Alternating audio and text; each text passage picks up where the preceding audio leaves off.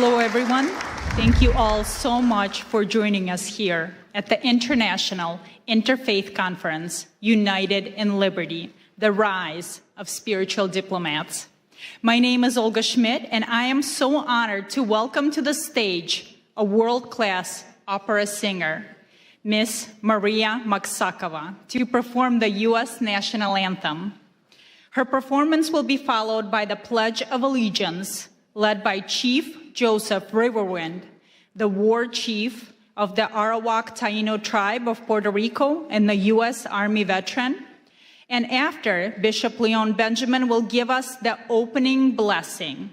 We'll follow it in that order. So please help me welcome Maria Maksakova.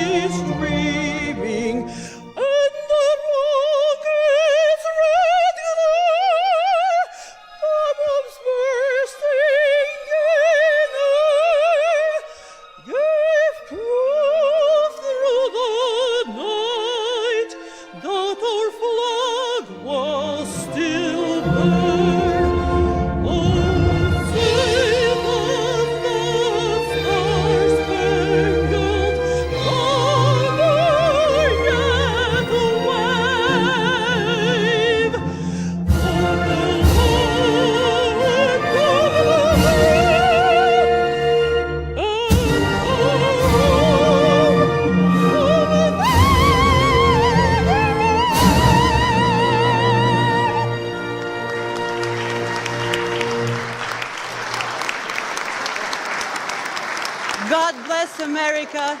It's an honor to me to be here at the home of the great. Amen. Thank you so much.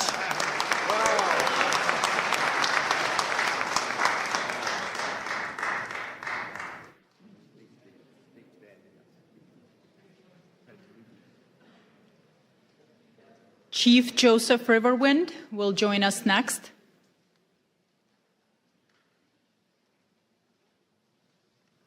If you will please stand for the Pledge of Allegiance.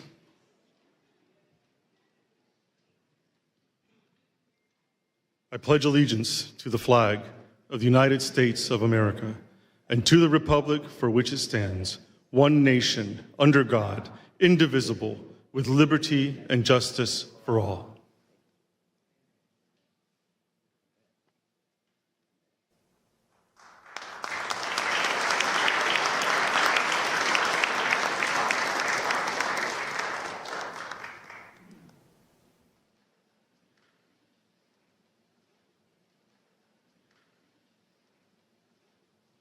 Good afternoon, everyone, and welcome to all of the wonderful faith leaders from across this nation and around the world. We give honor, amen, and to our Lord, and we thank God for Pastor Mark Burns. Can we give God praise for him right now?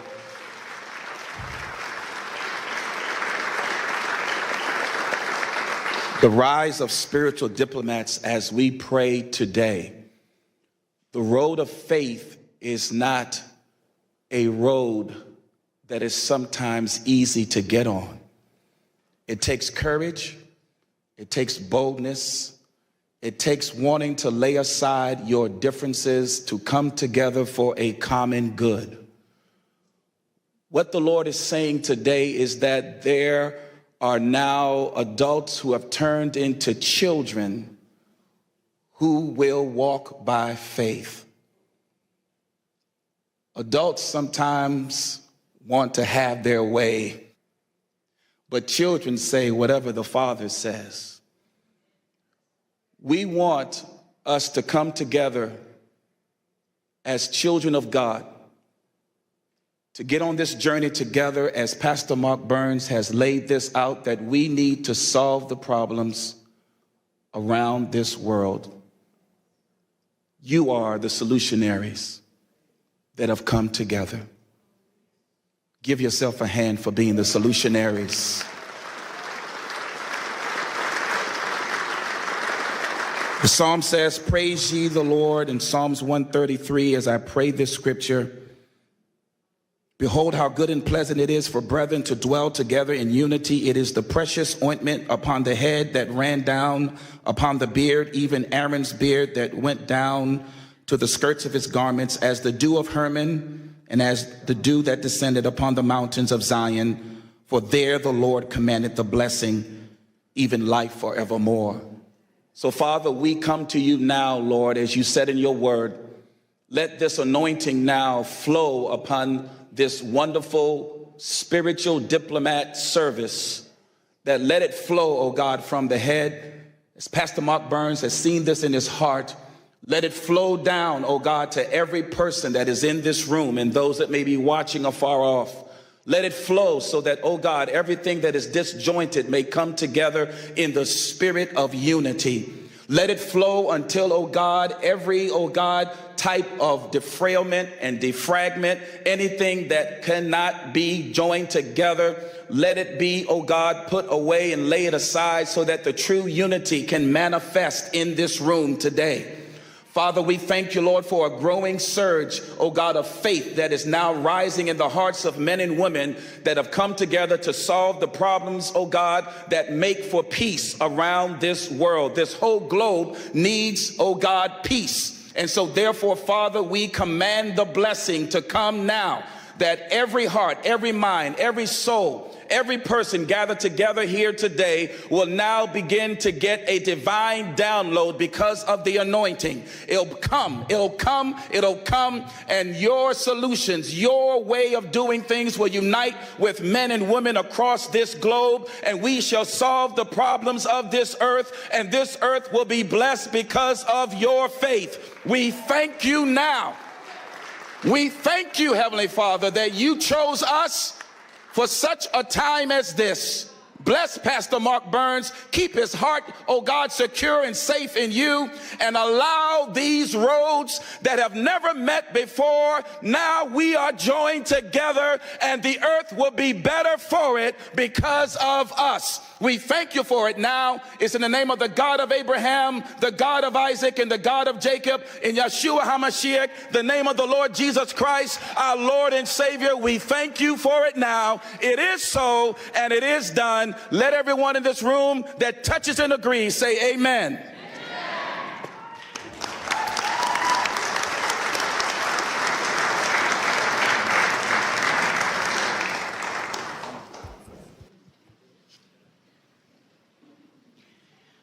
Ladies and gentlemen, it is my profound privilege to introduce a special video address prepared exclusively for this conference from a figure of immense global significance.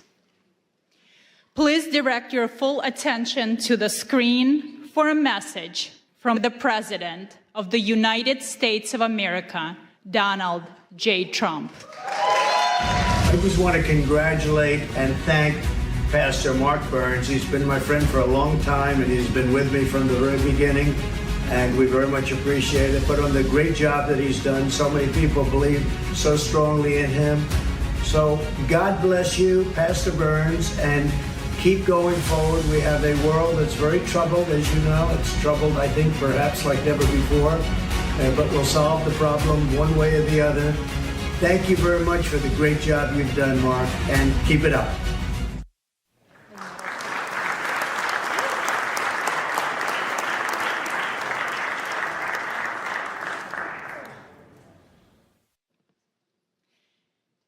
It is now my distinct privilege to introduce our host and the leader of the International Interfaith Conference, United in Liberty, the Rise of Spiritual Diplomats, Pastor Mark Burns.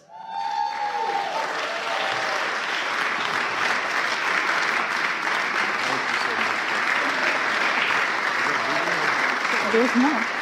Pastor Burns serves as a spiritual advisor to President Donald Trump and is the chairman of the Spiritual Diplomats, standing at the vital intersection of faith, diplomacy, and public life.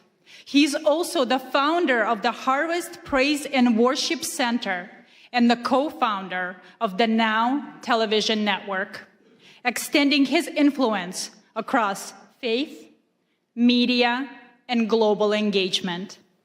Pastor Burns boldly promotes unity and justice.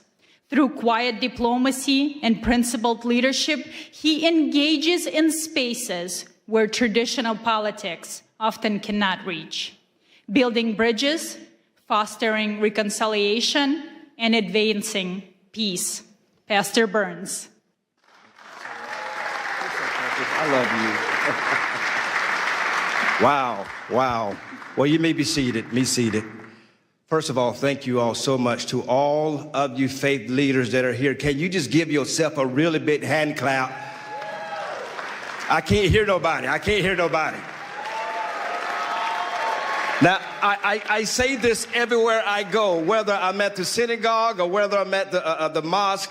I say this everywhere. Can we pretend for a brief moment that you're at a Black Baptist church in South Carolina and just open your mouth? To all of you wonderful, wonderful leaders from around the world, it blesses me so much to see you that are here. To ALLATRA and to Creative Society and to all of the wonderful volunteers from around the world that has helped make this happen. I just believe that we are truly the answer to ending true wars in this world and bringing world peace. You that are in this room right now, your voice matters. And I believe that in a society where we are breaking down barriers, in a society where division walls are being drawn up, it is we, the faith leaders of this world, that don't carry weapons, we carry wisdom. We don't carry policies, we care about people. And that's why we are here today. It is so important to me that you gather this in your heart, in your spirit. I don't care what your faith is.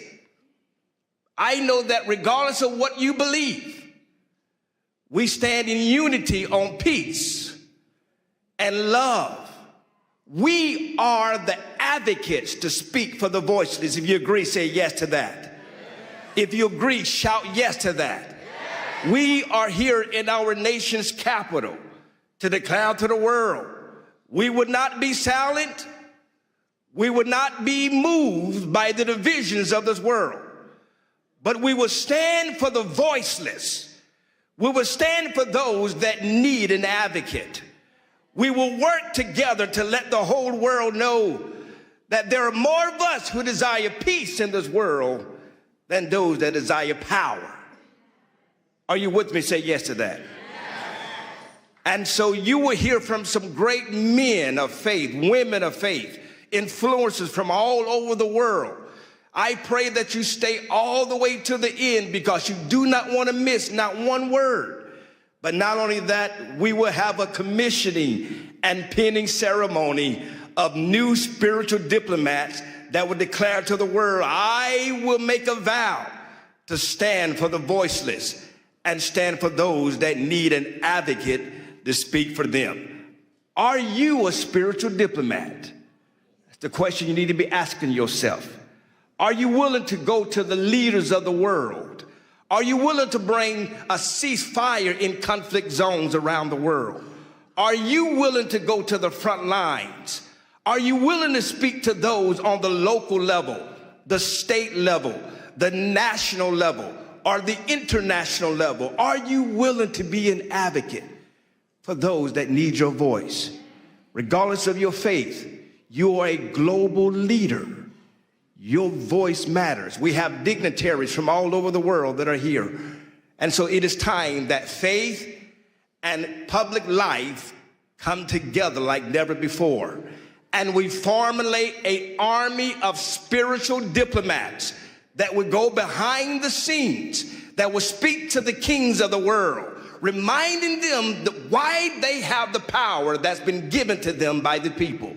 That power that's been bestowed upon them is not so that they may be empowered or rich, but they may use this power to speak to those that are less and to raise up those that need a helping hand. That's why you're here today.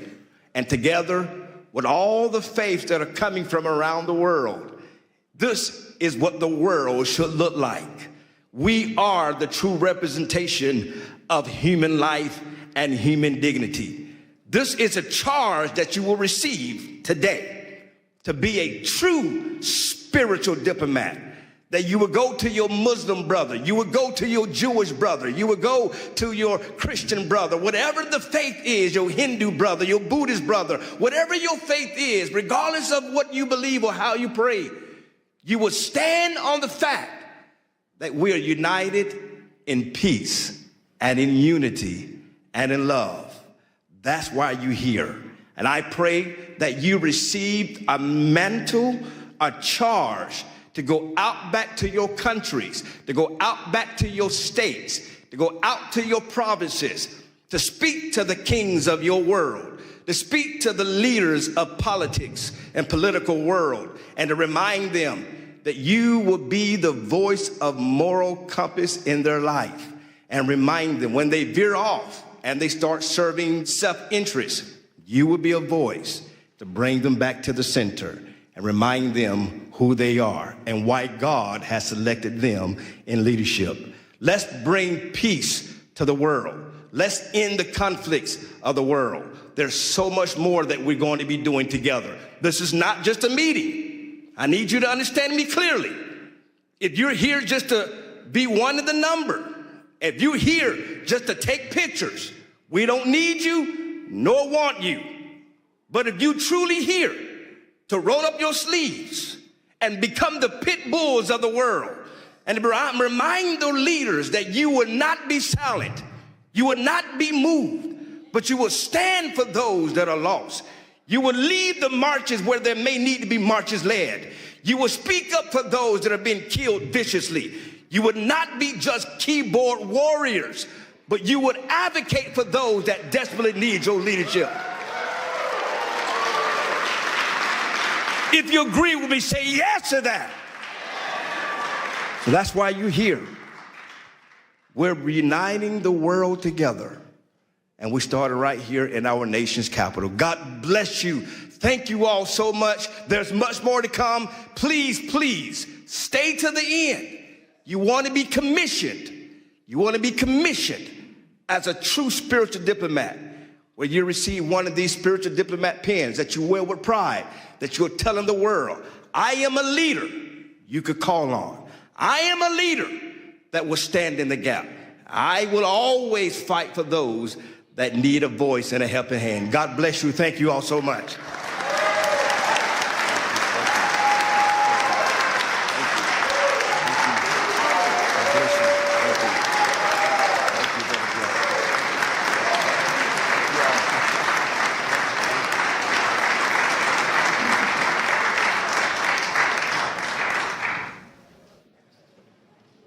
We now turn our attention to the screens for a brief presentation on the mission of spiritual diplomats. This video will help us understand who spiritual diplomats are and provide historical examples of them.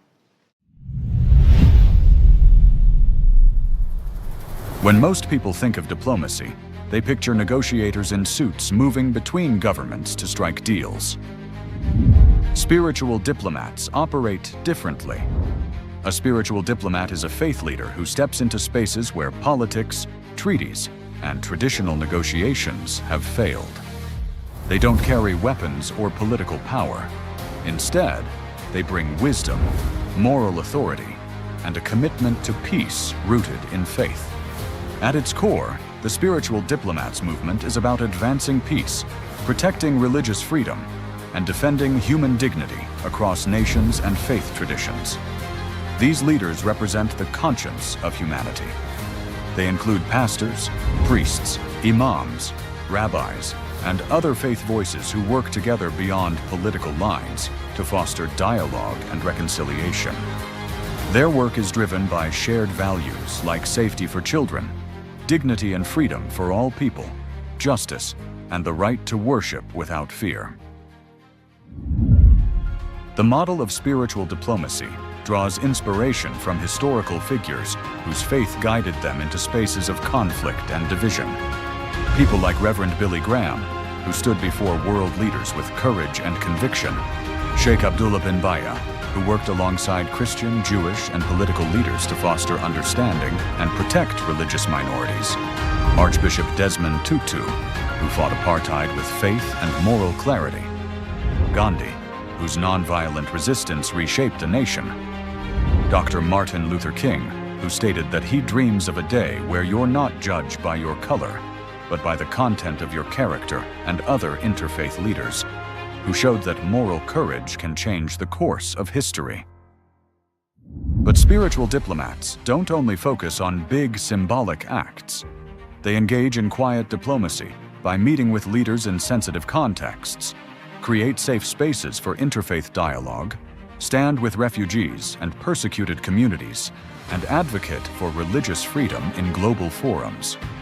They also work in conflict mediation, helping calm tensions, rebuild trust, and open the door to reconciliation where political solutions have stalled.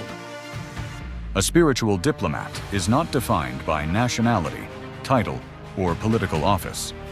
A spiritual diplomat is defined by moral authority, by the courage to stand in places of tension and say that peace, dignity, and freedom of belief still matter. This movement also brings people together across faith lines. Events like the International Interfaith Conference, titled United in Liberty, the Rise of the Spiritual Diplomats, convene religious leaders from around the world to talk about practical paths to peace, grounded in shared values and mutual respect. This movement is intentionally interfaith. It does not ask leaders to compromise their beliefs. It asks them to stand shoulder to shoulder around shared values: the protection of life, the safety of children, the freedom to worship without fear, justice rooted in compassion, peace built on truth. Ultimately, being a spiritual diplomat means working at the intersection of faith and public life to remind the world that real leadership serves humanity. It is a form of moral engagement that seeks to heal divisions, uphold freedom of belief, and show that peace is possible when faith leaders walk together, not as political actors, but as peacemakers and advocates for human dignity. This is the calling of a spiritual diplomat: to walk into difficult spaces with wisdom, to listen before speaking, and to lead, not with authority alone, but with good moral conscience. Are you a spiritual diplomat?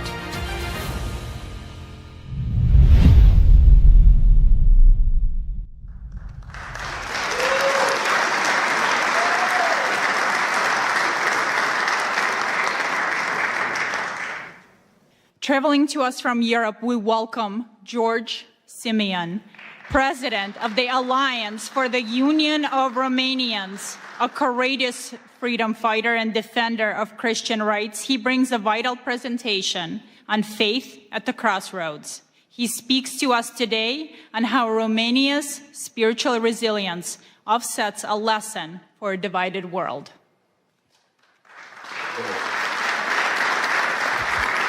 Thank you. It is with great pride that I am part of this movement. It is with great pride that I am the first speaker in this conference. And it is with great pride that I share the same values with Pastor Burns.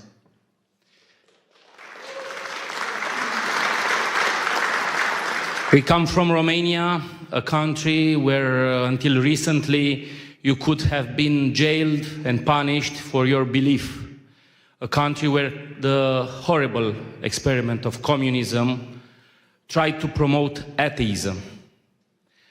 And the key to world peace, the key to global understanding, the key to prosperity is through God, is through faith, is through spiritual diplomats.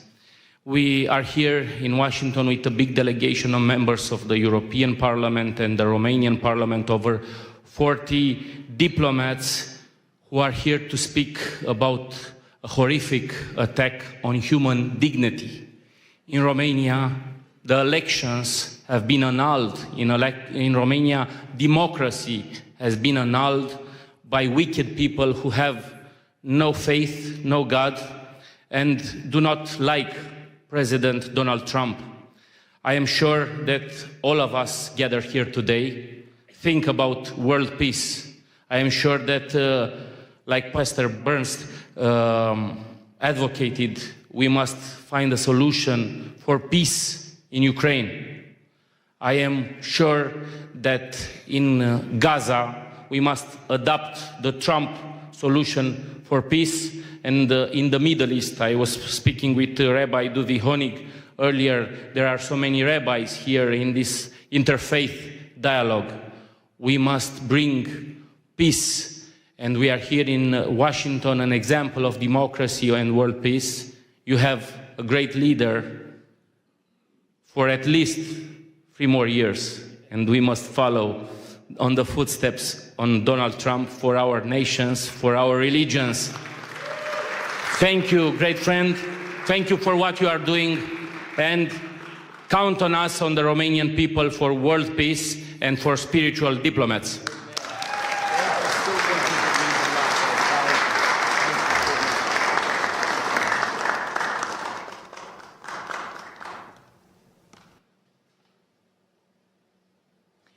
Our next speaker is Brock Pierce, a renowned futurist, philanthropist, and the co-founder of the Tether and the EOS ecosystem. He is a visionary who understands that in times of crisis, action cannot wait for the government. He will speak on the critical role of private citizens and technology in humanitarian aid.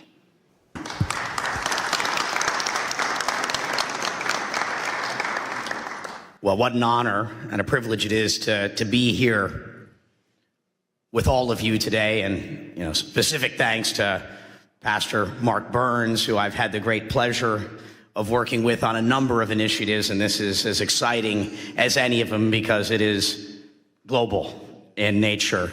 And on behalf of all the Ukrainians that are here, this is one of them. And we've got a few other surprises I think we'll see in the months to come.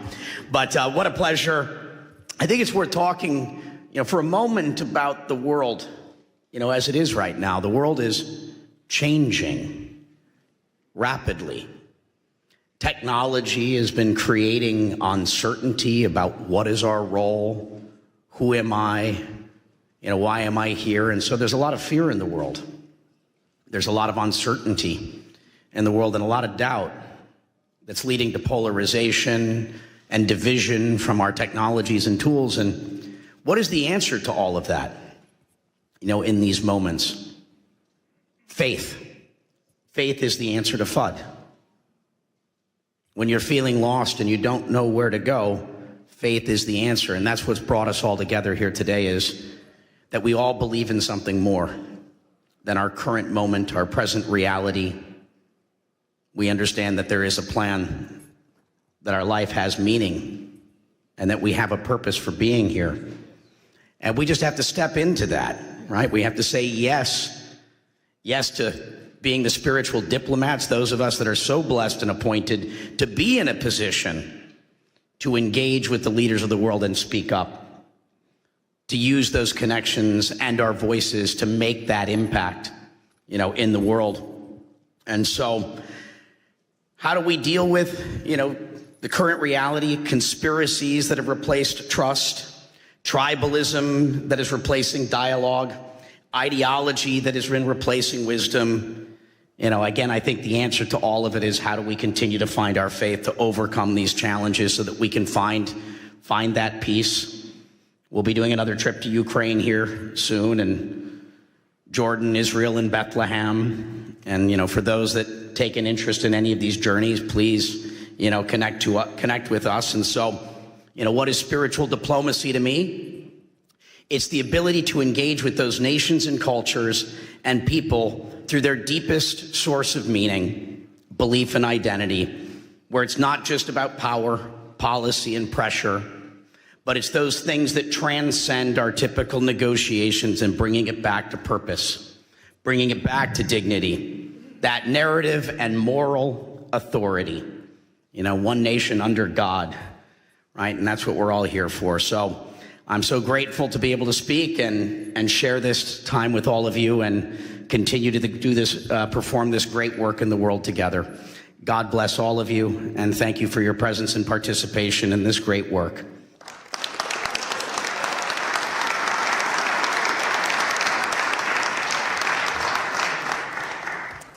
Now it is my distinct honor to introduce a video address by Rabbi Shlomo Moshe Amar, the former Sephardic Chief Rabbi of Israel and Jerusalem.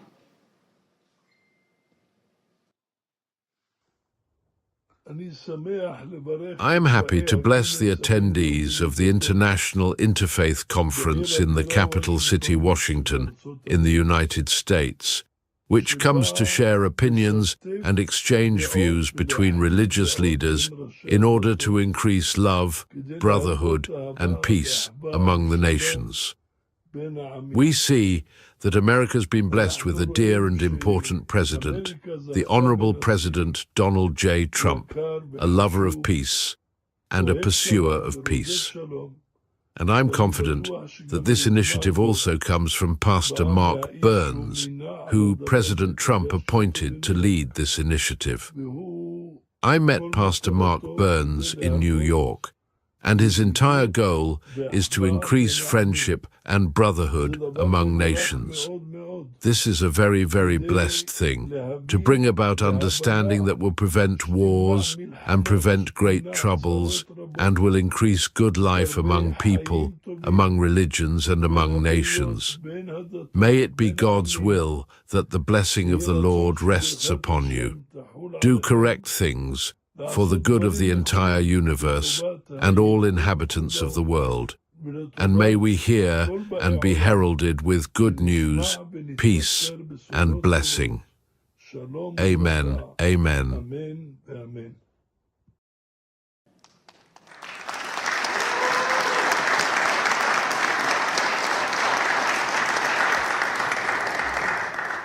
Now we are honored to hear from Rabbi Asher Lopating, a great Rhodes Scholar and the Director of Community Relations at the Jewish Federation of Greater Ann Arbor, Michigan. He has recently led multiple delegations to Syria. A true spiritual diplomat, he speaks today on the new Syria and the religious imperative to build bridges with nations, often deemed adversaries. Thank you. Thank you so much. It is such an honor to be presenting at this International Interfaith Conference of Spiritual Diplomats, United in Liberty. My deep gratitude to Pastor Mark Burns and all the organizers and participants.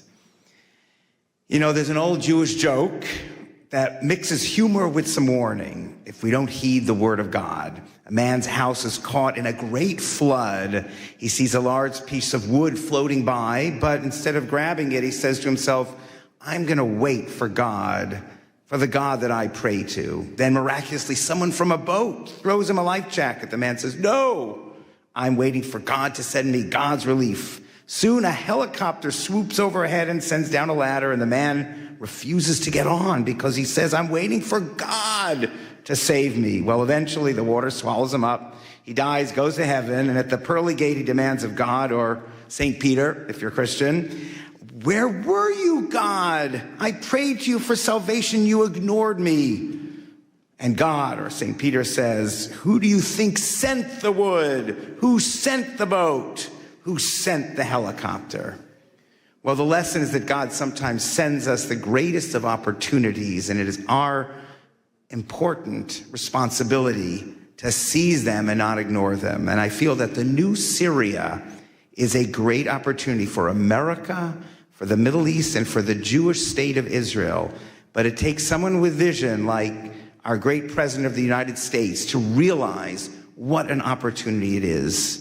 Weeks after Ahmad al-Sharaa, Abu Jalani defeated Bashar al-Assad, the Syrian dictator, who killed 1 million of his own people, I got a call from my good friend, Dr. Yahya Basha, a Syrian Muslim doctor whose family had been murdered by the Assad regime.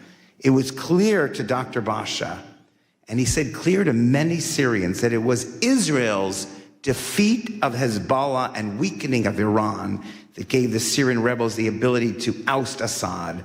And Dr. Basha was celebrating. Dr. Basha is a spiritual diplomat who, in addition to building MRI clinics all over Detroit, has dedicated himself to building bridges with the Jewish community over the decades and trying to lead the Muslim community in the direction of peace. So with Dr. Basha's influence and perhaps an awareness that the new Syria owed Israel for their success, the Sharaa government invited Jews to return to Syria for the first time in 30 years. Dr. Basha told me I needed to go just 2 months after the new government came to power. Yes, the government understood that good relations with the Jewish community meant good things for Syria. Sanctions relief, business opportunities, the ear of President Trump. Good for the Syrian government, recognizing how the Jewish people can be allies and not enemies. And that took a lot of vision and independent thinking. Syrians were always taught that Jews in Israel were the enemy.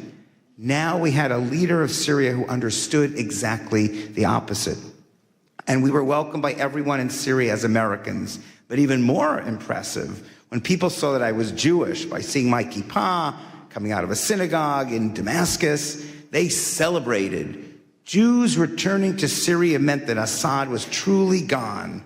Since this first February trip, I have returned twice, leading 2 Jewish delegations, one with an Israeli reporter, David Horowitz.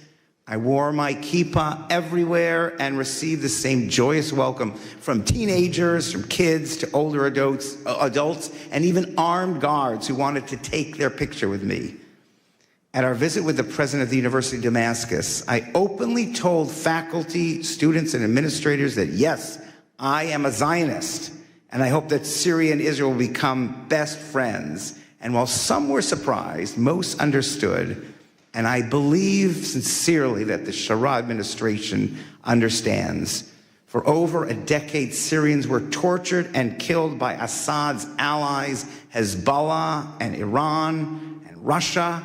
And Hezbollah alone killed tens of thousands of Syrians. So now Syria and its leadership understand that those who obsess with destroying Israel and America, Hezbollah, Iran, ISIS, Houthis, they are not friends. They are enemies of the new Syria, just as they are enemies of Israel and America. So after 3 trips, meeting with the Minister of the Muslim Waqf, the Minister of the Economy and Labor and Social Affairs, and many, many in the Foreign Office, I now am invited 2 more times to bring Jewish leaders, business leaders, and rabbis. And I can say with faith that a strong, unified Syria can be a great ally of America and Israel. God bless President Donald Trump for seeing this early on when he met with Sharaa in May.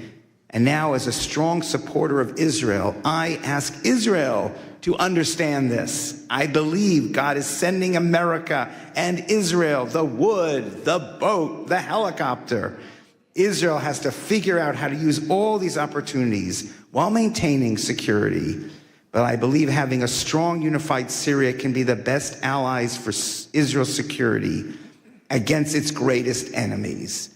Part of being a spiritual diplomat is seeing diplomacy and building unlikely bridges and breaking down old, outdated divisions and seeing that all, as the pastor said, as holy work accomplished by trusting in God to guide us into crucial opportunities, to the boat, to the helicopter. At these times, I think of the courage that it took for the great Martin Luther King to join with rabbis and Jewish leaders to fight together. Folks with different religions and backgrounds, but united in spirit and understanding and a respect for all human beings created in God's image. That is the courage needed to follow everything we see in the new Syria and Israel. And with America's blessing and hard work, Israel, Syria, America, and all those who love and want peace can be the greatest of friends and allies to prevail together against the forces against peace that surround both countries in the ultimate victory of light over darkness. Thank you.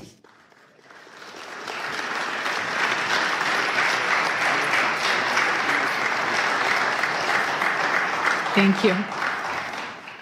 And next, please welcome His Excellency Sheikh Ashraf Effendi, a distinguished Sufi master from the Naqshbandi order and a global peace ambassador.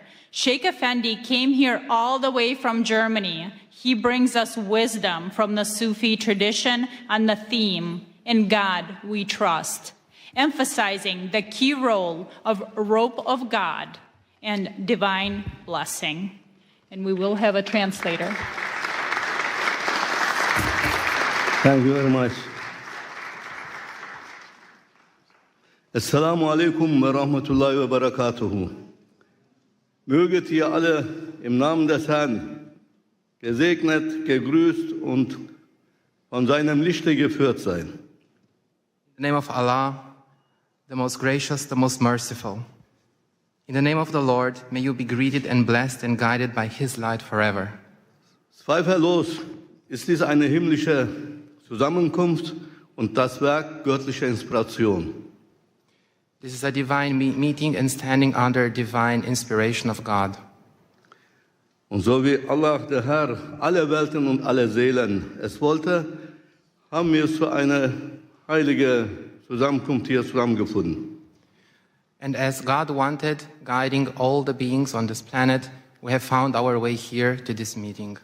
Ewiger Dank sei dem Herrn der Welten sowie den Organisatoren, die diese göttliche Inspiration realisiert haben. Immense gratitude to the organizers of this event and the volunteers that are here and everyone today invited. Wir werden uns noch später bei Ihnen bedanken, ausführlich bedanken noch. Doch wir haben jetzt nicht die Zeit. Bevor die rote Karte gezeigt wird, müssen wir zum Thema kommen. At a later point, we will express our gratitude to the organizers in more detail and with the appreciation they deserve, but now our time is running out. Wie wahr, bei allen Friedensveranstaltungen zuvor haben wir noch nie so eine Hoffnung gehegt wie bei dieser. Truly, at all previous peace events, we have never had as much hope as we do at this one. Denn eine Veranstaltung dieser Art, die Politik und Spiritualität miteinander verbindet, findet zum ersten Mal statt und dies ausgerechnet an einem Ort, von dem aus die Welt politisch, wirtschaftlich, sogar militärisch beeinflusst und geführt wird. For an event of this kind, which combines politics and spirituality, is taking place for the very first time. And this, of all places, in a location from which the world is influenced and controlled politically, economically, and even militarily. So wie wir es verstanden haben, geht es um die Freiheit des Glaubens und um die Zusammenarbeit von Politik und Spiritualität. As we understand it, this here is about freedom of belief and about the cooperation of politics and spirituality. Oh ihr Edlen, was denkt ihr? Wie können wir die religiösen Führer, spirituelle Autoritäten oder Diplomaten dazu beitragen, die Freiheit des Glaubens und eine Zusammenarbeit mit der politischen Führung zu realisieren? So what do you think? How can we, the religious leaders, spiritual authorities and diplomats, contribute to realizing freedom of faith and cooperation with political leaders? Müssten wir dafür nicht zuerst selbst in unsere eigenen Reihen die Ketten des Extremismus sprengen und unseren Glauben von jedem Extremismus befreien? Don't we have first to break the chains of extremism ourselves within our own ranks and free our faith from all extremism? Wie wahr, Keine Glaubensgemeinschaft ist frei von Extremismus, dem Satansvirus. Truly, no religious community is free from extremism, the virus of Satan. Wie können wir als Menschen des Glaubens dann Frieden und Glaubensfreiheit schaffen unter den Geschöpfen der Menschen? How can we, as people of faith, create peace and freedom of belief among the Lord's creatures? Um Extremismus im eigenen Glauben zu bekämpfen, müssen wir selbst, also wir, die Vertreter unseres Glaubens, konsequent an den goldenen Regeln, dem göttlichen Kodex festhalten. So in order to combat extremism in our own faith, we ourselves, we, the representatives of our faith, must consistently adhere to the golden rules, the divine code. Zum Beispiel im Islam. Wer einen Menschen tötet, ist, als hätte er die gesamte Menschheit getötet. For instance, in Islam, whoever kills a human being is as if he has killed all of humanity. Zum Beispiel im Judentum. Du sollst nicht töten und du sollst nicht begehren, was dem anderen gehört. For example, in Judaism, thou shalt not kill, thou shalt not covet what belongs to another. Zum Beispiel im Christentum. Liebe deinen Nächsten wie dich selbst. For instance, in Christianity, love your neighbor as thyself. O ihr edlen Diener des glorreichen Herrn, wisset, nur wenn wir die Kodizes der Religion des Glaubens ernst nehmen, sie an höchste Stelle setzen, achten und als das Seil Gottes festhalten, können wir eine gute Beziehung zu unserem Schöpfer aufbauen, dem einen und einzigen Herrn. O noble servants of the glorious Lord, know that only when we take the codes of the religions of faith seriously, put them first, respect them, and hold tight to them as to the rope of God, can we build a good relationship with our Creator, the one and only Lord. Ohne Zweifel, nur er kann uns den Frieden schenken. Moreover, only He can gift us peace. Denn nur er, der Glorreiche, ist der Herr des Friedens. Natürlich bedient er sich stets eines Werkzeuges für alles, was auf Erden geschieht, auch für einen wahrhaftigen Frieden in der Welt. For only He, the glorious one, is the Lord of peace. Of course, He always uses a tool for everything that happens on earth, including for true peace in the world. Möge Präsident Trump derjenige sein, der dazu berufen ist, Frieden in die Welt zu setzen, da er auch die Macht besitzt, dies zu realisieren. May President Trump be the one called upon to bring peace to the world, as he also has the power to make this happen. Möge er dafür mit einem himmlischen Friedenspreis vom Herrn des Friedens selbst gekrönt werden. Eine Auszeichnung, die niemandem zuvor zuteil wurde. And may he be crowned with a heavenly peace prize from the Lord of peace himself, an honor that has never been bestowed upon anyone before. Mr. Trump, don't need Nobel Prize. Doch zurück zum Thema. Für die Freiheit des Glaubens müssen die Religionsgemeinschaften zunächst in Aufrichtigkeit zusammenkommen und füreinander Sorge tragen. But back to the topic at hand. For the freedom of faith, religious communities must first come together in sincerity and care for each other. So dass wir innerhalb unserer jeweiligen Gemeinden Buddhisten, Juden, Christen, Muslime, Indogene und so weiter sind, uns jedoch in der Öffentlichkeit nicht entlang dieser Zugehörigkeiten voneinander abgrenzen. So that within our respective communities, we're Buddhists, Jews, Christians, Muslims, indigenous peoples, etc., but in public, we do not separate ourselves from one another along these lines. Nein, für uns selbst sind wir die Buddhisten, die Indigenen, die Christen, die Juden, die Muslime. Doch in der Öffentlichkeit müssen wir uns zeigen, Hand in Hand als Allianz der Gläubigen. No. For ourselves, we are Buddhists, indigenous people, Christian, Jews, Muslims. But in public, we must show ourselves hand in hand as an alliance of believers. Titel und Namen der Religion in der Öffentlichkeit, wie Judentum, Christentum und Islam, werden uns nur voneinander trennen und entfremden, und das darf auf keinen Fall mehr geschehen. Titles and names of religions in public, such as Judaism, Christianity, and Islam, will only separate and alienate us from one another. This must not be allowed to happen again. Lass uns daher laut und deutlich dieses Verständnis der ganzen Welt zu erkennen geben und stark betonen, wir sind die Rabbaniun, wir sind die Gottergebenen. Let us therefore make this understanding known loud and clear to the whole world and emphasize strongly, we are the Rabbaniyun, we are the God-devoted. Und mehr noch, erheben wir von diesem Ort aus unsere Stimme, von jenem Ort, von dem die Geschicke der Welt politisch, wirtschaftlich und militärisch gelenkt werden.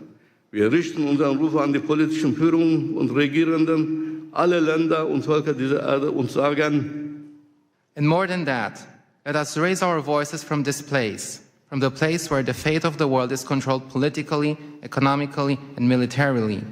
We address our call to the political leaders and rulers of all countries and peoples of this earth and say, so wie auf dem US-Dollarschein die Worte in God we trust geschrieben stehen, möge auch das Gebäude der United Nations jene Worte tragen.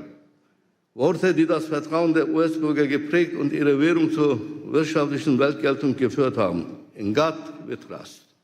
Just as the words, in God we trust, are written on the US dollar bill, may the United Nations building also bear those words. Words that have shaped the trust of US citizens and led their currency to global economic significance. In God we trust.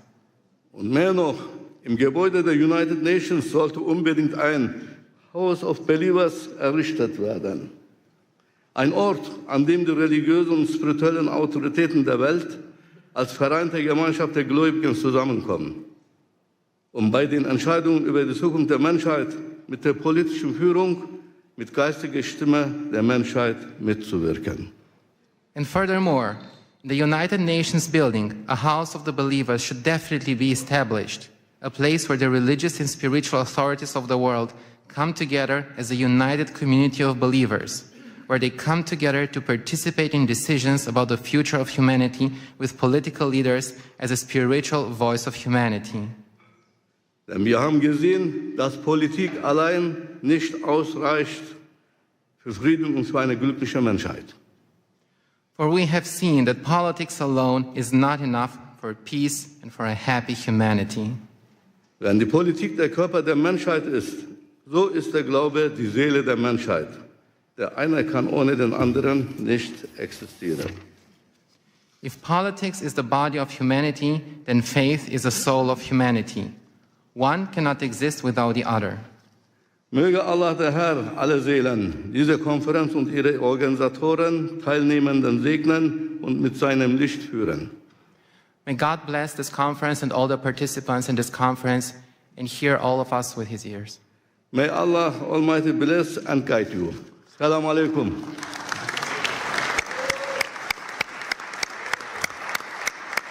Thank you very much.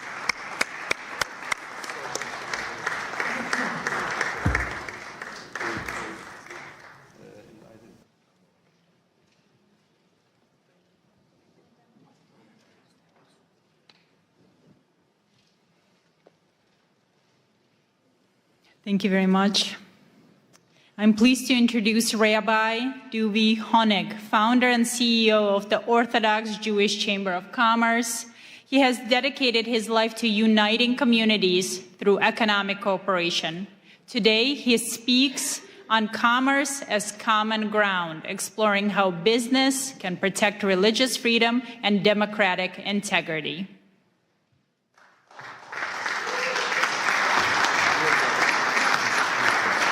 Thank you. Thank you all, thank you all, thank you all. Before I begin, I want to thank Pastor Mark Burns for his leadership, partnership, and tireless efforts in bringing today's International Interfaith Conference together. Thank you. I skimmed through the topics, and I want to tell you, Pastor, that they couldn't have been more on target, and my short remarks are going to include All three of them: religious persecution, children protection, and spiritual diplomacy.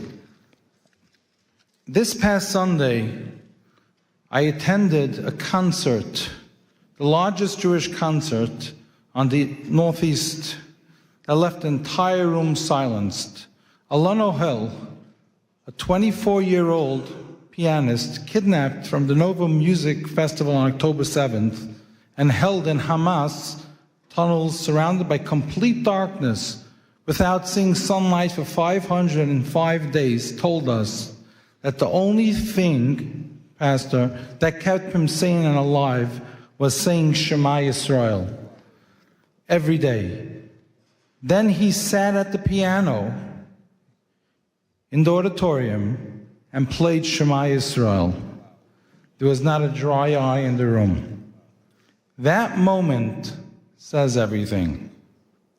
Freedom alone does not bring happiness, purpose, or light. Faith does.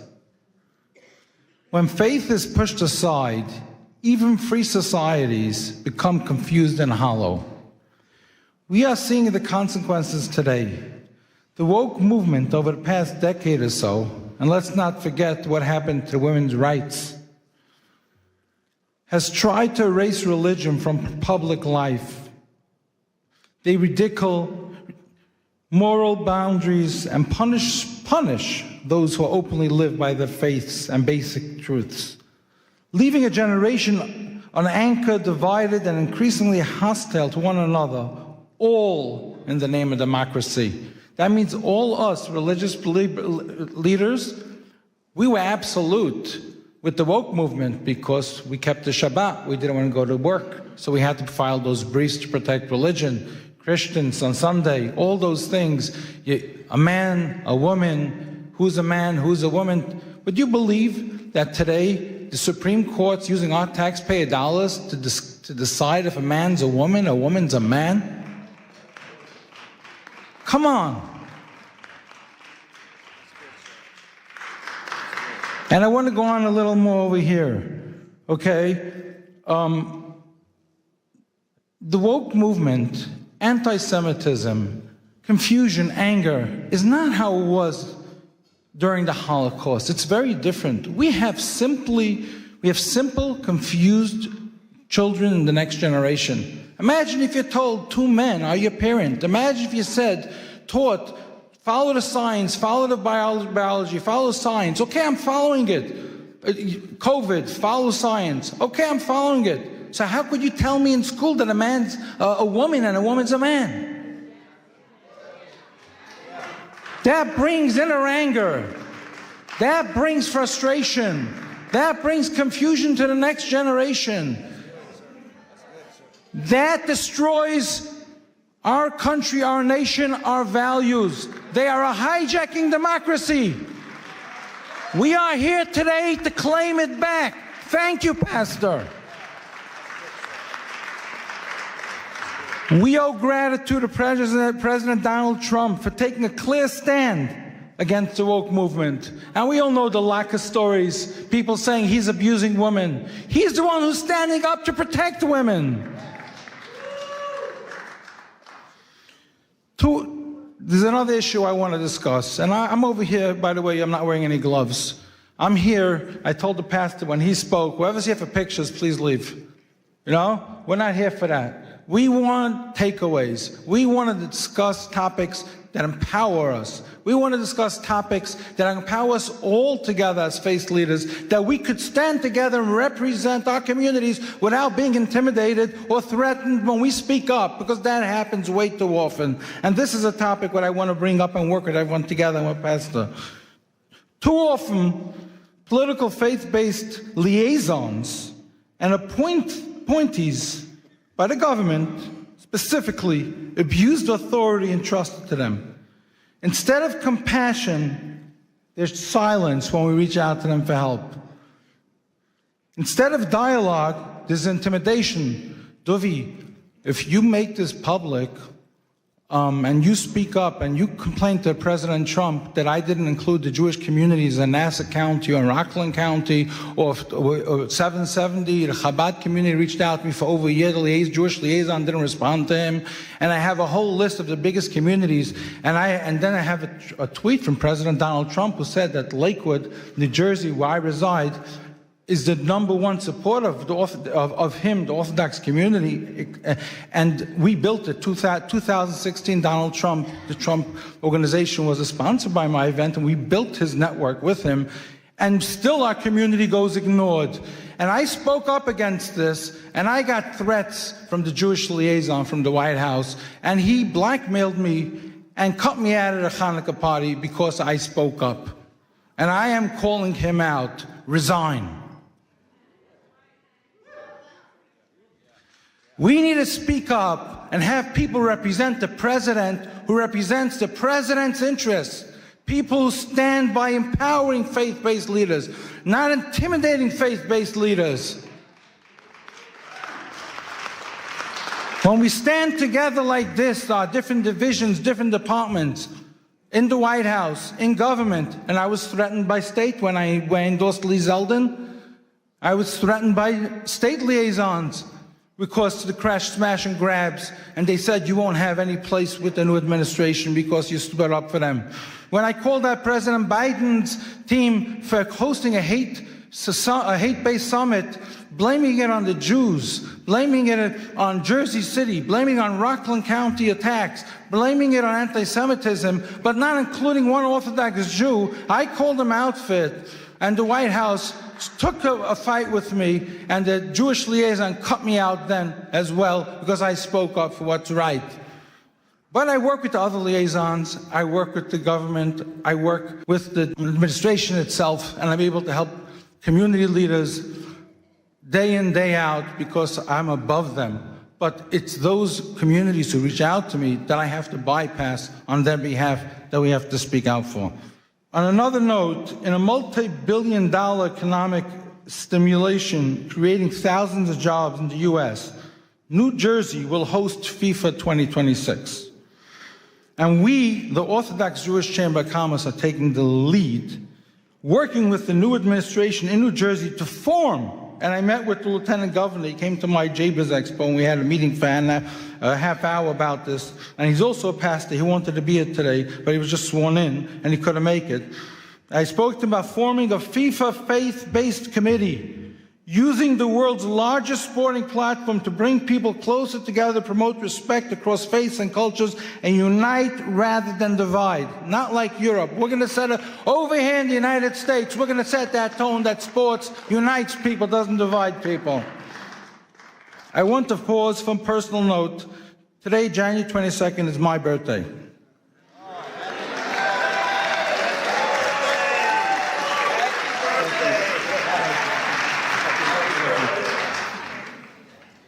And it is also the 21st wedding anniversary of President Donald Trump and First Lady Melania.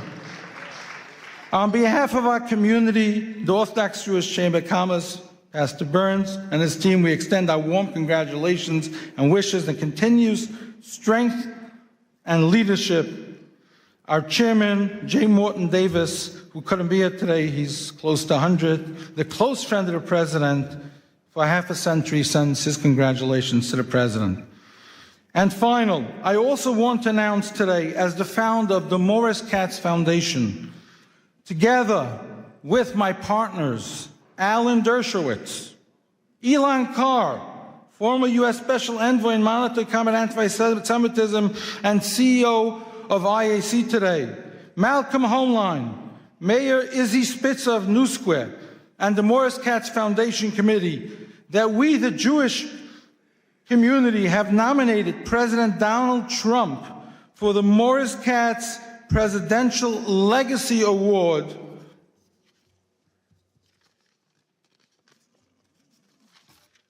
for President's Day 2026. Morris Katz was a Holocaust survivor, twice Guinness World Record holder, who spent 6 years painting every U.S. president in old master style with millions of postcards sold from him, never to take freedom or leadership for granted as a Holocaust survivor inspired by Kennedy's assassination to show appreciation to our president. In that same spirit, after efforts to diminish President's Day just 2 years ago, amid renewed threats to religious freedom, we proudly advance this nomination following prior honorees, Ambassador Mike Huckabee and President Isaac Herzog from Israel, who took leadership stands putting American democracy first, carrying the artist's presidential collection message of appreciation to all. This is Newsmax President's Day article, and this goes to the children of the next generation to teach them what appreciation, what patriotism stands for. And I finish over here. It's called Educating the Next Generation. If we don't know what President's Day stands for, if we don't know what President Trump is doing today, and we just build with hate coming from the woke movement, good luck to the next generation. Thank you, Pastor Burns, for your leadership. Thank you to your team. Thank you to all. And I am going to hand you this to hand to the President, put on his table. Thank you.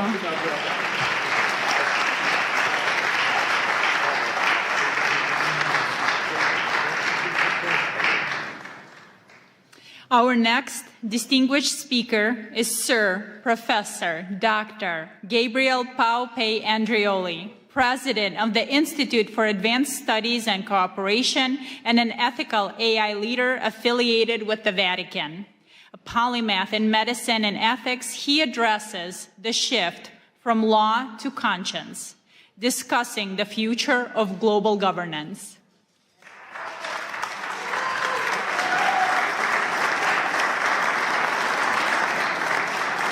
It's a true honor to be here, and I wanted to thank ALLATRA and Pastor Burns for inviting me. I had the good fortune of having them at the Vatican, at the Pontifical Academy of Science a few months ago, and it was a great honor, and I think united we stand. And also I brought a little present for you. So it's a rosary from the Holy Father.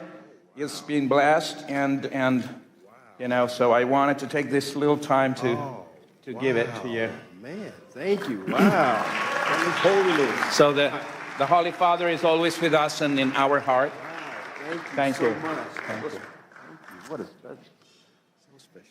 Wow. I'm going to try to read this, and because I think it's important. We're standing in a threshold of a new era, and I need your help. We all need to stay together. So esteemed spiritual leaders and diplomats, ladies and gentlemen, we're living in a time of extraordinary paradox. Never before has humanity possessed such technological power, scientific knowledge, and global connectivity.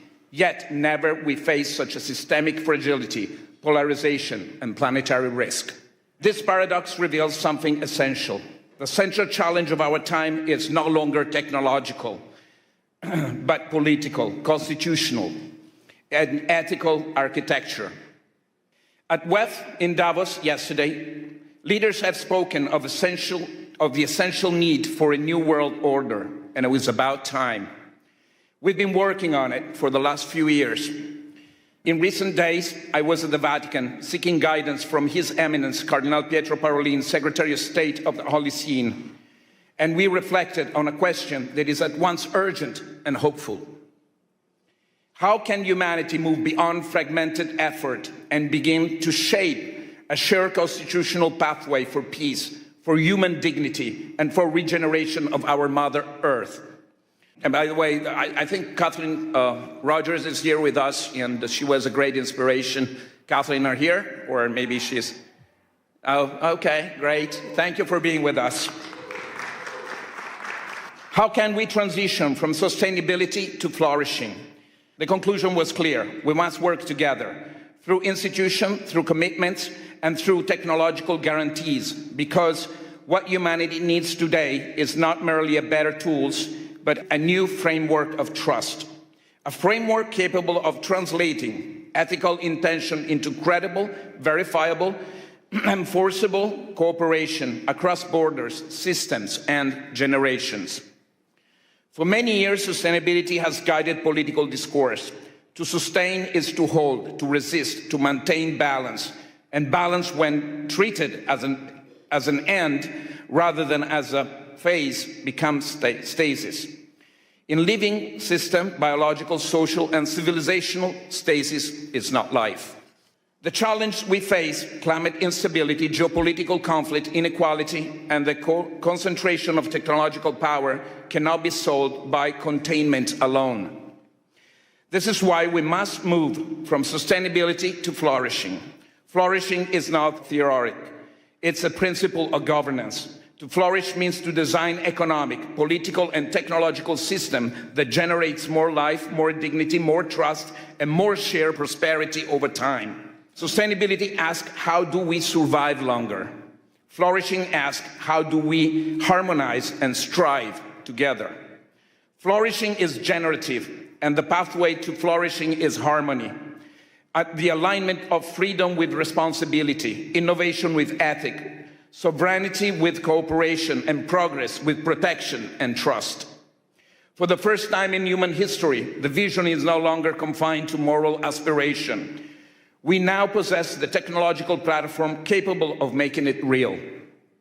An enabling infrastructure that allows ethics to move from intention to implementation, ethical systemic intelligence, supporting decision making while preserving human accountability and dignity. The centralized blockchain system ensuring transparency, trust, and international integrity beyond centralized power.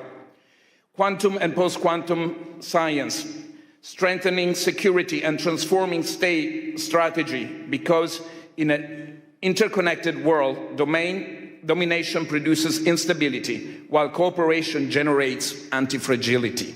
So, for the first time in human history, finally, the convergence of changes is the very logic of power. It allows us for the first time to envision a world federation of states grounded in guarantees, constitutional framework.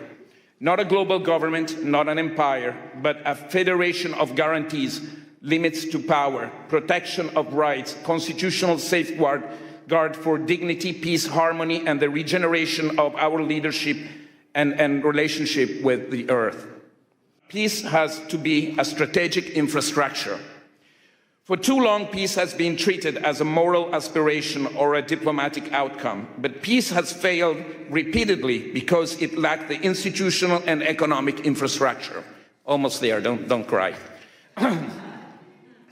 War remained profitable because peace was structurally weak, too dependent on personalities, too vulnerable to manipulation, too exposed to capture of institutions. That equation can now change. In the regenerative paradigm, peace becomes economically advantageous, strategically stabilizing, technically innovative, and socially resilient. Cooperation scales better than conflict. Trust multiplies economic and social value faster than fear. Regenerative systems outperform extract ones. In this model, peace is not only ethical, it's strategically and economically superior. But this transformation requires a decisive evolution of governments. Ethics must move from aspiration to architecture. It must be embedded by design. Ethical IE is not decoration, it's a safeguard. Decentralization is not ideology, it's institutional anti-fragility.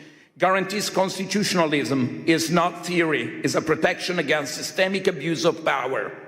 Without ethics, technology accelerates inequality and instability. With ethics, technology becomes an engine for flourishing.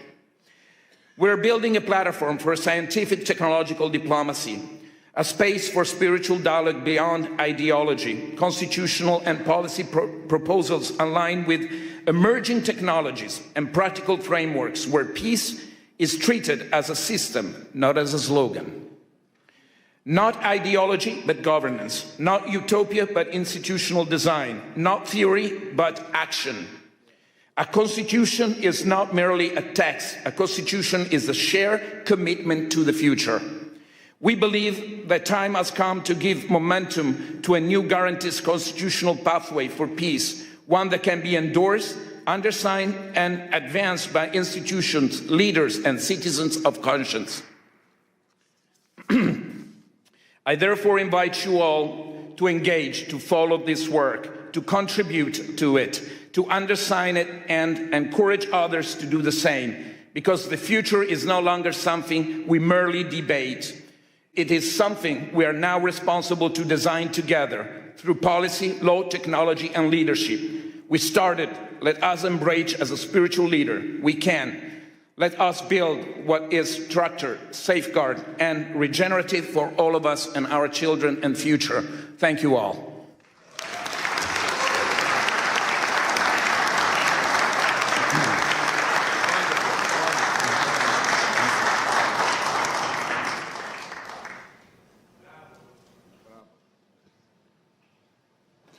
From Nigeria, we welcome Reverend Biodun Fadoyinbo, the Global Senior Pastor of the Commonwealth of Zion Assembly, impacting millions across Africa and the globe. He will share his experience on using spiritual diplomacy to end conflicts, drawing from his vast experience in Nigeria and beyond.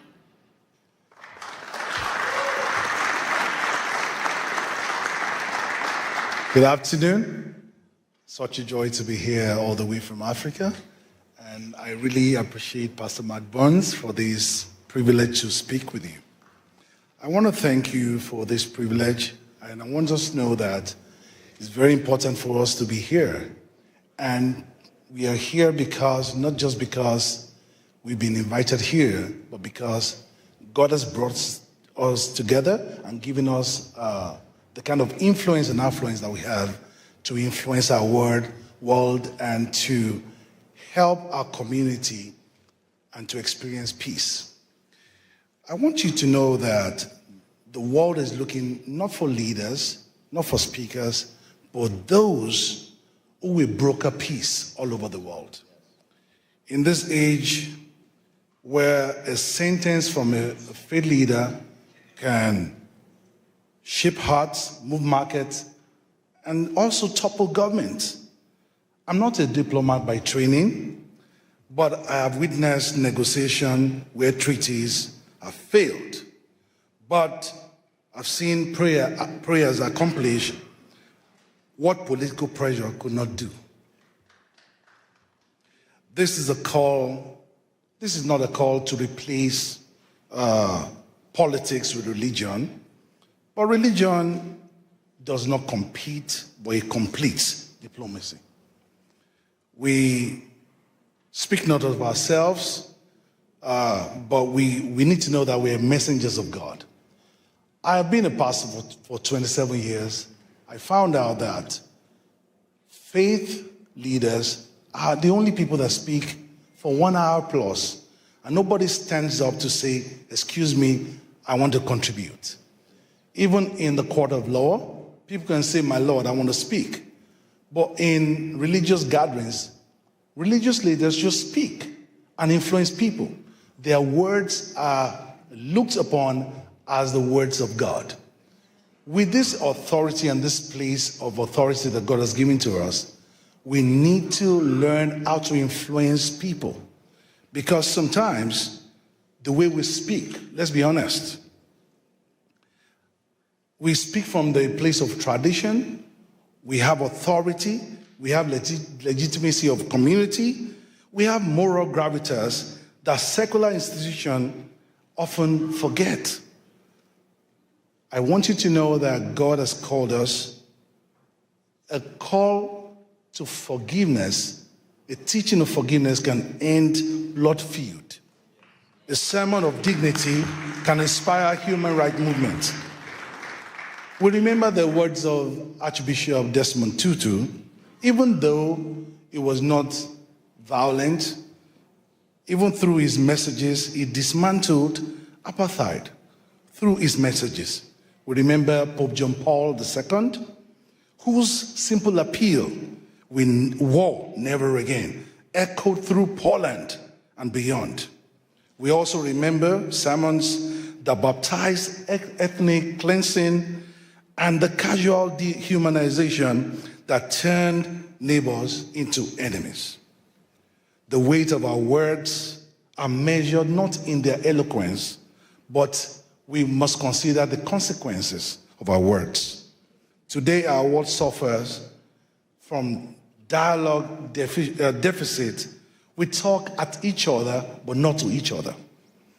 Faith leaders must understand their position and where God has placed them. So what does responsibility look like? Number one, we must, first of all, know that we stand for truth instead of triumph. We must understand that the role is not to win arguments, but to seek wisdom. Secondly, we must understand that courage must be displayed over convenience. We need to confront intolerance within our own communities and call for peace at all times. We must know that we've been positioned to influence. Our words carry weight. Our words carry weight beyond.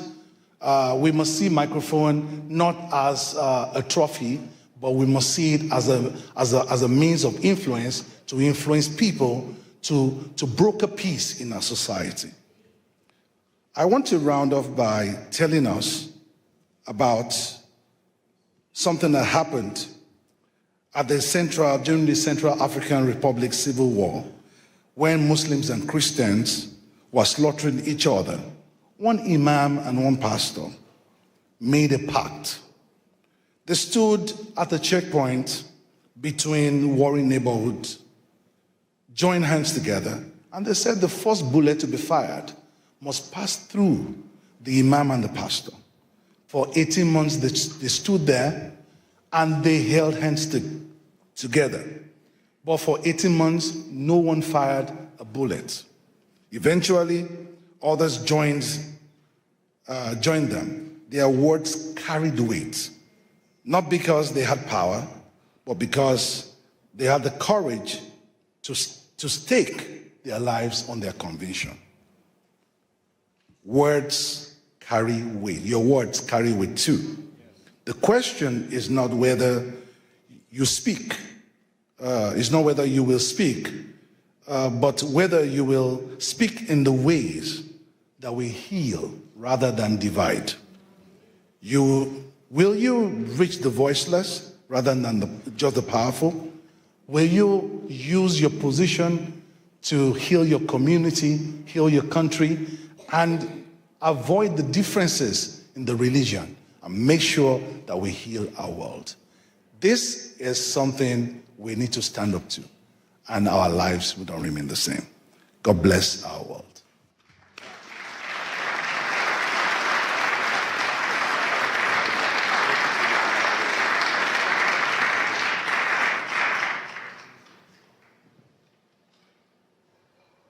It is my honor to welcome Ms. Marina Ovtsinova, the president of the ALLATRA International Public Movement, and a specialist in global risk strategy who pursued her studies at Harvard University. She will present on human values as the foundation of global security, introducing the international experience of the Universal Grain Project. Thank you so much, Olga. Hello, dear friends. It's a great honor for me to welcome you here at this hall and at this landmark event. I believe the very fact that representatives from different religions, different cultures, different nationality, different worldviews are here today, that means a lot. That means we're right now in the middle of creating a great change in this world. And with a deep gratitude, I would like to acknowledge that today's conference became possible because of the meaningful collaboration between Pastor Mark Burns, his global initiative, Spiritual Diplomacy, and the ALLATRA International Public Movement. I will give you a brief introduction about the ALLATRA. This is an international volunteer-based alliance of scientists, experts, and professionals from more than 180 countries, dedicated to study climate, geodynamic, and environmental risks. We strive to advocate scientific awareness, promote multilateral cooperation, and addressing global existential challenges, and of course, protecting human rights and religious freedom as the fundamental freedoms. We are firmly convinced that spiritual diplomacy has the power to shape the kind of world that deep down every single person longs for, a world that is safe, prosperous, and just. A world where human life comes first, and the spiritual diplomacy represents the real opportunity for all of humanity to overcome this current crisis.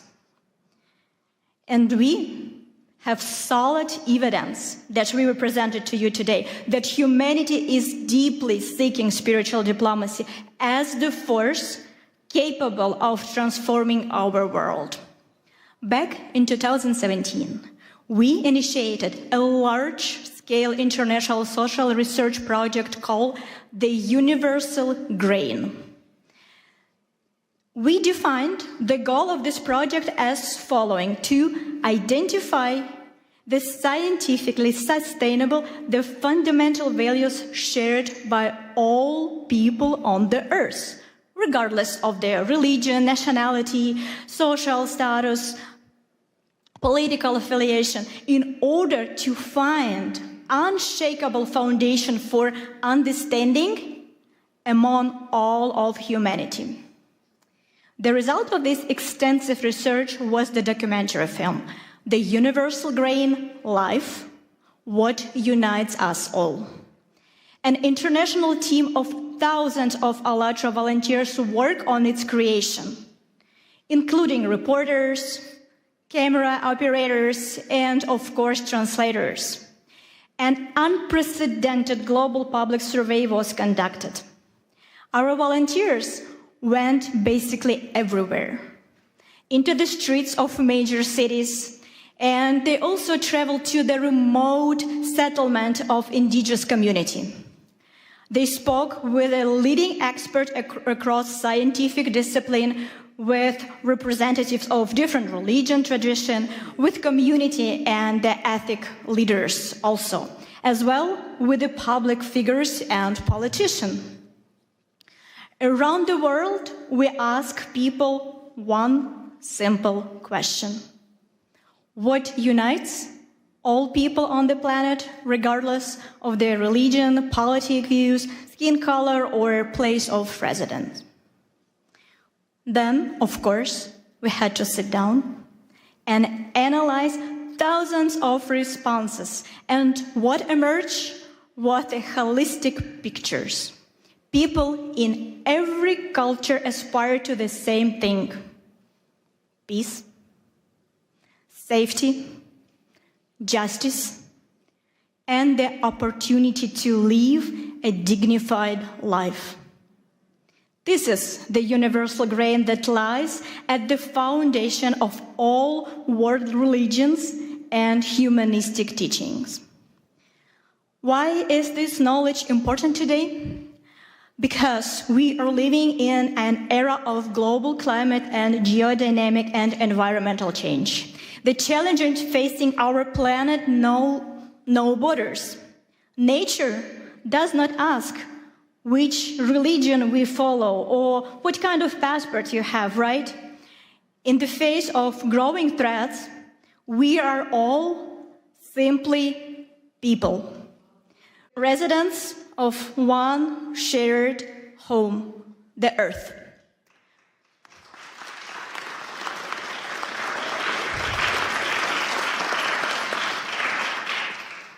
And we know for sure that civilization can survive global changes only if we are able to rise above our disagreements, to welcome our differences as the source of richness, while standing firmly on the shared moral foundation.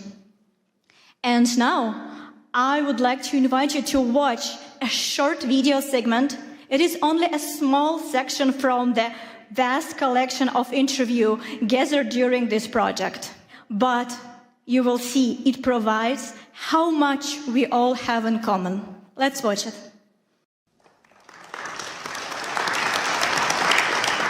Life on our planet manifests itself in an amazing diversity.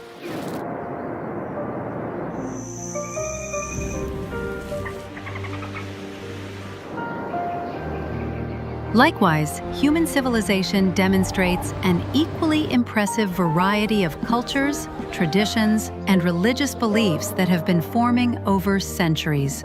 This kind of rich heritage reflects various approaches to understanding human values and people's life in society.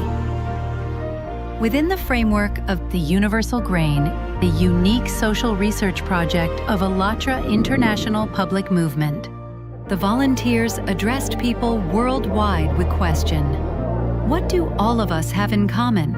And their answers show what unites us all. Siamo partecipanti volontari di un movimento internazionale che si chiama ALLATRA. And we're conducting a research, the Universal Grain. And the purpose of this project, we want to find out what unites all people across the world internally. En todos los países del mundo nosotros hablamos con la gente. We ask certain questions and people on the streets and famous people, like everybody. Apa yang mempersatukan manusia di planet ini tanpa melihat agamanya? Unabhängig von der Religion, Politik. Co właśnie robi człowieka człowiekiem, co jednoczy właśnie wszystkich ludzi. As one unified world community. We are all human beings here. Aside everything, aside the colors, we are all human beings. So it inspires and it unites all of us here. I think people feel love and care for other people in the same way, despite whether from their religion, their beliefs, anything like that. So I definitely think we all have that in common, definitely. I think that love unites all of us. When this feeling fills our hearts, you know life becomes very happy and beautiful. And you're happy. Love is something what connects us. Love to other person, love to everybody. Everyone feel it. I think everyone feel it. We are all human beings. We are all made by the one Creator. So we have to live in harmony with each other. We can change the world by giving love to others, so that as each one of us receives love, then we have more love to give the next person. You deposit love in yourself, so you can give that love. Humaneness is the most important thing, because people shouldn't do evil. A human being should do good. It is love for life in all its manifestations. God has endowed us with many qualities. We need to be able to fill them with our hearts. Humaneness, mercy, being caring towards everything that surrounds you. We should all be like this. The greatest commandment is love. Love your God with all your heart and all your mind. And then he said the second of this is to love your neighbor as you love yourself. I live my life not based off of theology, but based off of the greatest example of Jesus Christ. That's love. So when you do that, it doesn't matter who you pray to. I will still feed you. It doesn't matter who you call God. I will still love you. I will still come to your aid if you have been persecuted for your religious freedoms. Does that make sense? And that's become my rallying cry to the world. I just want to see people have a right to do what they have a God-given right to do, and that is to worship God in freedom. The first thing is to forgive, to love, to create, to be a honeybee. Yeah, a bee builds everything, right? We should create, and then we'll be fine. What unites us all on the whole planet Earth, regardless of where we live, who we are by nationality, and what our religion is? heart, smiles, joy. We should open up. Life is very short. We should live. You have to wake up, open your eyes with a smile and live. That's it. You don't know when the heart will stop beating. So you need to be happy. Humans have to love each other because they are human and they came from one place. We need our good thoughts and every situation, peace and love, it's everything. I may be Malawian, someone would be Zambian, someone would be from Germany, but we are all human beings. We are all united in the spiritual aspect because we are all human beings created by one creator. You have a spirit, I have a spirit. It doesn't matter, the outside skin is different, but we all have one spirit. People, they are all the same, despite the fact that they are from different cultures and have different backgrounds. And the most important thing that unites us is love. The ability to love and the need to be loved. The need to communicate with other people. If humanity is first, then we will know how to develop one another and how to care another. What each of us does, and more importantly, how we go about doing that, can and will, in fact, determine the future of mankind. Working together, we can forge a more promising future.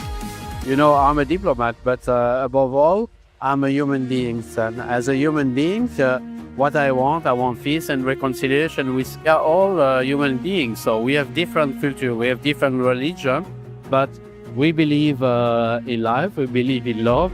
We want a better life, we want a better world, and that's why we need to be united. No matter the religion, no matter where you come from, no matter the color, we are one. Of course, we want the good part of a person to dominate. We have peace, we have friendship, we have kindness. And those are the things that the world really needs. Whatever our color and shape or beliefs may be, we are all human beings. We are all here together to do something together. Love is what unites all inhabitants of this blessed earth, given to us by God. It is love, heart. It is joy which may be radiated through a look or a smile. I think each of us has to remember that we should treat everyone as equal, treat everyone the way we would like to be treated ourselves. Humans are humans, you know, everyone, even it's from the India or even from America, everyone's emotions are same. All humans are same, so respect each other, respect the individuality with them, and serve others, helping whatever way you can. That's fine. That's the way you can find the purpose in your life. People around the world share so many common values and ideas. They dream of a better future, and so many people, even when they are in terrible situations, they all still have hope. Every person is like that drop in the ocean. And the more drops you have, it suddenly becomes a tide and it becomes a wave of change. So every drop in that ocean counts. Doesn't matter how small it is. You know that the situation in the world now is not so safely to live because of this war, conflict everywhere. But you know that love can fight for these things, yeah? And friendship, no border for friendship. We can friends each other. In the era of informations, we can change the good informations, not bad informations. Thank you very much for this moment, because however that you can spread the good things to the world, and how people thinking about what is the importance of living together, living in the peaceful, in the situation. So thank you for this TV, So conversations and purposeful conversations, meaningful conversations like these will set a thought process in society, and they get to understand more about what are we looking for in this life, and bridging yourself, connecting yourself with the world around you.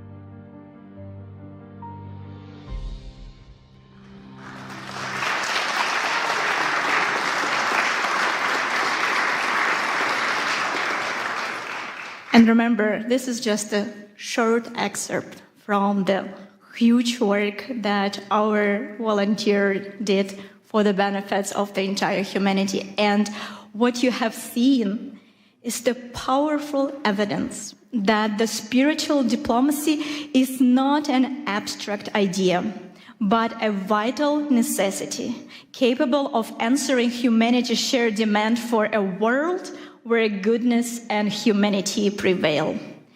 And we have another example that vividly illustrates the power of spiritual diplomacy. It is the living story of one person. You know, unfortunately, we live in such a world where we need to pay a very high price for the desire to say a truth. We often are persecuted for that. And that's what happened to ALLATRA International Public Movement in Russia. The reason why Russian authority persecuted us because of our uncompromised scientific position and our open position for support of Ukraine. And the Russian authority, they did not forgive us that, of course, right? For telling the truth. And we become the target of their propaganda and their persecution machine. Our participant, in order to have the ability to continue their work, continue to spread the truth, had to leave their homes and leave very, very rapidly. So, sorry.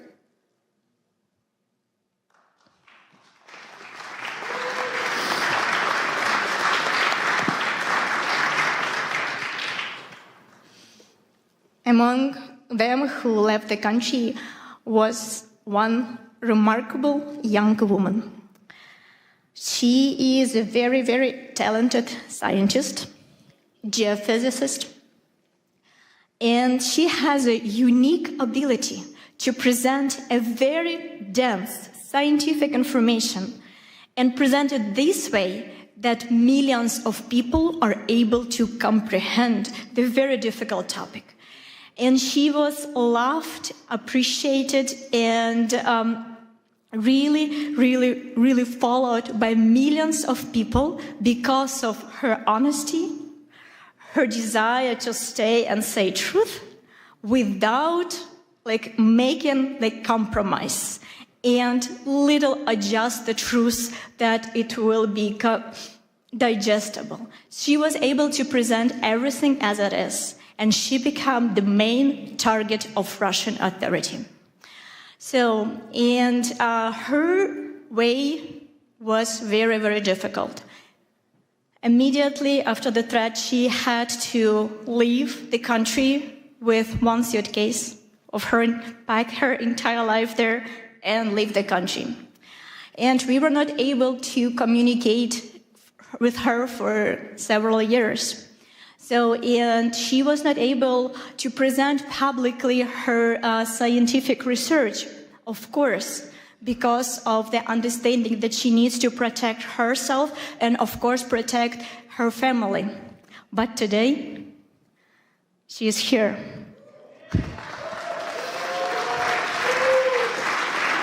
And this is one of the victory of spiritual diplomacy. And she is here because she wants to express her gratitude to Pastor Burns because of his support, his guidance. She is here to present him personally with the book that she wrote about Pastor Mark Burns. Ladies and gentlemen, please welcome Елизавета Кромова.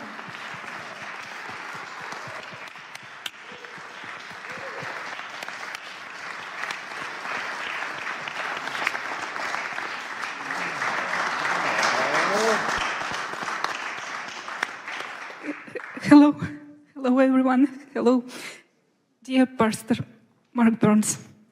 My name is Елизавета Chromova, and I am a volunteer for International Public Movement ALLATRA. I came here to the conference which you organized to personally express my gratitude to you. It is a great honor for me to speak those words looking you in the eyes. First, let me share a brief backstory. As you already know, in Russia, ALLATRA International Public Movement has been banned. I endured persecution along with my friends. I lost my homeland, my home, my life's work. And at one moment, I even lost my hope that I can even find the reason to believe in humanity again. Then one of the darkest days of my life, everything changed when I saw your interview. I didn't know you, but when I watched it, I felt as if we had known each other forever. And in your interview, I didn't saw judgment or desire to lecture someone. It was just disarming sincerity. You said, I am neither left nor right. I stand for human rights. Wow. And you spoke of a God who loves people. And your words reach the deepest part of my soul. I'm really sorry. I'm so nervous. I'm so sorry.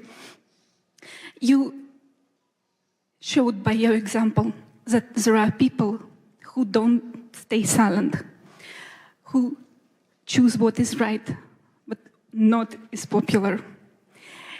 There are people who build bridges between people, cultures, and beliefs. And in these bridges, we can meet each other face to face and see in each other the dearest and the closest one another. I saw in you the ministry of Jesus Christ in action.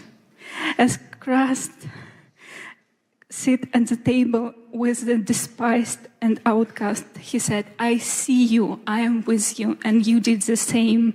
You reached out to those whom others tried to destroy it.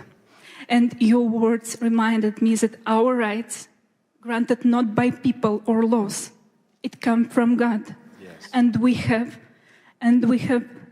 protected in every corner of this world for all people and for all faiths. And this is why I wrote this book about persecution, about my path back to home, to hope and faith, and I dedicated this for you, because you became a voice for me in the darkness. And this book is called Pastor Mark Burns, The Man Who Restored My Faith. You didn't just help me find my faith back, but you also showed me that faith can unite, heal, and lift us up. My God.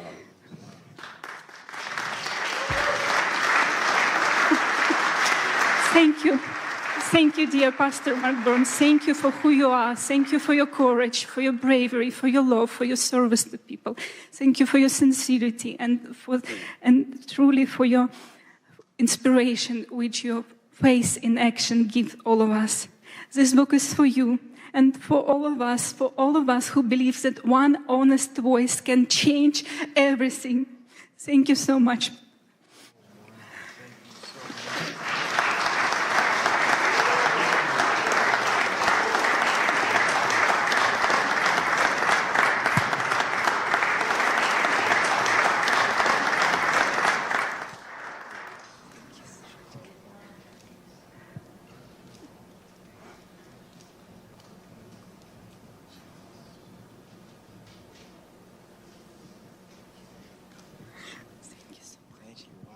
Give her a wonderful hand clap. Wow.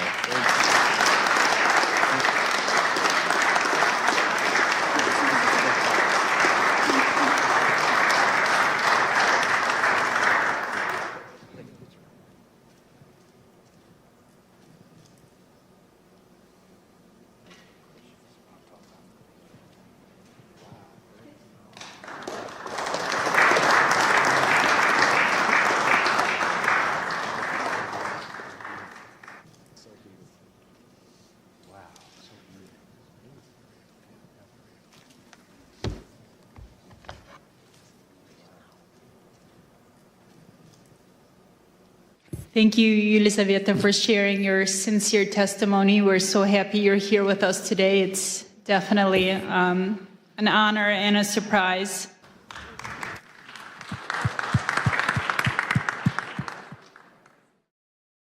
Ladies and gentlemen, we are starting.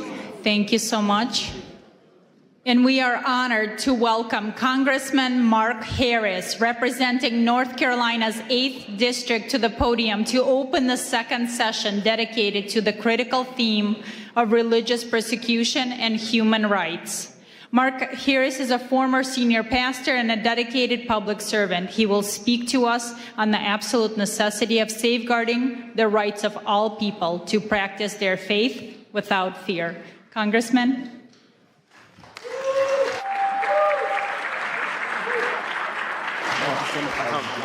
Thank you so much for having me. Well, good afternoon.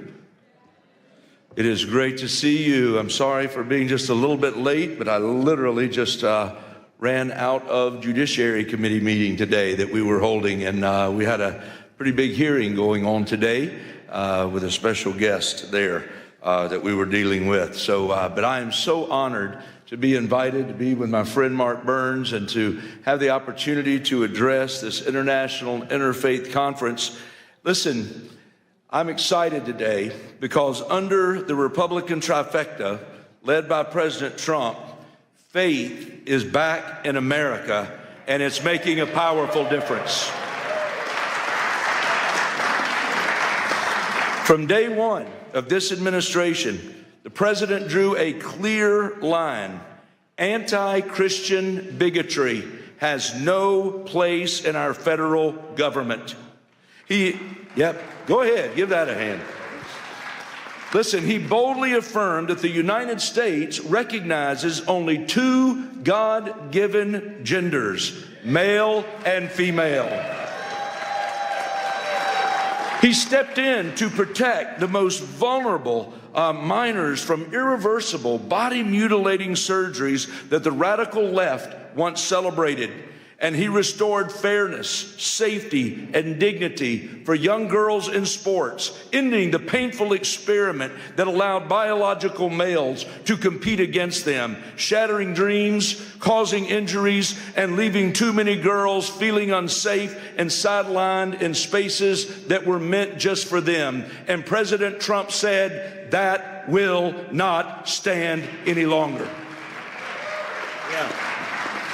We all know that deep in our bones, that the soul of this nation is inseparably tied to our Judeo-Christian heritage and the timeless truths of the Western tradition. Our founding fathers didn't just mention God, they wove Christian justice, natural law, and biblical principles into the very fabric of this republic. For decades, those foundations were chipped away by an aggressive secularism and left-wing ideology. But praise God, the tide is turning. It's turning in the halls of government, it's turning in communities across the land, and it is turning in the hearts of everyday Americans. Government works best when it gets out of the way, when it respects the sacred space. When it respects the sacred space of parents to raise their children according to their convictions, for entrepreneurs to be able to build businesses without endless red tape, and for churches to be able to preach the gospel and biblical truth without fear of reprisal from any source, come or shine. Listen, that's the limited, accountable government our founders designed. Yet for far too long, unelected DC bureaucrats have overstepped, intruding into schoolrooms ahead of moms, ahead of dads and local teachers, and even casting shadows over the pulpits of our pastors. Consider the IRS's chilling overreach, threatening to revoke a church's tax-exempt status if a pastor would dare to apply scripture to the moral issues of our day.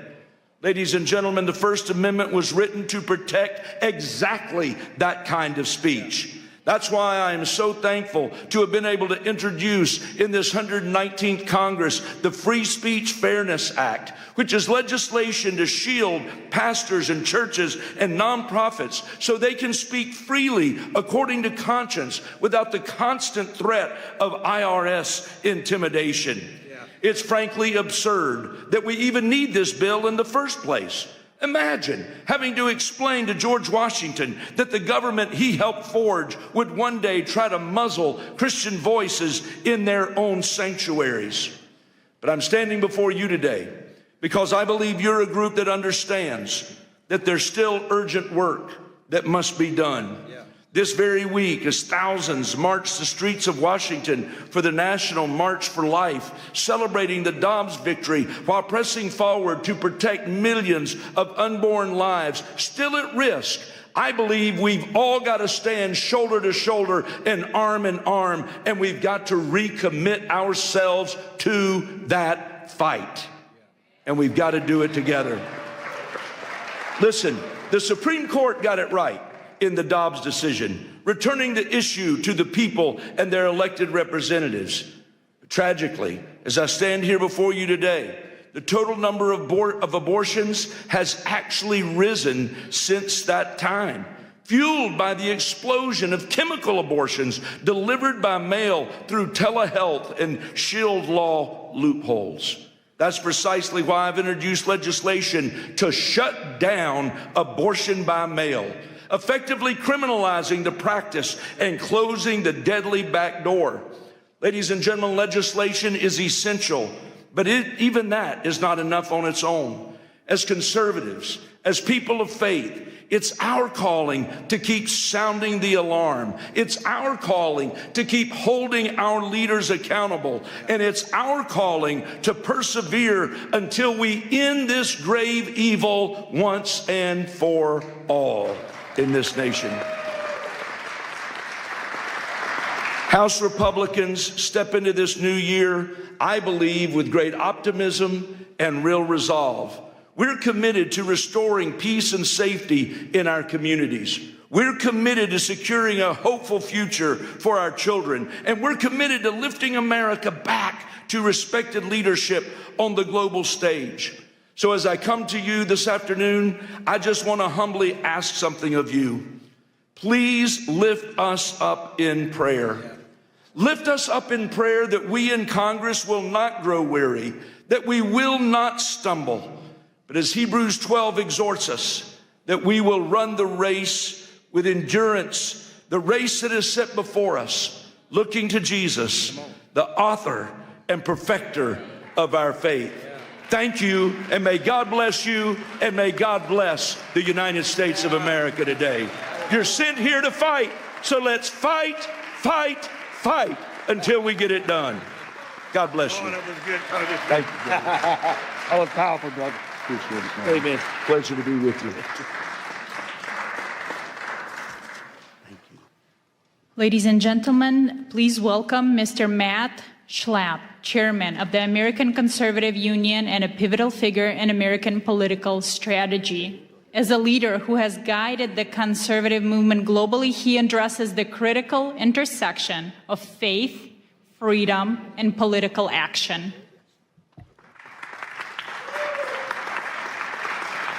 Thank you. Hello, everyone. That congressman could talk. That was good. He's not as good as Gus Bilirakis, but you'll hear from Gus soon, I'm sure. Thank you all. Thanks for letting me be with you today. Have you guys ever heard of CPAC? How many of you here today are not from America? Could you raise your hand? It's a lot of people. Welcome to a great country. Welcome to a restored America, where you can walk down the streets and be safe, that you can wear a yarmulke and be safe, that you can have a Bible in your hand and be safe. This is the America that we have to recapture. It's actually the America that we have to refound. Our founding principles, we were taught recently in the last 25 years that our founding principles are hateful, racist, overly religious, too Christian, and we've been feeding our children a constant diet of anti-patriotism and hatred of their own country, and we wonder why America is so divided. And we now have CPAC events in over 12 countries and 5 continents. So if we're not in your country, we're near your country. And what we're seeing is common themes in all these countries. In each one of our countries, we see the problems of the basic persecution of religious freedom, the persecution of political speech, and we wonder where it's all coming from. And then many of us were watching the World Economic Forum in Davos, and we can see that maybe that's where a lot of it is coming from, or coming from the UN, or coming from these global institutions, which know better. They have more fancy degrees than most of us have. They're trying to tell you that your values are old-fashioned and counterproductive. And the most wonderful thing about Donald Trump's victory, kind of like resuscitation, revitalization, there's another R word we could use, political resurrection, it gave hope to all of us. We have a renewed sense that it's okay to live the life that God put us on this earth to live. But I think our time is short. In basketball, they have a shot clock. In football, they have a clock. You only have so many quarters to score and everything else. There's an end time to all this. We don't know when it is. The Bible tells us we don't know that exact time. But America also has an end time, and freedom has an end time. And maybe we can extend that time. You all know how many times in the Bible God is mad at people, and he wants them to turn from their wicked ways, and they don't want to.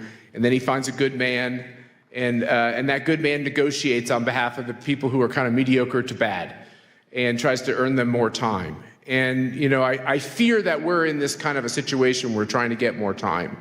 And so what I say to all good people, and boy, it sure gives me great joy to be with all of you because you look like just a room full of good people, is think about the time and the days you have left and how you can impact the situation that we're in your country, in America, around the globe. Like I said, I run this group called CPAC, and we have an event, Pastor, with a lot of talkers. There's a lot of talkers. The conservative movement is so good at talking. Guess what? It's time for the conservative movement to do some doing. Yeah. And Donald Trump has showed us that, by the way, he's a good talker too, so there's nothing wrong with being a good talker. Being a good talker is great. It's just not sufficient. It's not enough. So our theme at this CPAC is going to be actions, not just words. And there's only so much time, as I said, to make a difference. So my wife, Mercedes, and I, we think a lot about this as I comb gray hair, less and less gray hair, by the way. And as I watch my kids who used to be little, now they're like all getting old and even doing things like getting married and such, I realize that time goes fast. And all of us have to rededicate ourselves to our purpose, to our reason. Why are we here? Why have we been put on this earth at this time in history? It can't be an accident. There are no accidents with the creatures that God puts on this earth. It's for a purpose. And I think all of us are trying to work together to figure out what that purpose is for ourselves or to execute on that purpose. And we know that we're stronger when we do it together. And so what you have from all of us at CPAC, and I have two of my colleagues here who are with me today. Stand up, guys. Where are you? Here we go, Spencer, Ernesto. They're doing great work.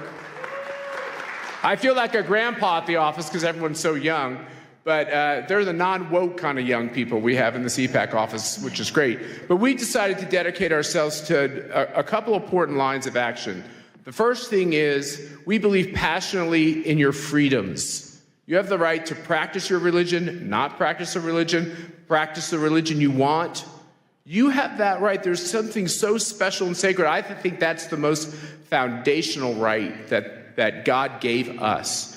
And we see both this freedom of religion and freedom of political expression, both of them, under attack. We just did a review of all the countries on the globe on political speech. There are some countries where you can be put to death for simply saying something against the leader of the country.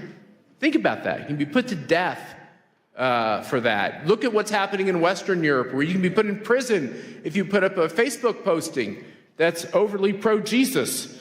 Think about that. This is what's going on in quote-unquote the civilized world.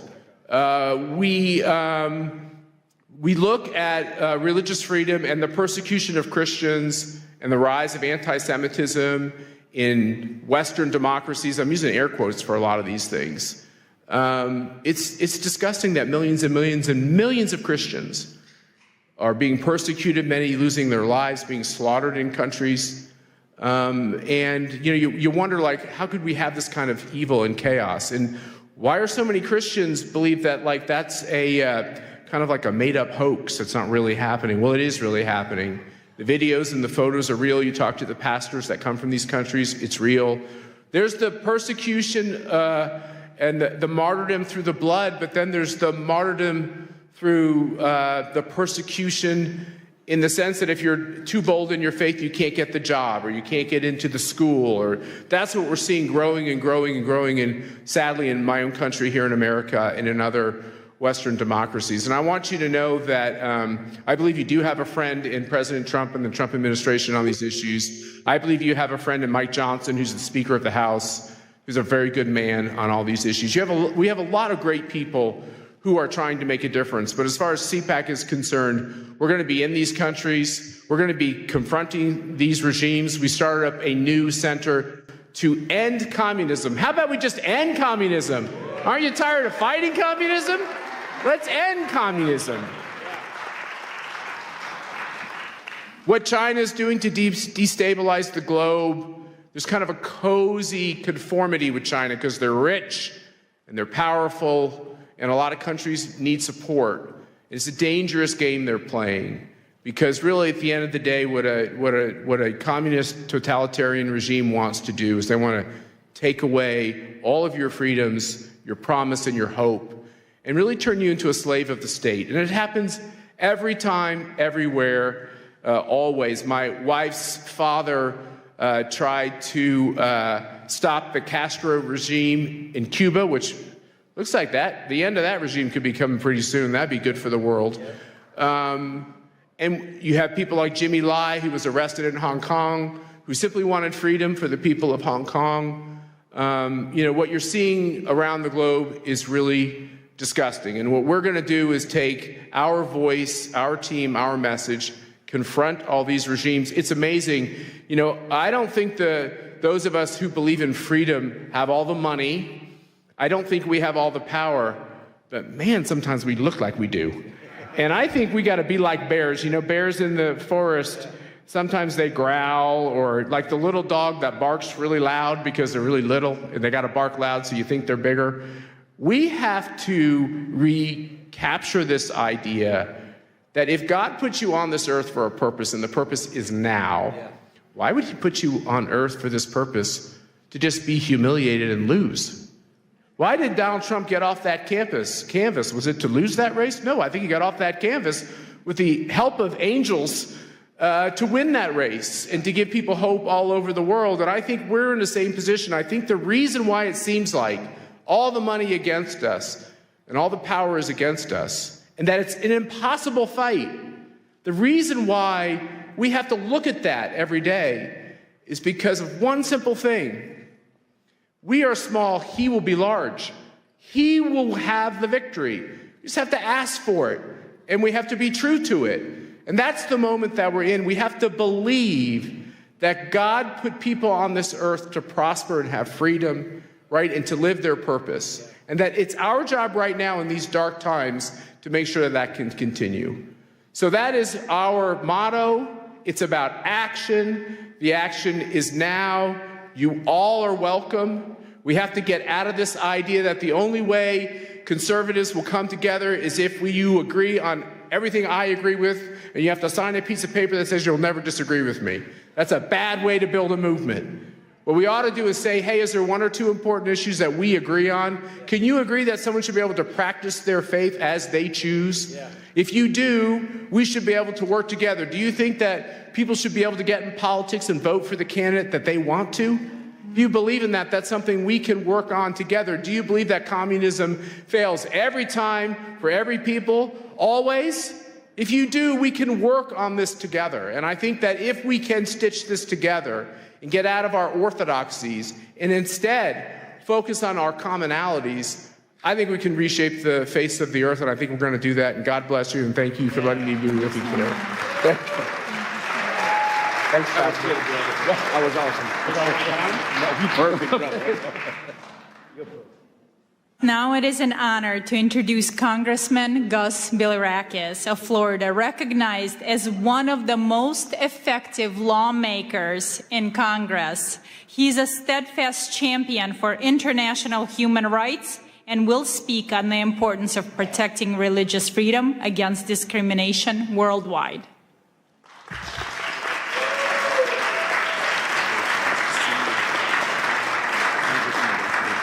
Thank you for having us.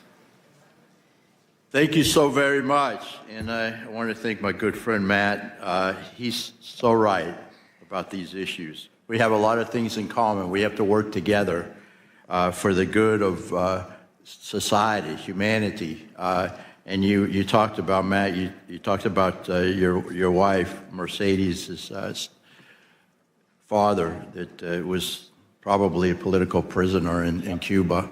But this shouldn't happen in our hemisphere. And President Trump is doing something about it. We have hope now. And, Cuba is 90 miles from just south of Miami.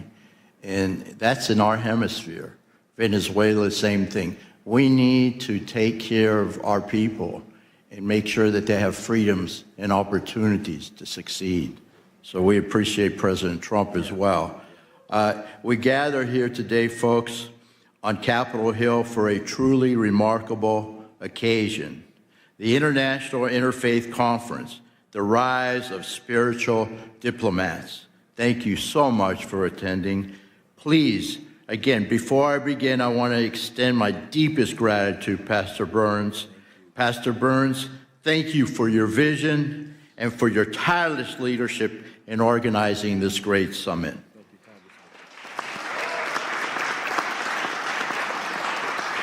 You have called us here to recognize a new era of spiritual diplomacy, where faith leaders don't just shepherd their own flocks, but step into the breach as mediators, peacemakers, and defenders of the innocent, where traditional politics often falls short.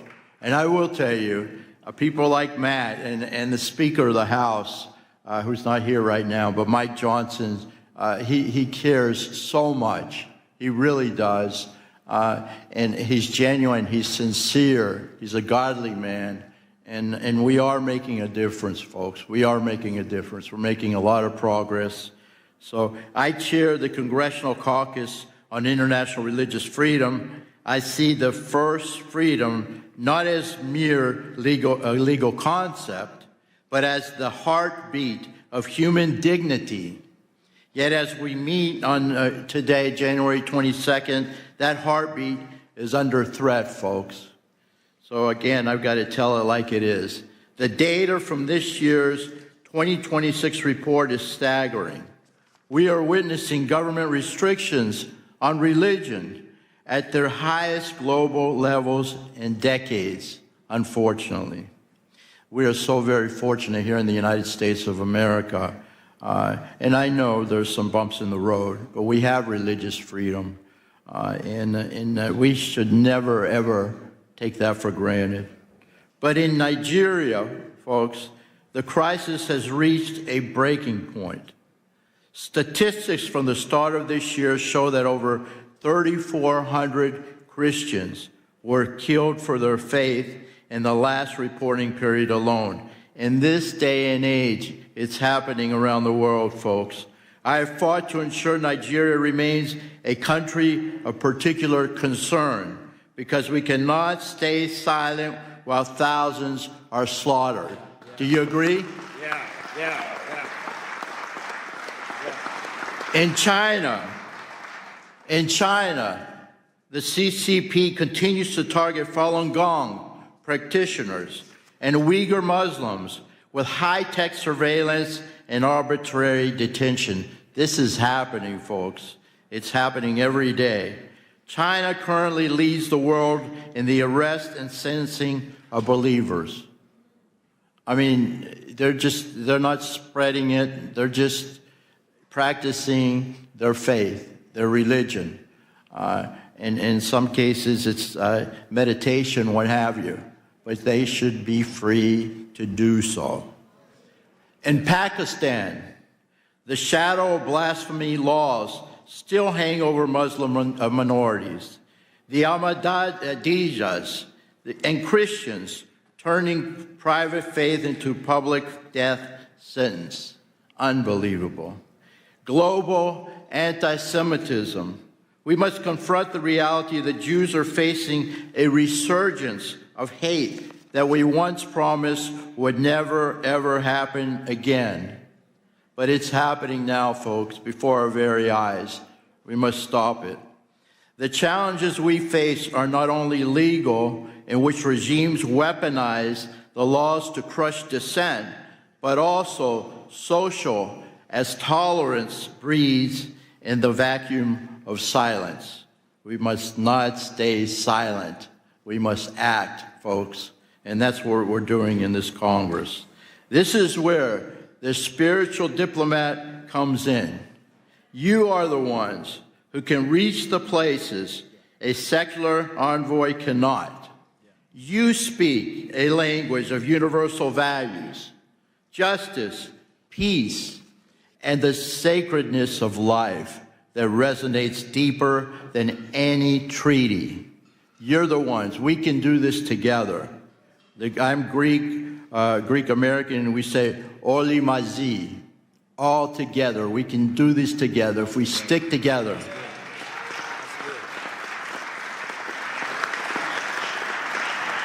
Effective advocacy requires more than just thoughts and prayers, folks. It requires diplomatic engagement with teeth. With teeth, I have to emphasize that.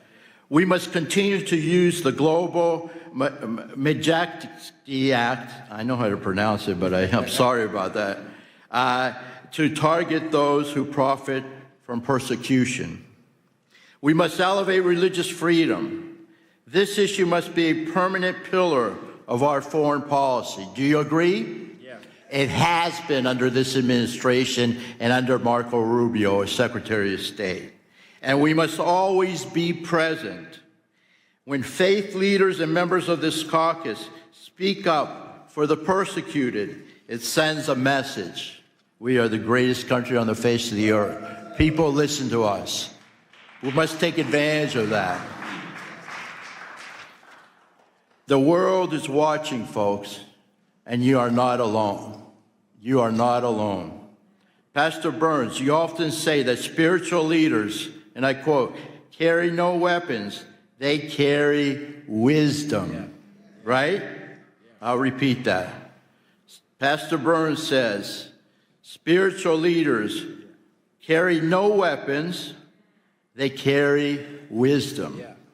Today, let that wisdom guide our policy, whether it is Christians in the Middle East who are being persecuted, a Muslim in China, or a Jew in Europe. And I will tell you that the Orthodox Christians are also being persecuted in the Middle East. Syria in particular, and of course in Turkey as well, there's not religious freedom for Orthodox Christians in the country of Turkey. We must speak up, folks. We must not be afraid.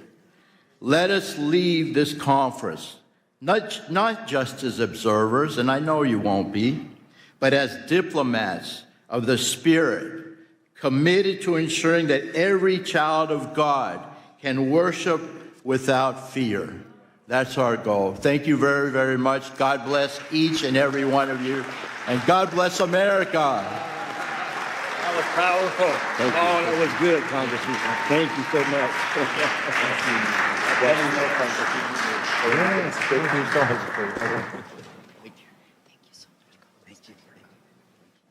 Well, you know, before I'm thinking I'm about to speak again. But before Matt Schnapp leave, this man, again, you all know who he is. He does so much for America. He does so much for the conservative movement in America.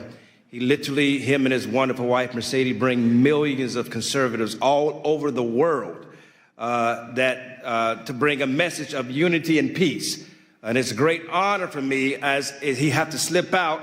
But as you know, we're going to be pinning everyone who takes the commitment of becoming a true spiritual diplomat. And here I am going to pin my brother Matt right here in front of everybody with this wonderful spiritual diplomat pin. He's taking it very seriously. Now, I told him I'm hoping I would be called up to the varsity league and be invited to CPAC and speak for the next time. But hopefully I'll get called up to the big league next. But I want everybody to witness here today as I pin on my dear brother, Mr. Matt Schlapp, for all the wonderful work that he does as a spiritual diplomat around the world. And I want us to realize, yes, that it's because of leaders like Matt we have a safer world and a safer place for our children to grow up. Thank you so much, my brother. Thank you, thank you. I have to just say, you heard it here. He called me on the carpet. He's coming. You're speaking at CPAC, whether you like it or not. There we go. Thank you, brother. God bless you. Thank you very much. It was great to hear from the congressman. And now it is my honor again to welcome Pastor Mark Burns back to the podium as he addresses the key topic entitled From Pulpits to Peace Tables: Why Faith Leaders Must Engage the World. Wonderful. Well, first of all, I'm going to tell you, you should give yourself a big hand clap of all the wonderful people that are here today. Come on now, you can do better than that. Come on now, come on. We're here at the nation's capital to take back this nation, take back the world, and we're here to protect faith of all people around the world. Do you believe that? Say yes to that. Hurrah. Listen, the Bible says that violence taken by force. We're here to make a loud declaration to the world. The evil that is happening in Ukraine, the evil that is happening in China, the evil that is happening in Taiwan and Cambodia, the evil that is happening in India and Pakistan, the evil and the wars that are happening all over the world. We can bring an end to this evil. Korea right now is under attack. Right now. People are dying of all faiths. In Nigeria, Christians and Muslims alike are being killed by terrorists. We're the voice that can help bring that. I want to tell you, my brother, I pray that you hear my heart. I pray that you hear my heart. Don't take this pen. We'll do it at the end. So please don't leave. But don't take the vow. You're not vowing to a person. You're not even vowing to an organization. You're vowing that you will be willing to protect the innocent and speak for the voiceless. I can't hear nobody. I can't hear nobody.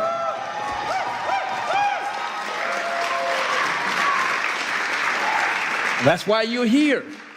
And so many of these great leaders that are on this podium that you're hearing from, these are thought leaders. These are real spiritual diplomats. These are people working behind the scenes that are working to to protect children, to protect religious freedoms.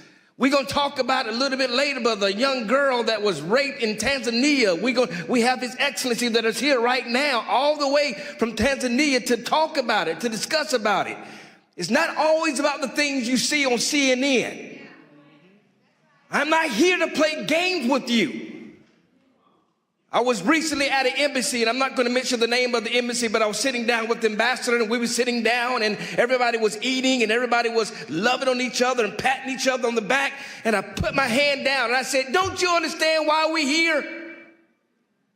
I said, "I'm here because people are dying right now in your country. We don't have time to be sitting here drinking champagne. People are dying.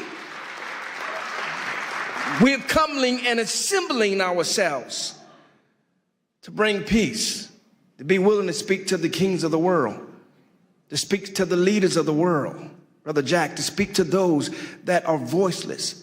I'm going to keep repeating it. I want you to get up and leave and exit yourself out of this room if you just want to get a lapel pin, just to say, I was there. I don't need you, nor do I want you. I am not here to play games. There are too many people that meet in this building, and all they do is talk, talk, talk, and nothing ever happens. I need people who are going to go to the front lines with me. I can't hear nobody. I can't hear nobody. I am in a room full of leaders, am I not? I am in a room full of real warriors. I can't hear nobody. I dare you to open your mouth up and say, I'm one of the people. I'm ready to go to war. Somebody say yes to that.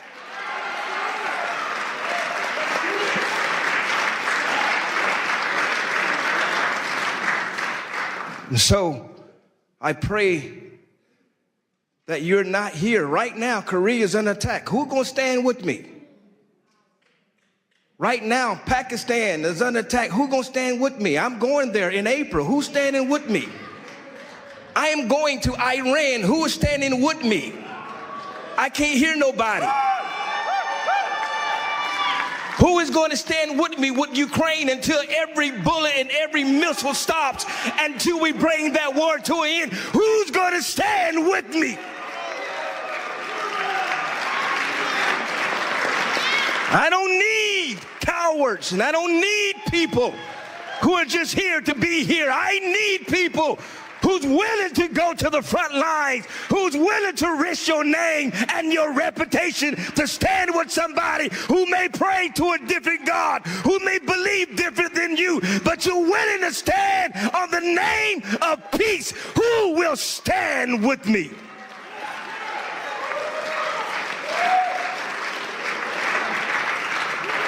Who will stand with me? Who will stand? Who will stand? Who will stand? You're going to be charged today. You're going to be charged today. I'm telling you, my Jewish brothers, my Muslim brothers, my Hindu brothers, my all of the faiths, the Buddhists that are here, all of you, the Christian brothers and sisters, all of you that are here, you are going to be charged. Please take it serious, because somebody's life depends on it. Are you hearing me? Tragic that even happened in your own family, happened in your own life.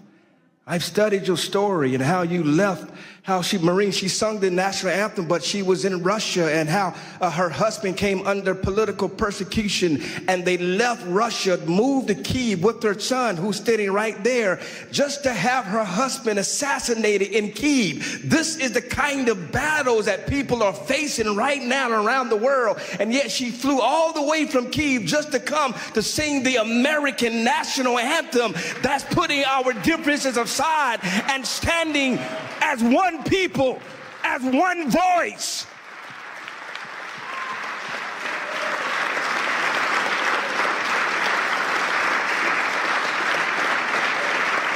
ALLATRA, even right now, who is under attack by Russia, by Ukraine, and yet they're standing. Creative Society of Russia is attacking them for standing with Ukraine.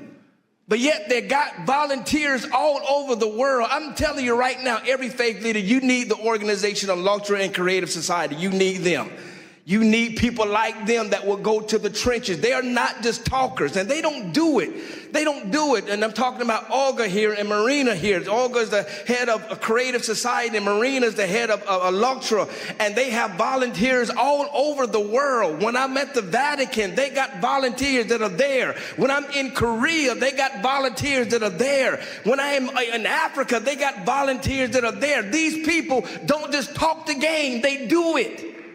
And they don't need no presidential invitation. Quit waiting for the White House to invite you. You don't need an invitation. I can't hear nobody. You don't need an invitation, Valerie. You show up and fight. You show up and fight. You do it faithfully, consistently. So these leaders that are up here, they're not here to waste your time. They're not here to be famous. We have real serious issues, Marquetta, real serious issues that we're going to solve. And what I'm going to be asking of you is helping us to continue to create this network. We're going to be introducing to you an email and a number that you who are out there around the world to communicate. And it's not just international or national issues. So you hear what I'm telling you. I got an invitation. We're going to Chicago right now. There's mold that is happening in Chicago right now. And we're not going to allow partisan lines, Republicans or Democrats, to block simply by helping people. Are you hearing me? No real Republican was supporting Ukraine until I got there. And I came up with the mindset that I'm going to stand what is right, not what is popular. Are y'all hearing what I'm telling you? I don't care what your faith is. I don't care what you believe. Rabbi Duvi, I'm going to stand for what is right and not what is popular. Are you hearing me? And so we got battles all over the world, desperately needing people to come and remind them that help is on the way, that you're not by yourself. I'm not here to give you some political rah-rah speech.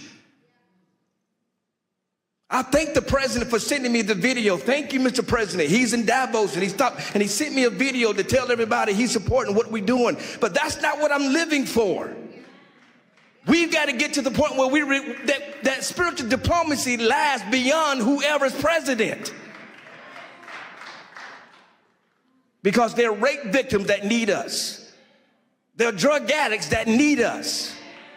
There are religious people that are dying for practicing their faith that need us. Who's willing to go speak to the kings of the world? Who's willing to risk their reputations? Are you hearing what I'm telling you? And so I pray that you receive what I'm telling you. I want this movement to continue to grow and grow bigger. We're planning to do this again in 6 months at Mar-a-Lago at the president's house. And we're going to bring it even bigger and even greater. Then we're going to G20. We're going to do a wonderful event at G20. Amen. We're going to take over Miami. And then we're going to go to Qatar. And then we're going to the Vatican. We're taking this all over the world to bring peace. I believe we're going to have a spiritual diplomacy right there in Tehran, in Iran. We're going to do it right there in Iran and show the world that we won't allow evil to win. Y'all not talking back to me. We won't allow evil to win. We will stand for what is right and not what is popular. Somebody say yes to that. We're going to go to North Korea. We're going to knock down the wall. We're going to get to Kim Jong-un. We're going to tell the world that we are here to faith, that we will not have enemies in the name of faith. Are y'all hear what I'm telling you? If you're playing politics, leave me alone. Don't get a picture with me. Think I'm playing with you. I'm not. I'm not. I don't got nothing to lose. You don't understand how I got here. I didn't get here by sucking up to nobody. The president calls me his pit bull for a reason, so I'm not here to impress you. Are y'all hearing what I'm telling you? But I'm going to be here after President Trump. And I'm going to be here to be in the next president face, and the next president face, and the next president face, to tell the world that we will unite the communities around the world. We will stop being divided by who you pray to, and we will stand on the principle of peace and love for the whole world to come together. Whether you're black, whether you're white, whether you're young, whether you're old, whether you're Jew, whether you're Christian, whether you're Muslim, Buddhist, it doesn't matter. If you're a human being, we shall stand until we reach the promised land. God bless you all.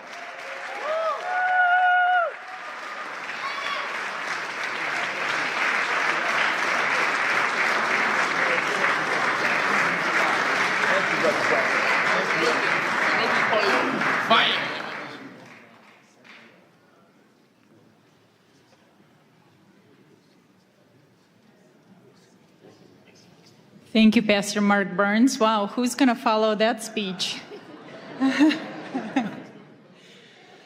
We are honored to hear from Rabbi Eli Abadi, medical doctor, a senior spiritual leader and member of the Council of Sephardic Sages. He speaks on building bridges of faith and peace in a post-Accords world, examining how the Abraham Accords have opened new paths for coexistence in the Gulf. Rabbi?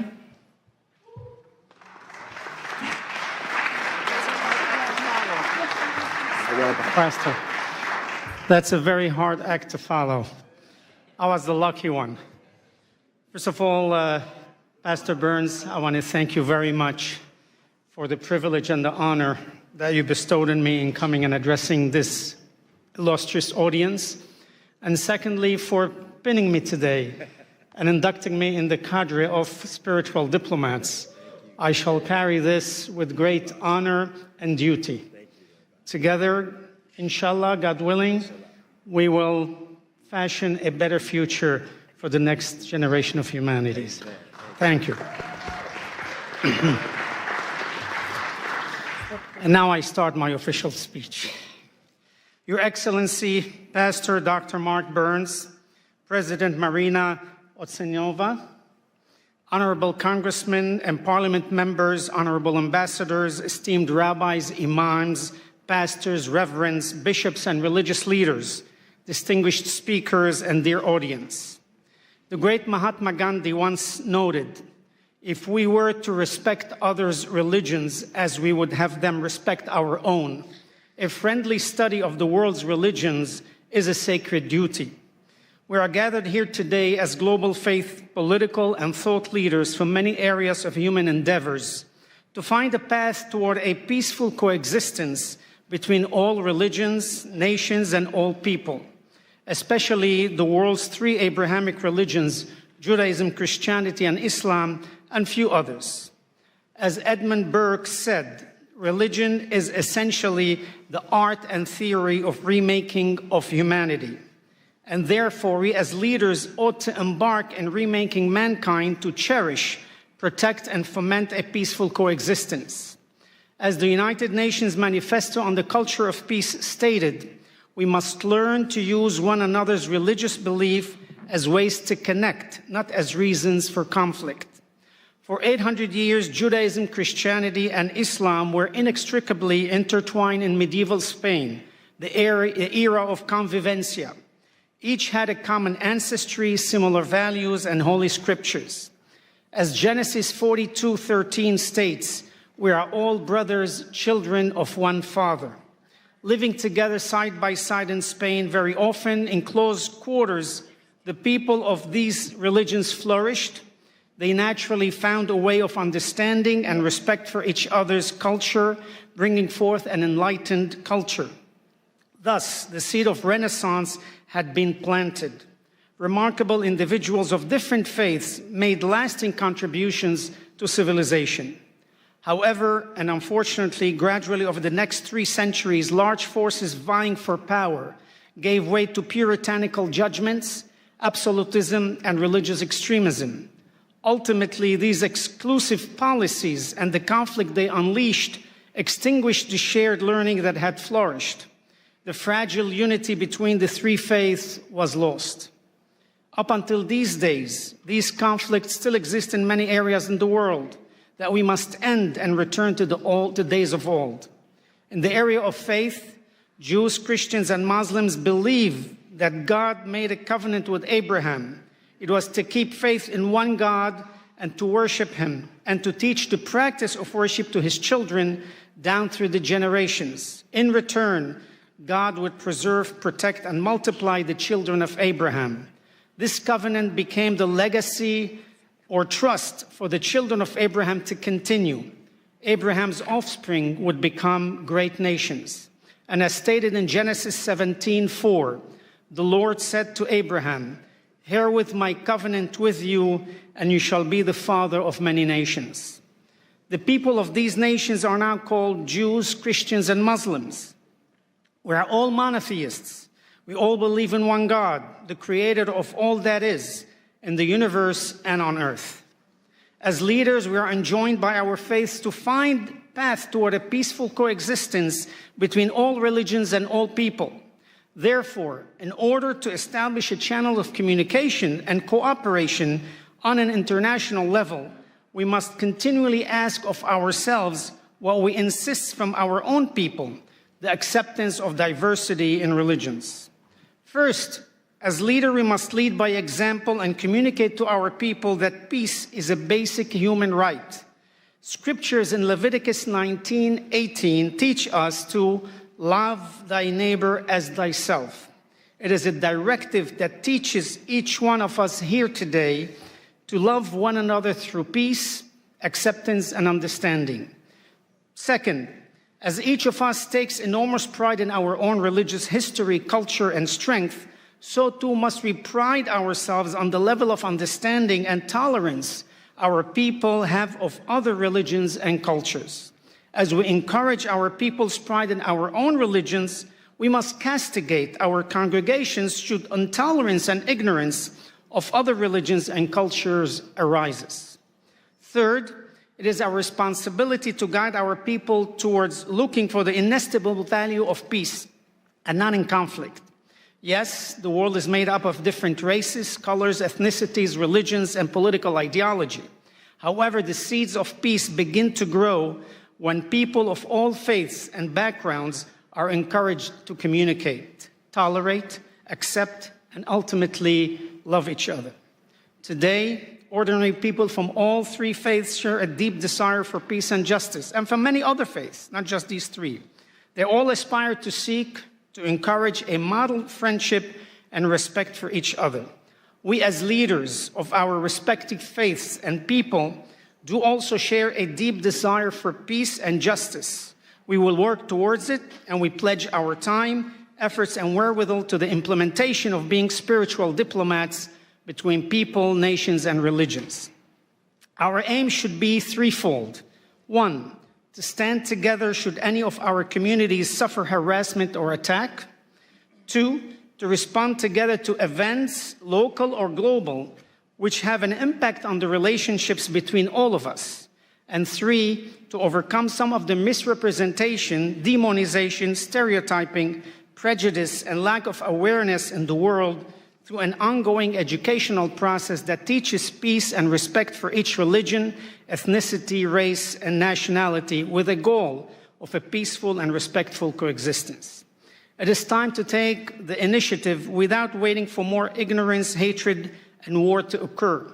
It's time to actively bring peace where there is conflict. It is time to seek the good instead of evil, hope instead of despair, and love instead of hatred. It is time to allow our love of God and respect for His covenant to protect and multiply the children of Abraham, to materialize into a worldwide covenant of peace and protection for all of humanity.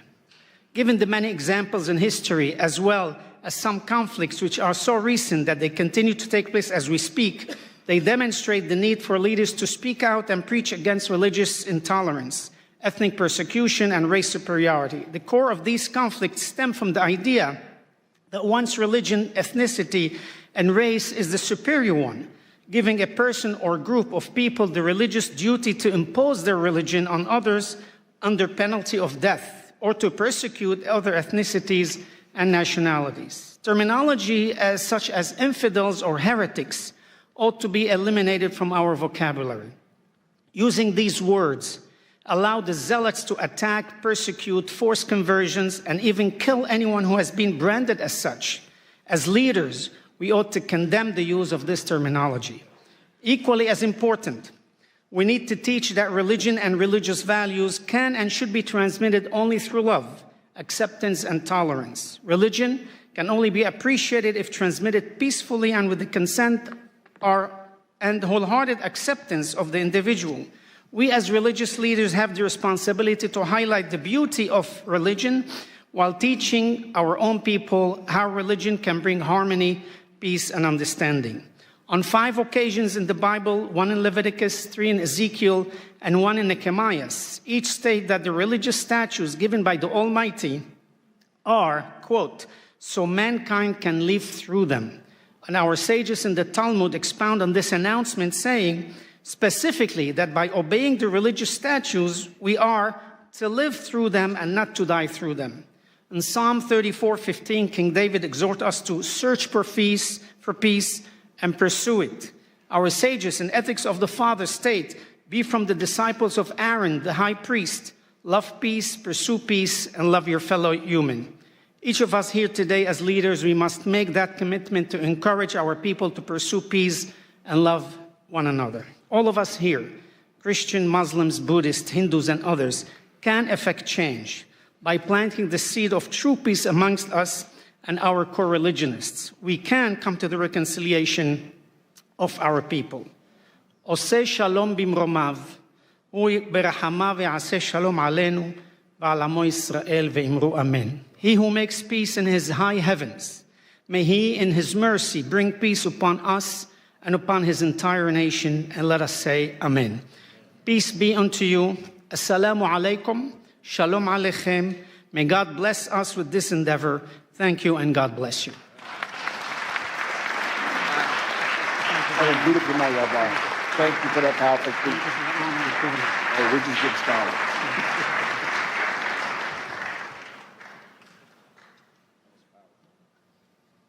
Very much. Returning to the podium is Ms. Marina Ovtsinova, President of ALLATRA International Public Movement, bringing her expertise in counterterrorism and global security. She addresses a grave threat to democracy, from stigmatization to repression, focusing on the danger of anti-cultism. Thank you so much.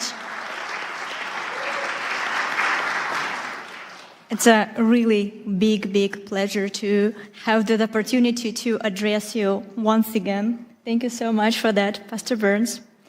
So, and the energy in this room feels really huge, right? It feels like a really strong. And it's because we all, every single person in the room, we gathered to defend human freedom. A person's dignity. We all, every single person here understands what that means. And we're here to protect the right to believe, to speak the truth, and to live without fear. These freedoms are the very fundamental on which true security in human society is built. But we need to acknowledge something very clear. That foundation, that really important foundation for the human freedom is now in danger. Because today there is a well-organized structure at work, deliberately attacking that very foundation. And many of the deep, tragic stories that you will hear today from our speakers from this stage are direct result of the action of this transnational structure and its destructive manipulative techniques. So let me educate you a little bit. So what is that, and why does it pose a threat to every person and to society as a whole? The transnational anti-cult network is the highly coordinated international system made up of individual organization, activist, pseudo expert, and biased journalist. Their goal is to systematic dehumanization and destruction of targeted group of people and the incitement of hatred and hostility within the society. What this network does is often described more simply as anti-cultism. But in reality, anti-cultism is the technology of dehumanization and repression. Let me be clear right away. The anti-cult network can target absolutely any group, not just religious one. They can target social organization, hobby club, or even political party. And no matter who they choose, anti-cult agents follow the same well-practiced playbook. First, they slap the label on the targeted group in the media, calling them sect, cult, or simply dangerous group. Then, the step number 2, they launched an aggressive media campaign to smear that group using fake discriminations, false testimonies, and distorted information. Through these dirty media campaigns, they dehumanize the people in the targeted group. They strip them out of their humanity. And as a result, Those exposed to this manipulation stop seeing the targeted group as equal, as neighbors, as co-workers, as parents, as children, or fellow citizens. Instead, they begin to treat them as outsider or enemy. And after this stage of dehumanization, society is effectively giving, quote unquote, permission to persecute. People are fired from their jobs, pushed out of the public life, silenced through the pressure and intimidation, dragged into court, and even subjected to violence. And in the end, the very foundation of democracy collapses. Freedom of consciousness, the right to speak freely, the rights one's face, and the right to human dignity. If these step-by-step patterns feels historically familiar, you're not mistaken. This is the very same mechanism Nazi Germany used to dehumanize the Jewish people, one step at a time, through the language of hatred, lies, and systematic propaganda. That process led to the tragedy of the Holocaust.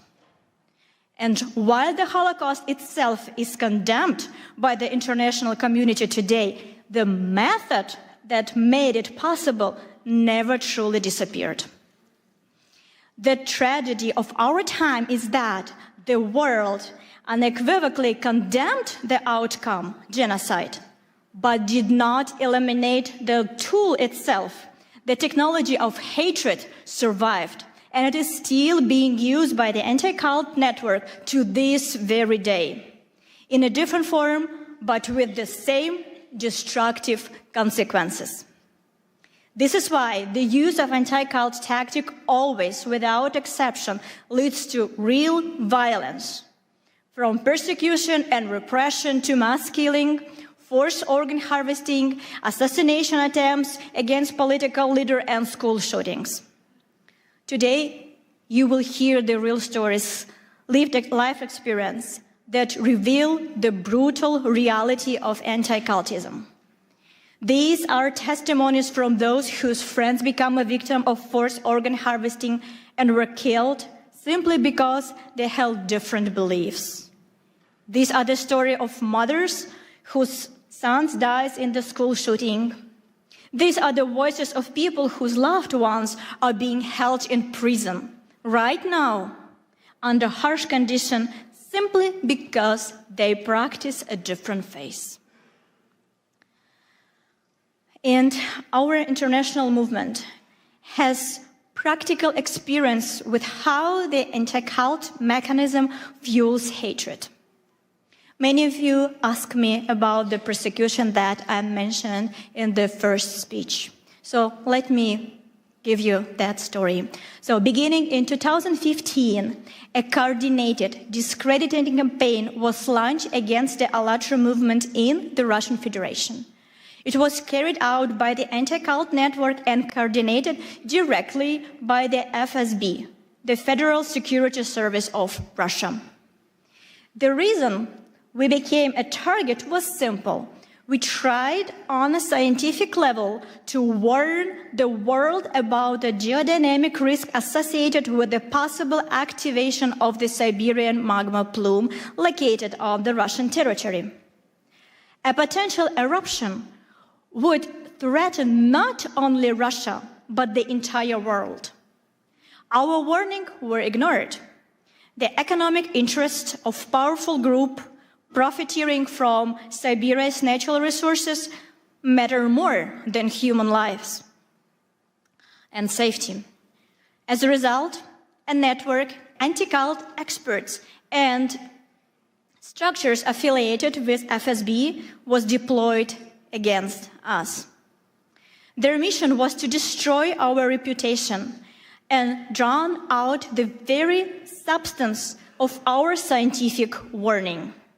In the end, the ALLATRA movement was labeled in Russia first as undesirable organization and later than extremist, in part because of our support to Ukraine also. In Russia, anti-cult actors use their full arsenal against us. The media, courts, and the full machinery of the state. They believed that by putting us on the blacklist, they could force us into the silence. But they were wrong. We began to speak even louder. We studied their method in the smallest details. We made them public. We exposed the structure of their network, their roles, their connection, their channels through which they spread their narrative and their real motives. And we brought it to the world's attention. We proved that this Russian anti-cult infrastructure of hate has already been exported to China, Korea, Africa, Europe, and the United States. We traced how the pressure that began in Russia becomes a source of persecution around the world through publication, through the analysis, through the same talking points appeared in different countries as if copied from the very same subject and pasted in a different country. We also discovered that within the ranks of anti-cultists, pathological cruelty and sadism thrive. This is the matter of deep moral decay. And there are strong reasons to suspect their involvement in human trafficking and crimes against children. One of these stories we will share today with you. It is a real case that will show you the true brutal face of anti-cultism. You need to understand that anti-cultism is the global assembly line of crimes against humanity. It runs on the same playbook everywhere, and we have exposed it for what it truly is. Anti-cultism strikes at the most basic rights: freedom of religion, freedom of speech, independent media, the right to a fair trial, and the principle of the presumption of innocence.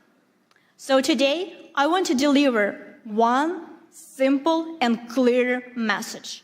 As long as anti-cultism exists in this world, true democracy and human freedom are impossible.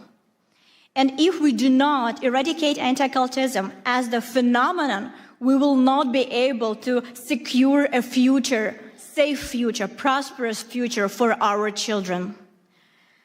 And I would like to note a particular that you, dear Pastor Burns, play a special role in the countering the destructive anti-cultism.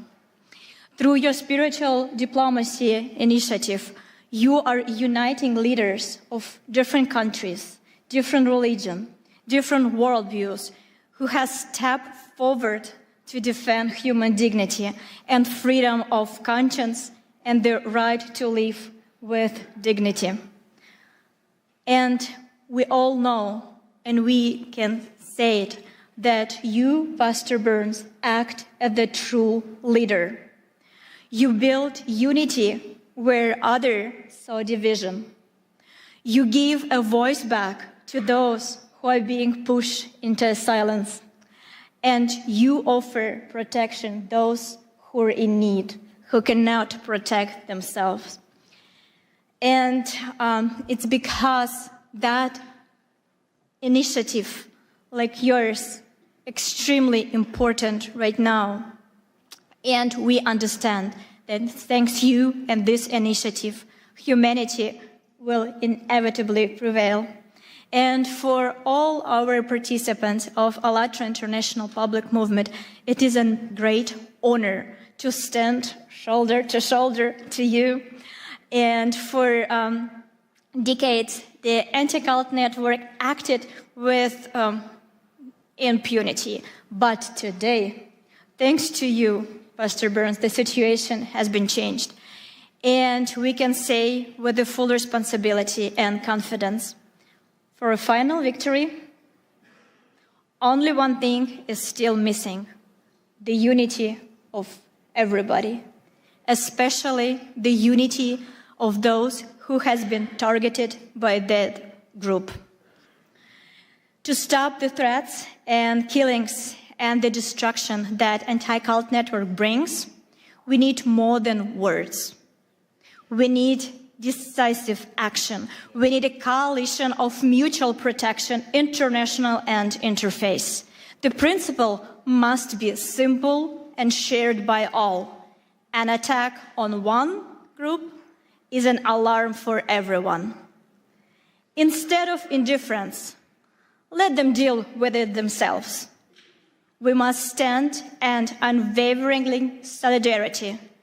We will defend them because tomorrow someone could come for any one of us.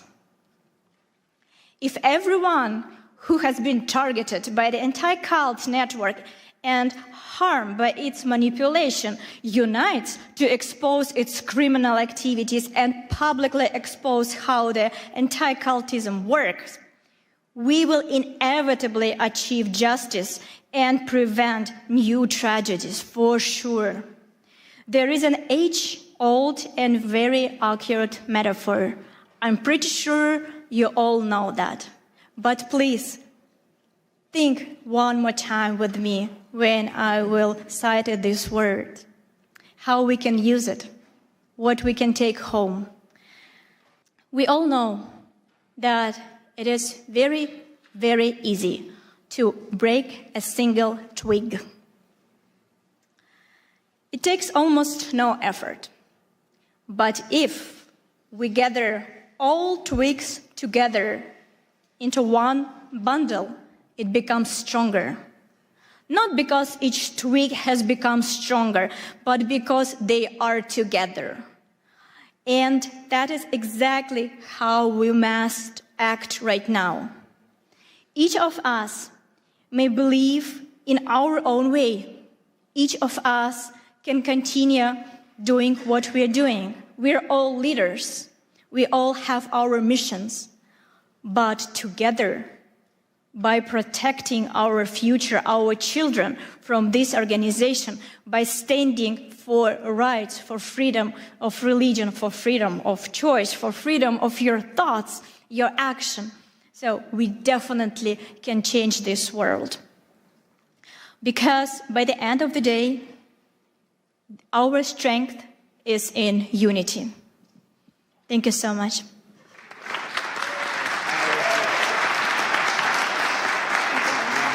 Wonderful. That's so powerful.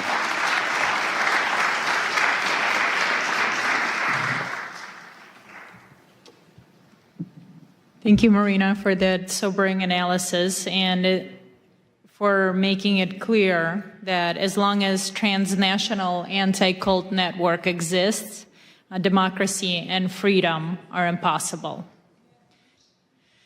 And right now, please welcome Dr. Michael Jenkins, President of the Universal Peace Federation and the President of the Washington Times Holdings, with decades of experience organizing peace initiatives in the Middle East and Northeast Asia. He speaks to us today on the urgent issue of global religious persecution. Thank you very much. Thank you. Thank you, everybody. To our distinguished panelists and outstanding audience and delegates, it's great to be here with you. Pastor Mark Burns is really doing a great job for freedom, religious freedom and all freedoms. I want to give him a hand with my heart. Thank you. Thank you. United in Liberty. Also want to thank President Trump, who's doing an excellent job with religious freedom, forming the White House Faith Office with Paula White, and Pastor Burns is also leading that effort throughout the world. We are in a global war right now. There's a global war against God, and it's hitting every faith, every community, and also people of conscience. What are we going to do? Nigeria, Christians are dying there, being persecuted for their faith. Muslims also. The Uyghur Muslims in China are being held in, a massive place with over 1 million people. And many are dying, under persecution. India, also many nations of the world. And I really want to say, how will we stop this? How are we going to turn this around? We have to bring the faith communities together. That is the number one thing that will help the most. And then the political leaders will be enlightened and they will follow the lead of the faith leaders if we love one another. I really believe that right now we see that there is an urgent situation, and that is with our Jewish family. I met my brother, Rabbi, and I would like to have a moment of silent prayer for our Jewish family right now, just a moment of silent prayer, peace for all Jewish people everywhere. Amen, amen. And for all God's people, and also for all people of conscience. So I would say to this, peace, shalom, assalamu alaikum, shanti, shanti. We can win when we come together. We are meant to be together.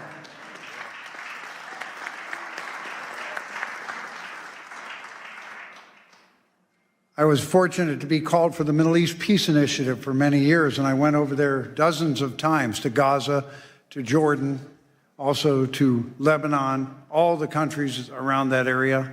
And I found interfaith dialogue can do more to heal divisions than anything else. Other things are important too. Economic development, all kinds of friendship, education, economic investment, but interfaith dialogue can bring hearts together. Suddenly, your Muslim brother or your Jewish sister or whoever it is, your Christian friend, are no longer strangers that we have images about. They become family. They become family. So even as miserable as it has been for the people of Gaza and Israel, interfaith dialogue has to rise, Pastor Burns, right away. Right away. You need to lead it too, because you're so much fun to be with. This man loves everybody. One thing about interfaith dialogue, if you love people and you really appreciate how God is working through their faith, it changes you. That's why America has such a central role to play, because there is an understanding that all faiths are welcome here, even though we mess up a lot of times. All people are welcome in America, all faiths. How are we going to make that happen? We need leadership. We need the spiritual diplomats. Spiritual diplomats are not political leaders, but they can help lead the way for political leaders. Our congressman who came here, how great it is that they support. But they're also, the lead of spiritual diplomats is something that's not restricted. We don't have to worry about a lot of protocols, right, Doc? That's right. You just go and start engaging with love and wanting to heal. So I just want to highlight a couple areas in the world that are shockingly going the wrong direction. We usually see countries that are unstable or countries where there's kind of a strong leader, a strong man leading that oppress other people. But how about democracies? How about democracies? We never imagine democracies. No, they really follow the will of the people. Well, in Japan, a terrible thing has happened. Matt Schlapp talked about communism. Why is communism a problem? Fundamentally, it denies the existence of God, and it sees religion as the enemy. So earlier on, Father Moon and Dr. Han developed a movement in Japan in the late 70s, and it was so effective at stopping communism. Prime Minister Kishi brought him in together, and then Prime Minister Abe, and they all worked together. And communism did not take over Japan. They were trying very hard in the 70s. It was possible it could happen. But then those same communists formed lawyers groups that have been against this movement of family federation. And they've been against it for years and years and years. And then finally, a more liberal leader came as the Prime Minister of Japan, and he kind of caved into them and said, we got to get rid of this group. And he announced, we can't. They haven't broken any law. So somebody came up with the idea, we don't need a law. If they've just made some disturbances or they've had lawsuits, we can use that. So they used that. Fortunately, there's a new prime minister now, so I think a new history is about to be written. But why do we bring this up? Because when a democracy like Japan goes the wrong direction, a domino effect occurs. So last year, Rwanda and Kenya cited Japan's example of closing or dissolving a religion without breaking any law. They got excited about it.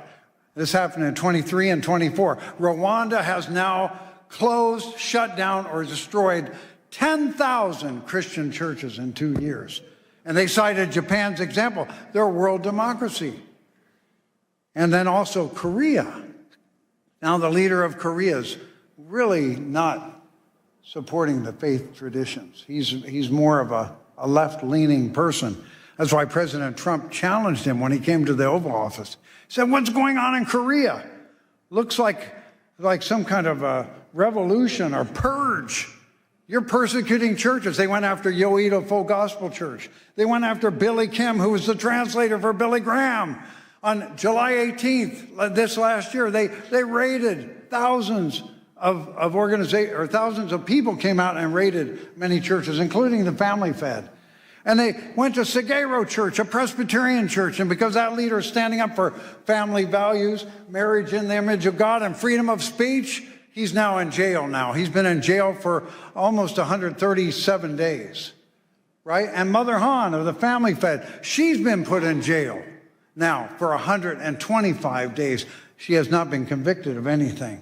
So we're just calling your attention to that, because when you come together, we can move our faith communities together, and then the nations can move. God bless you all from your nations, your faith. God bless your family, and God bless America. You're so good.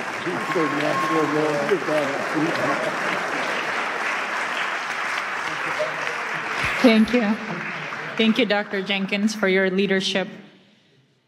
Now it is my pleasure to introduce Reverend Damian Dunkley, President of the Family Federation for World Peace and Unification, USA. He brings a critical report on religious persecution in Korea. Thank you. Thank you, thank you, thank you. Good to be with you up here, Mark. Dr. King said, "I've been to the mountaintop and I've seen the promised land." So leaders can see the way, leaders can lead the way, but we can't leave them alone. We need to stand together. We cannot watch from the sidelines. So, Pastor Mark Burns, thank you. Thank you for convening this room. Thank you for bringing us together. Your courage and clarity, the president's pit bull, yeah, that's just maybe one thing you are. The image, as you spoke, came to mind of those, those huge logs they used to use in the medieval times to break down palace doors. That kind of power, your word brings that kind of power. So, get out of the way. Better to stand with this man than stand against this man, I say. Thank you, Pastor Burns, for bringing us together. Bless you. So, as well as all of you incredible leaders, it's a real honor to stand with you today. I'd like to share just a short personal story. I've lived all over the world. It's crazy how many places, all over Europe, Southeast Asia, Northeast Asia, and I've visited all kinds of places, Oceania, Central Asia, Central and South America, Middle East. But America is the only country that I've ever truly cried for. I want to explain. I was 10 years old. This isn't that dramatic a story, but I was 10 years old. I was in London, beautiful city, and two young men ran up on me to attack me and take my bag. And I wrestled round and around. I wrestled with them, and I stood my ground. But on the way home, I cried. I wasn't crying because I was all bruised up or because they took my bag, because they did not. I was crying for something deeper. And I couldn't quite put my finger on it, but I knew it was something to do with America, my first home. It was something that, you couldn't see. It wasn't McDonald's or whatever, they got all of that in London too. It was something intangible, something invisible that back then I didn't know what it was, but I know what it is today. Even at 10, I could sense that freedom in America and freedom, even in Europe, is not the same thing. We use the same word in England and America to say freedom. We translate that word into many other languages. And we think that when we, Mark, as an American, use that word and it enters the ear of a foreign speaker, that they understand what we mean. But I promise you, it is not the same. It is not the same. Now, we can lose it here. Thank God we haven't yet. But there's something I just wanted to testify to you about this concept of freedom. And it has something to do with what our founders built here, right? Our Constitution says that our rights are inalienable. This is endowed by our Creator. This is so unique. So our freedom is rooted in this because government does not grant it. Government is realizing it, honoring it, accepting it, and protecting it. Protecting something not that the government gave, protecting something that God has already given. Freedom is our birthright from God. And freedom of religion is the freedom to worship God. There's a lot of folks that may think that's just important for religious people. But I've been experiencing through many of these stories that you're hearing about, when you go to these places firsthand, you realize whether it's a democracy or not doesn't mean necessarily anything anymore. Because there's no democracy without freedom, and there's no freedom without God.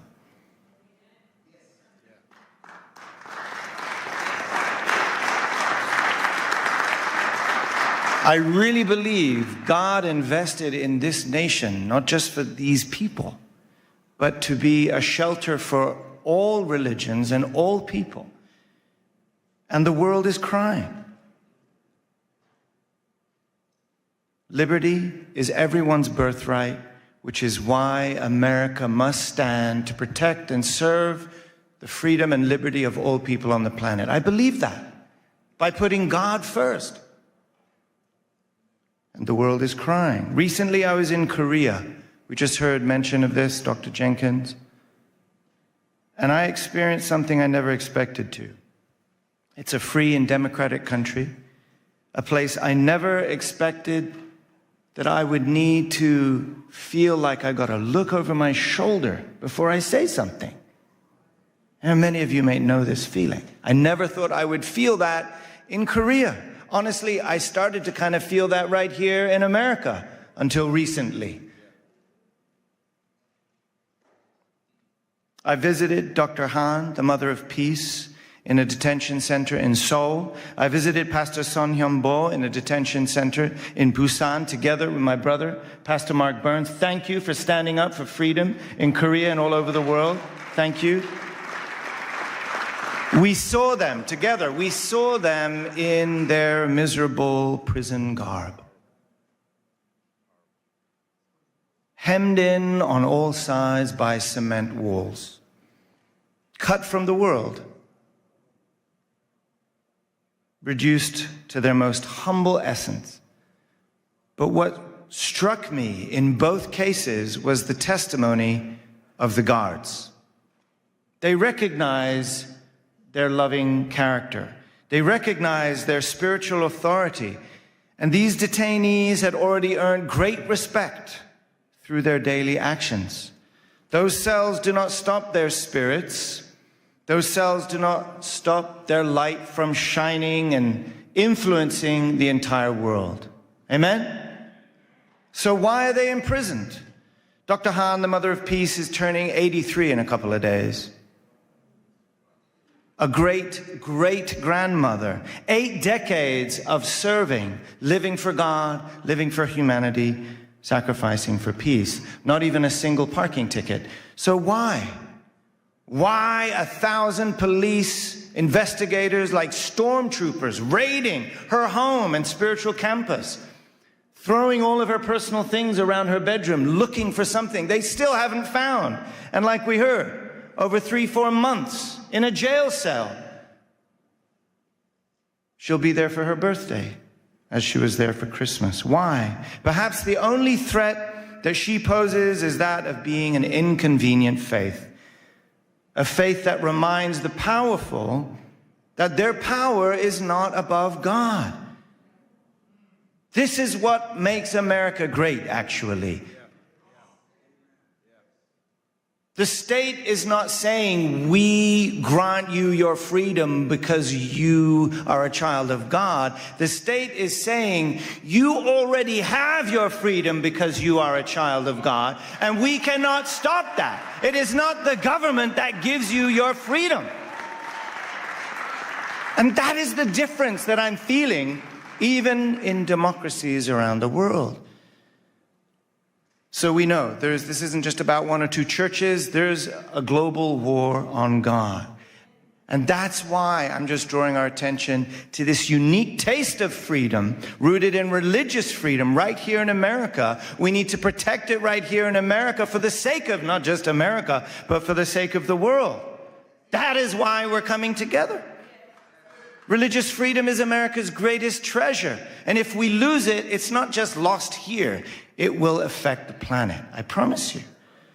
So, to defend American democracy against godless dictatorships, this is what Dr. Han reminded us why we've been working in America, why founding the Washington Times, to protect American democracy against godless dictatorships, against communism, and to restore the original virtue and value of the family, the moral spine and backbone of this nation, and to remind everyone that we're not just one nation under God, we're one family under God.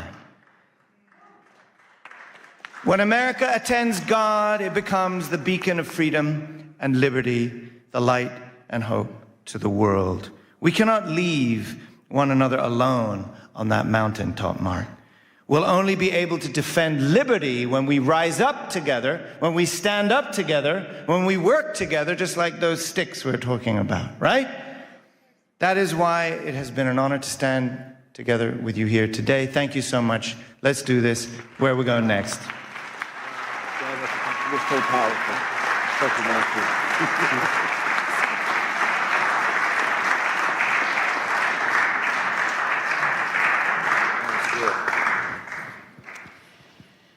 Our next speaker is a courageous voice for truth.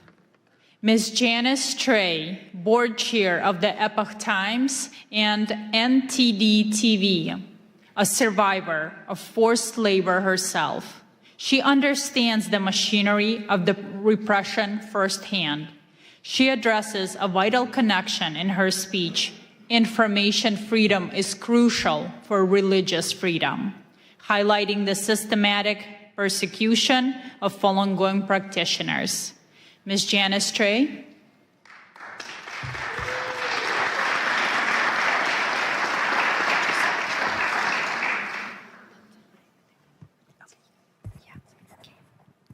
Thank you, Pastor Burns, for having me here in this magnificent Cannon building, congressional buildings. I would never have imagined I would have this date, because I could have killed during the forced labor camps as a child laborer, first grade, second grade, third grade, carry fertilizers to the top of the hill heavier than myself, pick up crops from the cornfield every day after school during harvest seasons. And I could have been killed during the Tiananmen Square massacre, June 4th, 1989. Wow. The fact that I am alive in front of every one of you, in front of all the spiritual diplomats, we all should give a voice to the voiceless.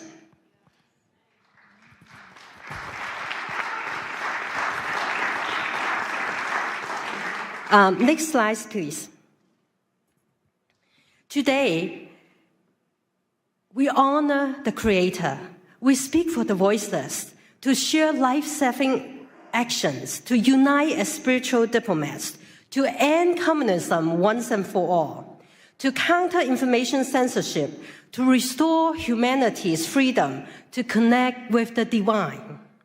For 5,000 years, China was a land of the divine. But since 1949, the atheist communist regime has sought to erase faith, eliminate God with communism. And since 1999, 70 to 100 million people practicing a peaceful meditations have been brutally persecuted. And even the crimes against humanity, forced organ harvesting, was being used as an instrument for religious persecution, and it still goes on today. Next page. The repression does not stop at China's border. Under Xi Jinping's order, transnational repression has spread globally through subversion, deceptions, unrestricted warfare, and the erosion of moral and religious traditions abroad. Chinese Communist Party's propaganda, misinformation, disinformations have been amplified through coordinated online campaigns, films, legacy media. Next slide. Let me give you an example. New York Times reporter Nicole Hong published over 10 articles in a short 8-month period attacking Shen Yun. Without disclosing, her father worked for the United Front Works Organization. That is the Chinese Communist Party's spy organization overseas. And Nicole Hong and New York Times misleading articles were artificially amplified by thousands of inauthentic social media accounts appearing to be widely read, even make it to be most read New York Times articles in election year 2024. You know that cannot be true. But that is how information warfare operates. Next slide. What New York Times recycling the propaganda of the Chinese Communist Party on Shen Yun.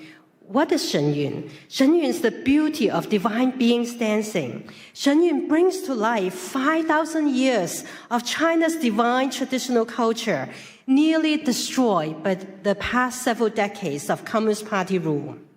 Shen Yun Performing Arts is actually a U.S. company based in New York, founded 20 years ago. It's the fastest growing, successful American companies, and with 8 touring companies reaching over 20 countries, 200 cities every year, and it has inspired more than 10 million audience members. If you haven't seen it, go see it yourself. It's so beautiful and inspiring that you may feel connected to the divine. Next slide. Shen Yun also tells the true story of the peaceful civil resistance by as many as 100 million people. They are persecuted simply by living the universal principles of truthfulness, compassion, and forbearance. Why? Next slide. This spiritual practice includes 5 gentle exercises and meditations. Falun Gong is practiced in over 110 countries, recognized by tens of thousands of proclamations around the world for its significant health benefits, spiritual clarity. And its founder, Mr. Li Hongzhi, has been nominated for Nobel Peace Prize 4 times. Next slide. The Chinese Communist Party responds with defamation, torture, killing, because truth exposes lies, compassion reveals brutality, faith defies tyranny. Falun Gong practitioners lead a very healthy and disciplined lives because they don't drink, they don't smoke. The Chinese Communist Party see them as the targets for organ transplants, benefits by killing them on demand. When humans become spare parts, the moral red line has been crossed. We must do something. We must do something now. First, next slide, call on the United States senators to co-sponsor and pass Senate Bill 817, which censors perpetrators of forced organ harvesting and mandates the State Departments to report on China's practice, which Secretary Rubio are ready to enact that. We're just waiting for Senate bill to pass A17. And the companion bill in the House, 1540, has already passed unanimously.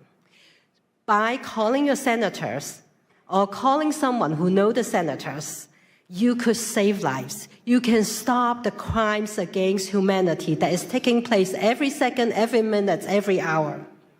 Second, next slide. We need a secure communication tool, and I'd like to introduce you to the most advanced, most secure tool for all the freedom fighters and for all the spiritual diplomats.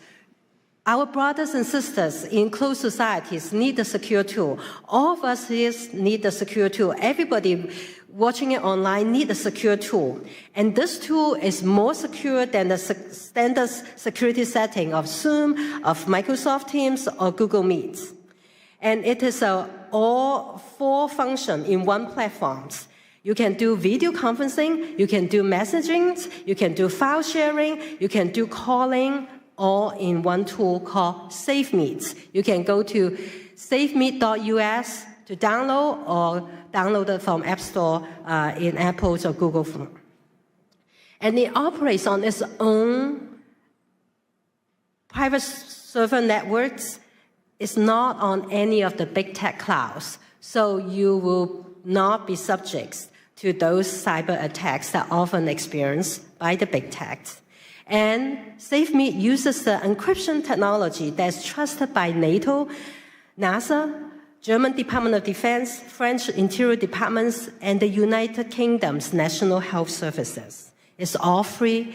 This is a gift to humanity. It's a gift so that we can all communicate safely, and it can handle thousands and thousands together. Like a conference like this, we could have hosted on SafeMeet. It's not limited to Signal, only have 50 people.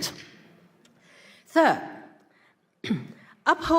next slide, uphold the freedoms of the press by subscribing to the Epoch Times or the NTT TVs, which we have 4 satellites broadcast into China, and plus over-the-air and cables.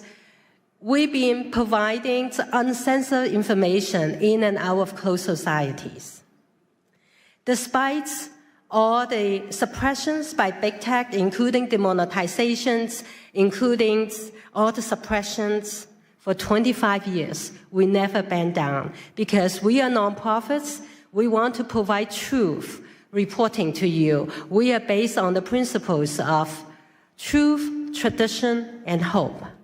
Many of our readers and viewers learned about the pandemic in December 2019, a few months before the rest of the world know about pandemics.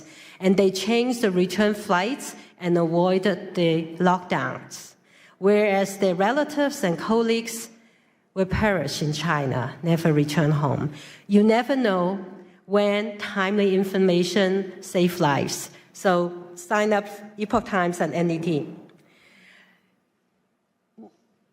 Epoch Times, 9 commentaries of the Communist Party, as of yesterday, has inspired 457,255,926 people, renounce the Chinese Communist Party and its affiliated organization, the Youth League and the Young Pioneers. The specter of communism ruining our world exposes how communism suppresses faith and corrodes humanity by destroying culture and moralities. Last but not least, the 4th action, if you have not seen Shen Yun, go check it out. Tell communism, no, we are not listening to you. We want to see communism before China, before communism. We want to learn the 5,000 years of wisdoms that God has given us. All of you are courageous. You stand up for religious freedom and human rights. It's critical today that we all join hands to face down this evil, as our courage is stronger than brutalities. We can accelerate the fall of communism. We can dismantle censorship, and we can all reclaim humanity's sacred connection to the divine. May God bless you, bless everyone who walked the path of truthfulness, compassion, forbearance, and may God bless the United States of America. Thank you all. Thank you so much. That was so powerful. Thank you.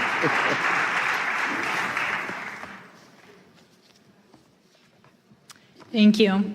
Next, I'm honored to introduce Ms. Rushan Abbas, founder and executive director of the Campaign for Uyghurs, with her own sister unjustly imprisoned by the CCP. Her advocacy is personal and unrelenting.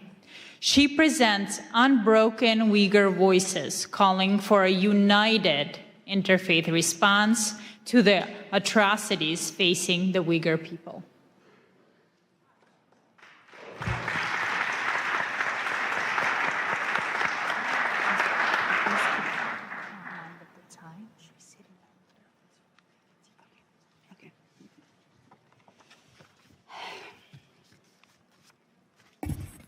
Assalamu alaikum.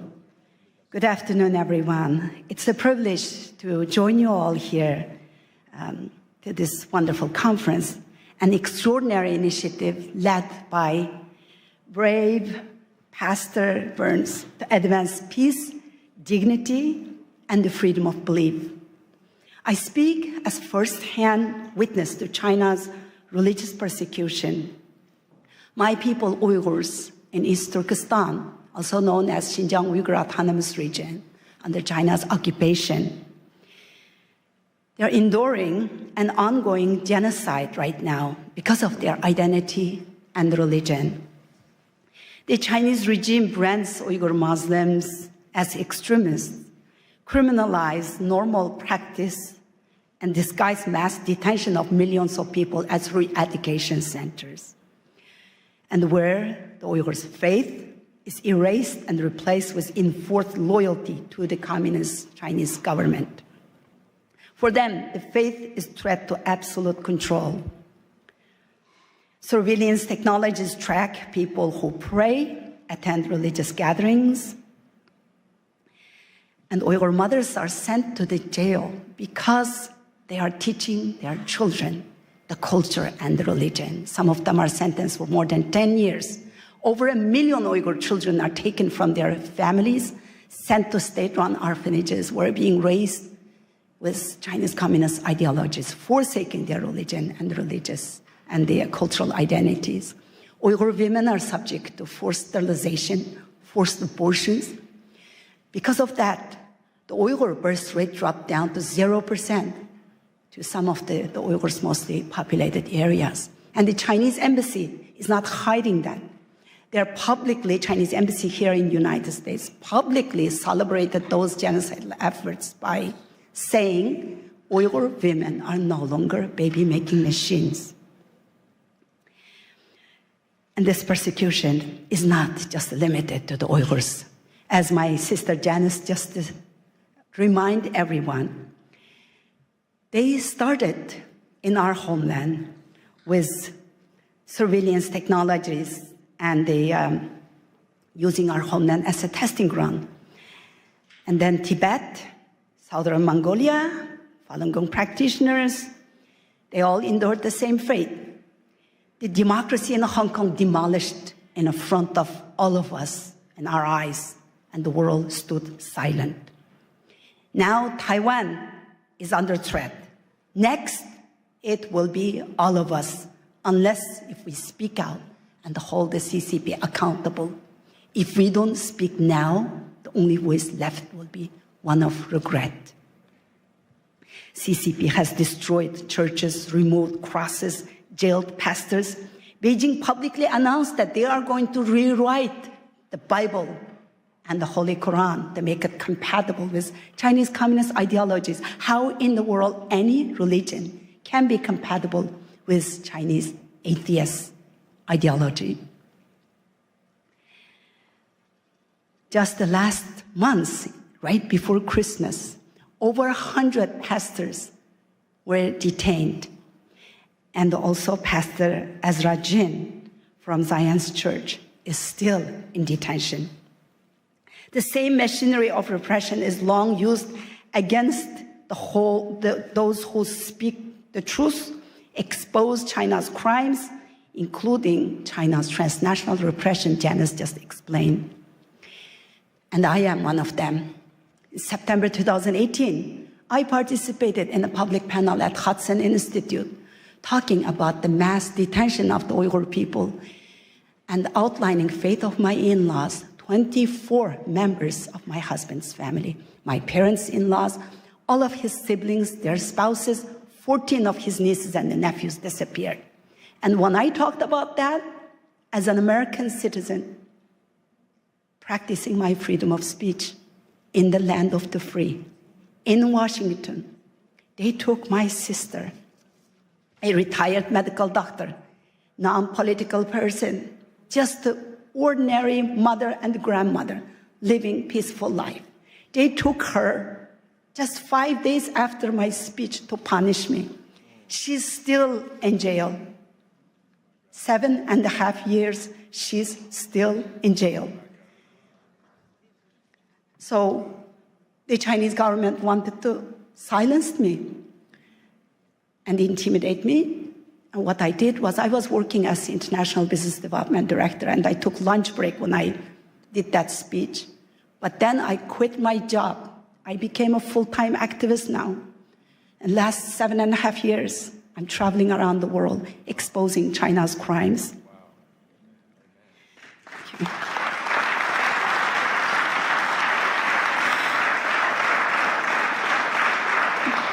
Our religion, our language, even our names, our identity, our faith, everything is being erased.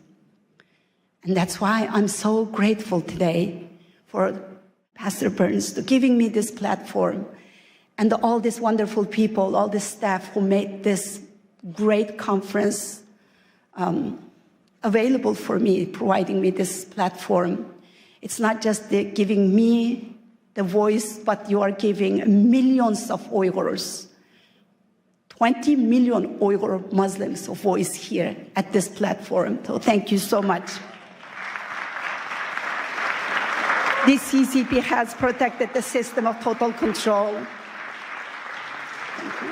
I know I'm short on time. Just give me 2 minutes, I'll be finished. The CCP has perfected the system of total control in my homeland, and they're exporting it to the authoritarian regimes worldwide. They have the vision, strategy, and the means to spread the system of oppression far beyond its borders, undermining national security and the eroding democratic foundation that your parents, your grandparents worked so hard to build and to defend. This is not just the Uyghur issue anymore.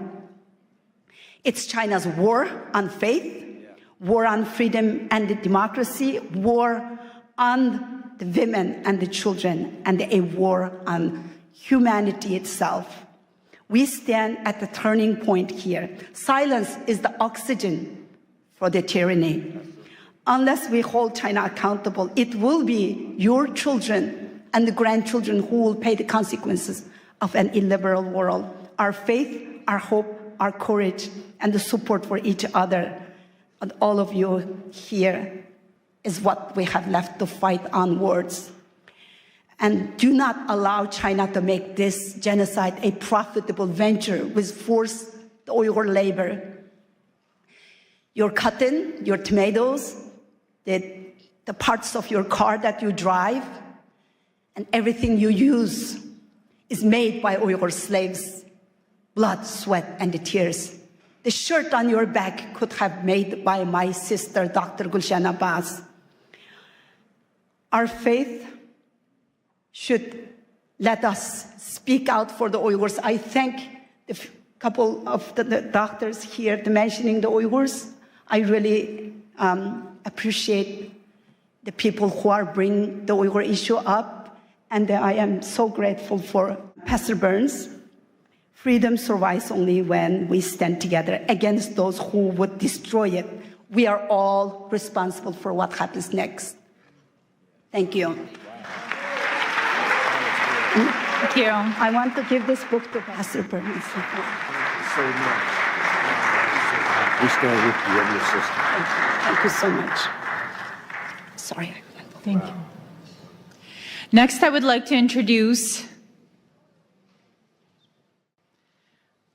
a delegation from Ukraine, Vitaly Arlov, co-founder of Ukrainian Week in Washington, D.C., and Alexander Ilash, Ukrainian Week in Washington, D.C. Committee, founder and chairman of Share Your Bread with the Hungry One charity in Ukraine. Good afternoon, everyone. It's a pleasure to be with you, and we just arrived yesterday to be here at this very important event, and we heard a lot about Ukraine today. A lot of those of you who support Ukraine and who are really concerned, and we really believe that spiritual diplomacy, this is very important subject, and this is what we all have to be united for, to do and to change the world together. Thanks to Pastor Mark, who has been with us in Ukraine not once, and who really stays strong for Ukraine and for peace and for just peace in Ukraine. Thank you, Pastor Mark, for what you're doing for our country. Yeah, Pastor Mark, thank you very much. With your support Ukraine, visiting Ukraine, thank you for your passion. Сьогодні ми хочемо пару слів сказати саме за духовні причини тої страшної війни. And while we're here, we would love to share with you just a couple of words about spiritual reasons for that horrific war in our country.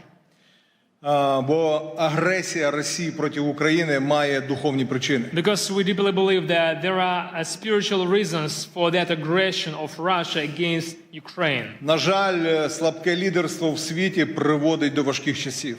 And unfortunately, we all know that a weak leadership bringing a hard and difficult times in humanity, in this world.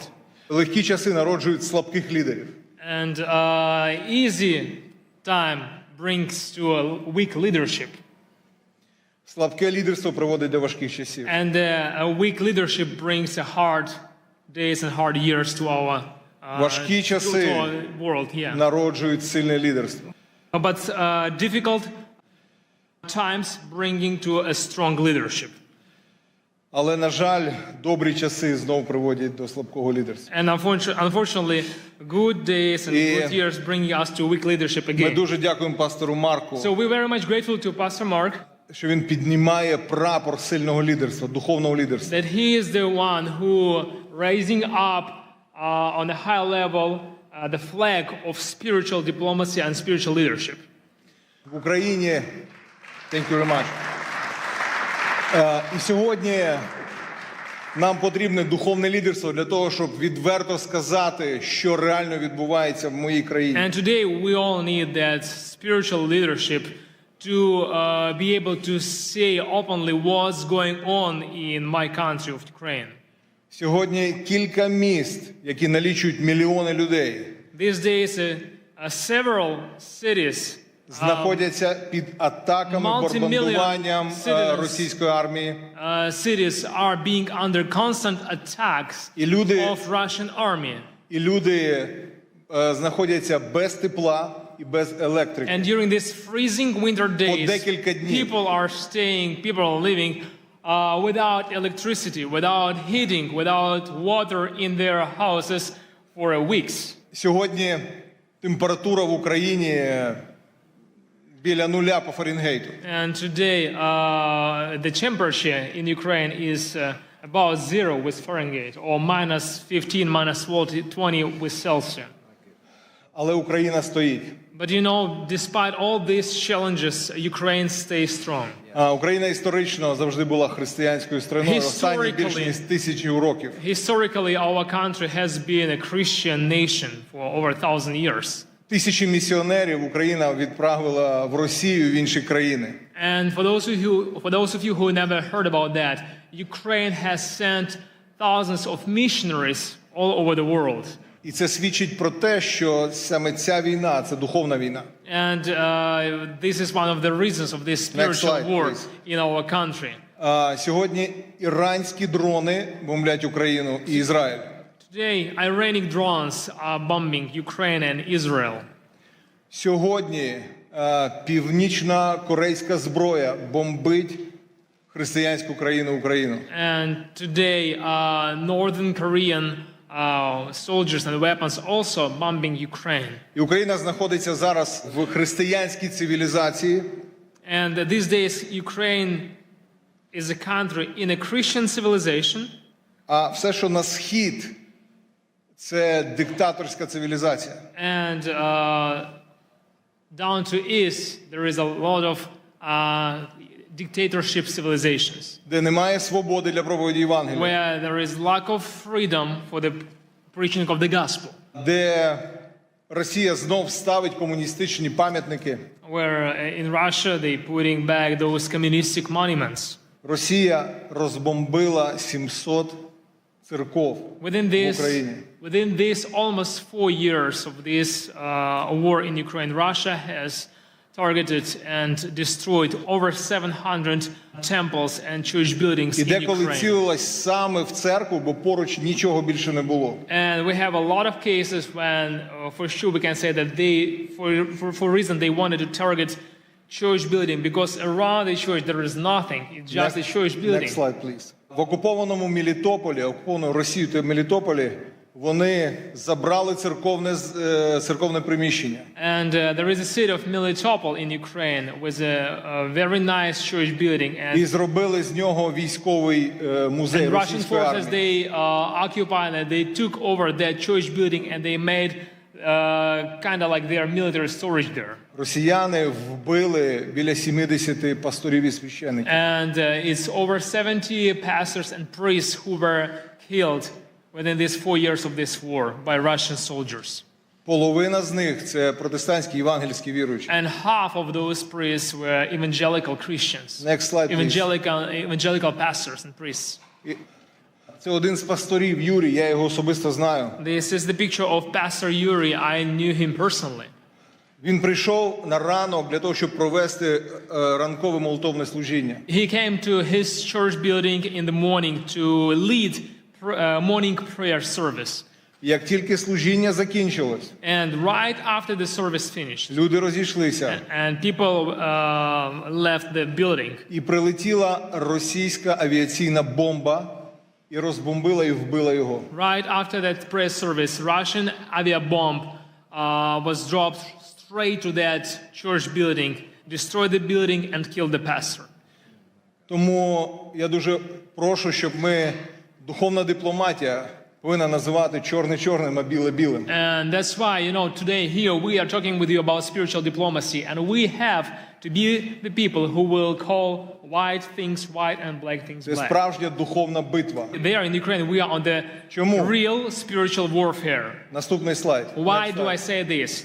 В Україні повна свобода для проповіді Євангелія. Because you have to know that in Ukraine we have full-scale freedom to Пастор preach the Марк gospel. декілька місяців тому молився з президентом Зеленським і з урядовцями в нашій країні.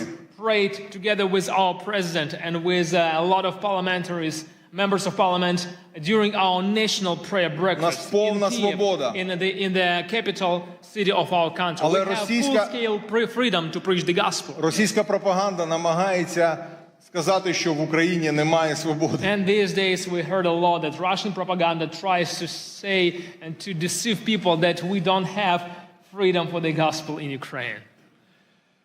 Декілька років тому ми зібрали 500 000 людей на центральній вулиці. A few years ago we had a gathering which 500,000 people attended для того, щоб славити Бога і at the прославляти very царя царів. central square in the Kyiv, in the capital of our country. And those people were gathered to praise God and to worship Him. В Україні сьогодні самий більший в Європі молитовний сніданок. And these days we have, every year we have the largest prayer breakfast in Europe. В 90 офісах державних проходять молитовні сніданки і читання Біблії. And during the year we have prayer breakfast in over 90 locations all across Ukraine. Диявол хоче все це зупинити. And the enemy, he tries to stop all of this. І дуже часто він розв'язує війни, коли відбуваються якісь стратегічні речі на And цій very землі. often we can see in the history that when some strategic things are developing for the sake of the gospel, then the war came to that place as a weapon of the enemy. Коли народився Мойсей, вбивали хлопчиків. When the Moses was born, the Pharaoh tried to kill all the boys. Коли Ісус народився, When Jesus вбивали was born, хлопчиків. they tried, Herod tried to kill all those boys. Коли 500 років тому в Європу пішла реформація, була війна 30 років. And 500 years ago, when Reformation came to Europe, there was a war for over 30 years.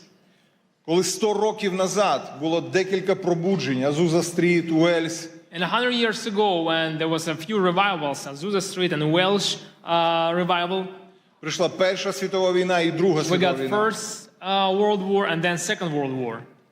Тому, друзі, ми просимо вас That's why, friends, підняти голос молитви we want to ask you to keep us in your prayers. і підняти голос духовної дипломатії. To raise up your voice of prayer and to raise up your voice of spiritual diplomacy. Для того, щоб зупинити цю комуністичну російську навалу. For the one reason, to stop this communistic Russian aggression. І ми хотіли би кожному з вас подарувати мою книгу. And we brought this book. This is my book that we brought to give to each of you. На ваших рядах вона є. You probably have seen it on your chair.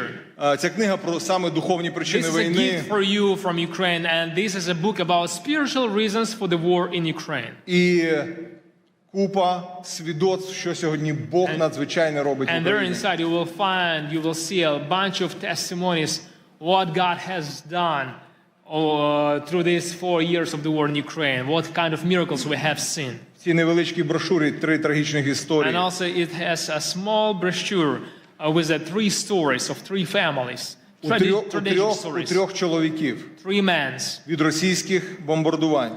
3 men who lost their families because of Загинула Russian дружина bombings. і майже всі Some of діти. them lost their wives, some of them lost their wives and kids.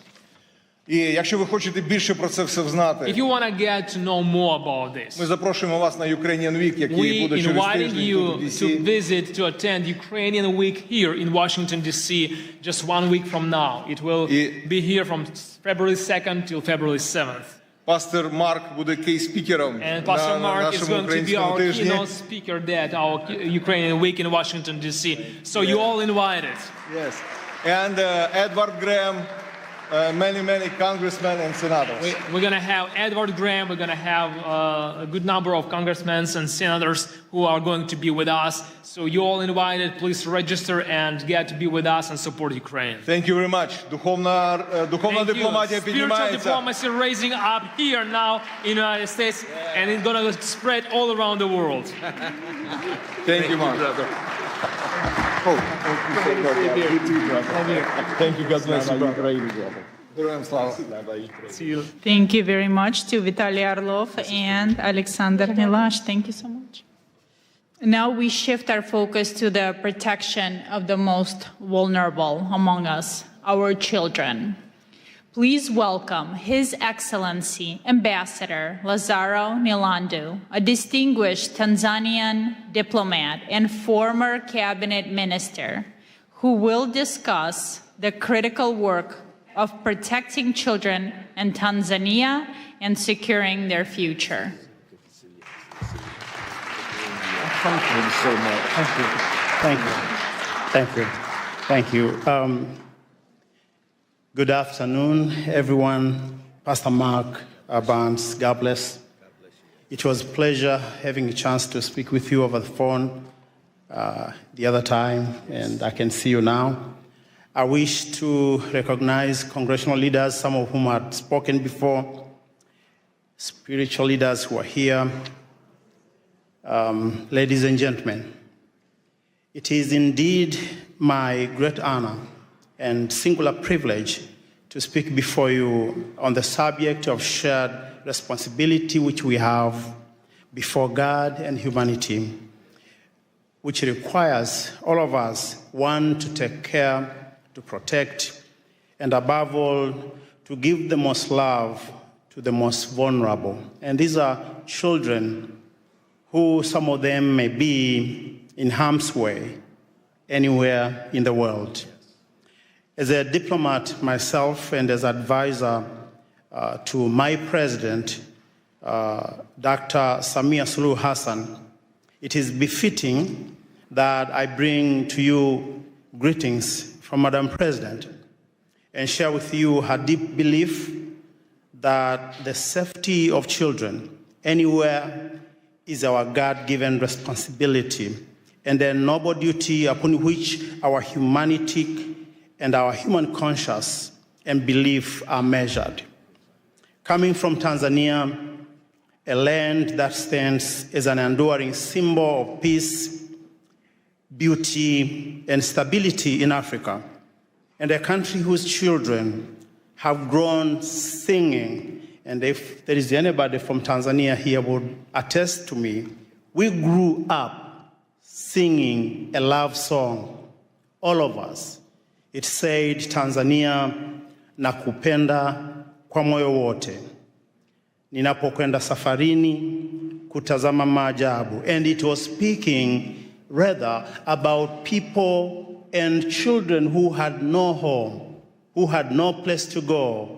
Tanzania would be a country that welcomes them all, give them home, give them refuge. And these melodies and lyrics have defined who we are as a nation, spoke then and now that suffering children are safe in God's hands, and we the people remain his instrument of sharing his grace, his care, his protection, and enduring love for all of the children of our world. Currently in Tanzania, and I wanted to give this perspective so people understand where we are currently today in Tanzania. We are hosting around 231,000 to 232,000 refugees. This is according to UNHCR, mainly from the country of Burundi and DRC. This number was estimated to have reached 1 million during the peak of the Rwandan genocide. Thousands of children, mostly those escaping brutal reality of harm, wars, and fear, have crossed into our country, into our borders, to find a home, to find love, and to find families. Tanzania has continued its open arm policy in shielding children and persecuted persons from neighboring countries and allow them to share in our endowed heritage, the hospitality of our warm-hearted people. And if you ever come to Tanzania, you find love in the street. You find joy in the street. There is something in the air when you walk the nights in the cities like Dar es Salaam and other places. The vast opportunity brought by our beautiful country, we have opened the door and arms for those that are in harm's way. Ladies and gentlemen, sometimes, and of course it does happen, bad actors have taken advantage of this generosity and access given to people from all around the world who wish to extend a helping hand in support of children in need across our land and, of course, across our continent. We had a story recently that Pastor Mark and I shared. Yes. This was a story of a man who was not a native of Tanzania. He had come from another beautiful country, and his name was Jakub Jahal from the Czech Republic. This man, whose infamous actions represents a modern-day cross-border criminal rings targeting children, is alleged to have abused children and misappropriated charity funds meant to support those same children in need in an orphanage somewhere in Moshi, just beneath the beautiful foot of Mount Kilimanjaro. This man became a monster in hiding, accused of abusing children in the most inhumane ways. And Jacob is reportedly to have arrived in Tanzania sometimes in 2020, initially as a community support lead through an organization called Nature Skills, which was supporting vulnerable children and promoting environmental action. Such actions are abhorrent and contrary to international laws and to the laws of the United Republic of Tanzania, and hence a coordinated due process to bring the perpetrator and his associate to justice is warranted, and regardless of where they may be hiding today in the world.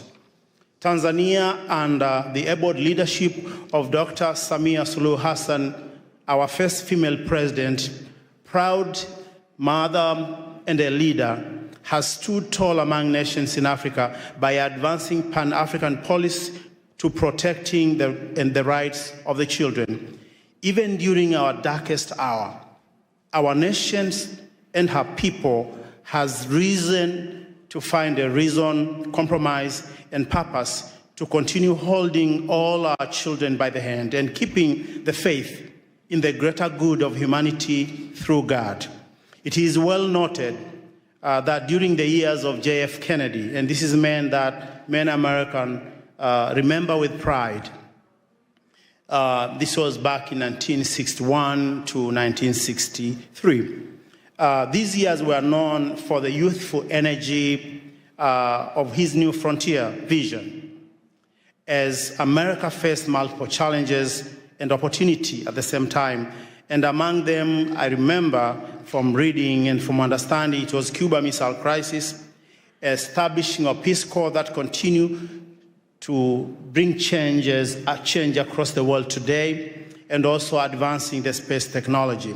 During these coveted times, a young leader from Tanzania, Julius Nyerere, had risen to power in our country, having delivered independence of Tanganyika from the rule of England without bloodshed. And this is important.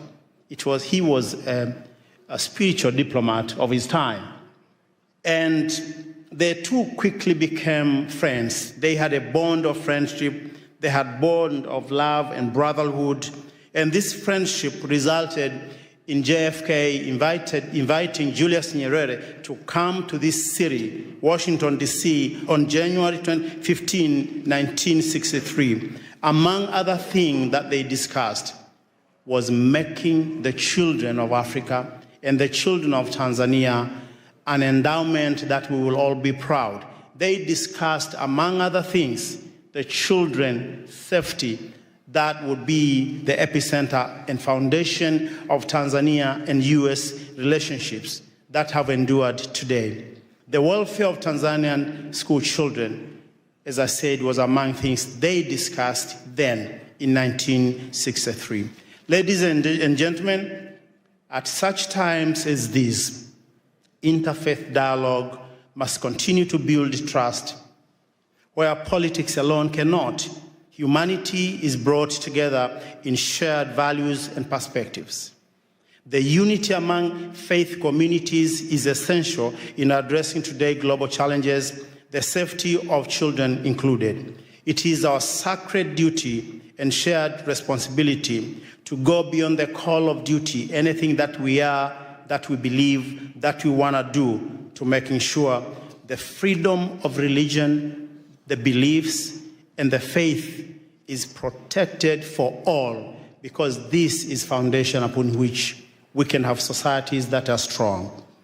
Ladies and gentlemen, whatever that happened now and today, I wish to say that one of the famous things that Nelson Mandela once said was that Africa, as he was looking at the continent, having come out of jail, he said, Africa, the Lord gave you struggles, and struggles made you strong. We are all made strong because of some of the things we go through. And I believe as we continue to stand united, as we continue to work together, the voices of far places like Africa, what we do, what we are achieving should be part of the contribution, positive contribution to this debate in the world, to making our world a better place. And I want to finish by giving you this.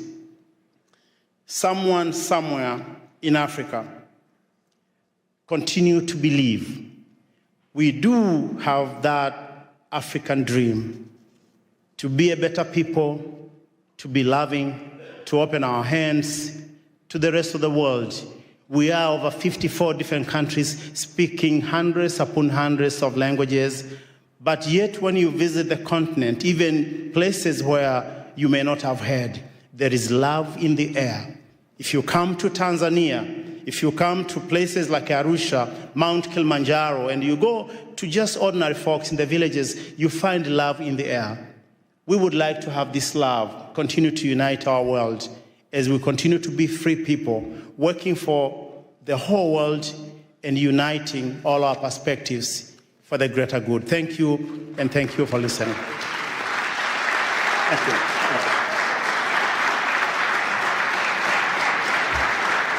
Thank you very much, Your Excellency. Thank you for bringing up the Yakubial case as well, that has allegedly committed the grave crimes against children in Tanzania. That is devastating, and I'm glad you're looking into it. And now it is my pleasure to introduce Congressman Joe Wilson, representing South Carolina's 2nd Congressional District, a long-serving member of the House. He brings extensive experience on national security and foreign affairs, as currently serves as the co-chairman of the U.S. Helsinki Commission, advancing human rights and democratic values around the world. Congressman, it is a pleasure. Thank you. And ladies and gentlemen, and champions, as I look out to see so many champions of religious freedom, I just want to thank you for your success. And indeed, Pastor Dr. Mark Burns has just done such a great job organizing. He also has another identification. He is a friend of somebody named Donald Trump. Aside from that, and so, but the bottom line truly is that I'm grateful to be here, and we're from the same state, South Carolina, and he's from the upstate now. That's where the money is. That's where they make BMWs. But I'm from the lower part of the state, and actually I was born in the holy city of Charleston, South Carolina. And with that in mind, the reason it's called the Holy City is because of the number of churches. And the people living together and serving together. And so we have virtually a church on every corner. And so it's really exciting because most of the churches are from denominations or from people who had to, were expelled or flee from other countries. And so from that, what an example indeed South Carolina, the United States is. And that is, and for example, I grew up in the First Scots Presbyterian Church. And I want you to visit Charleston, the only church in North America with the seal of the Church of Scotland on the front in stained glass. And so the reason the Scots, my ancestors, came is because they were expelled from the villages in Scotland because the landowners realized that they could make more money growing sheep than having people to support. And so they actually expelled the population. And I'm very grateful that my ancestors came to South Carolina. Additionally, also my family is French Huguenot. They too were expelled from France and came to the United States.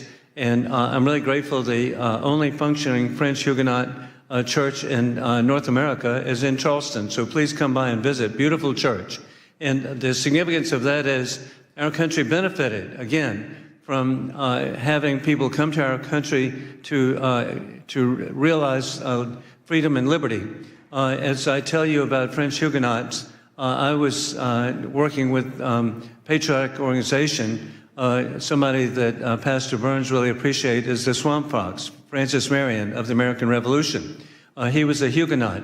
And so I was working to help raise money for a statue here in Washington. And I kept telling people, hey, this is exciting now. We'll finally have a statue to a Huguenot in Washington. After a couple of years, somebody said, Joe, you're wrong. There are statues to a Huguenot in Washington. I said, well, who? George Washington. So hey, who would ever imagine putting all this together, that our country indeed has benefited from religious freedom? And then flash forward, I'm really grateful that in Charleston, South Carolina, at the time of the American Revolution, the largest Jewish population in the New World was in Charleston, South Carolina. That was real news to people from New York City. I'm educating them. And also the first provincial constitution recognized Judaism as a religion was the Provincial Constitution of South Carolina. The first Jewish American elected official was in the Provincial Assembly of South Carolina, and the first Jewish American killed in the Revolution was in Charleston, South Carolina. So that's the environment I grew up in. And then flash forward, I've really had such a great opportunity to work with so many different communities, and in particular, I've been working with the Hindu community. And as a real estate attorney, I worked with Indian Americans buying hotels and motels in the United States, and particularly in South Carolina. And flash forward, they now have a majority of the hotels are owned by Indian Americans. Additionally, the Indian American community at 6 million people, of Hindu faith, a substantial number of Christians now, but they are elected to public office. We know that, Governor Nikki Haley. We're really grateful for the success. And then you can see their success. Who would ever imagine FBI Director Kash Patel? And hey, who would imagine the Second Lady of America, Usha Vance? And so the Indian American community has just been so successful. And in particular, I was grateful to be with President Trump in Houston to welcome Prime Minister Modi. And at that welcome program, it was clear, Pastor, that we were with the largest assemblage of millionaires in the history of the world. 40,000 people were there. The per capita income of the Hindu Indian American community is twice that of the average American. And so, again, I cite that as an indication where religious freedom has such importance and can lead to so much. And so I want to thank all of you for what you're doing. I'm proud to wear the pin. And looking at all these positive faces, you're an inspiration. God bless you. Thank you. Thank you. Appreciate you, brother. Thank you. All those who are Thank you so much.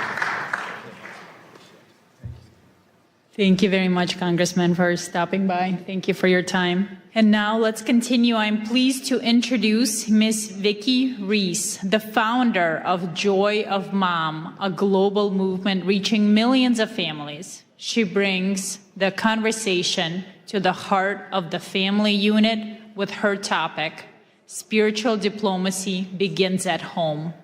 She explores how motherhood and compassion are the first steps on the path to peace.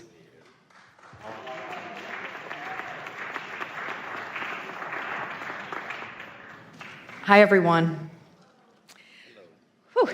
First of all, thank you, Pastor Mark, and everyone else who's gathered here today. It's incredible to be standing in this room with leaders from so many faiths, cultures, and communities. You are entrusted with the care and soul and protection of our conscience. We are here together as human beings, bound by shared responsibility to protect life, dignity, and the future. And for me, that responsibility begins with motherhood. I'm gonna try not to cry. I won't go down my personal thing. Thanks. Long before a child ever encounters policy, ideology, or power, they encounter a mother or someone who mothers them, someone who teaches them how to calm themselves when they're overwhelmed, how to repair after harm, how to live with honesty and integrity, how to know right from wrong, and how to care for another human being. Mothers are the first spiritual diplomats.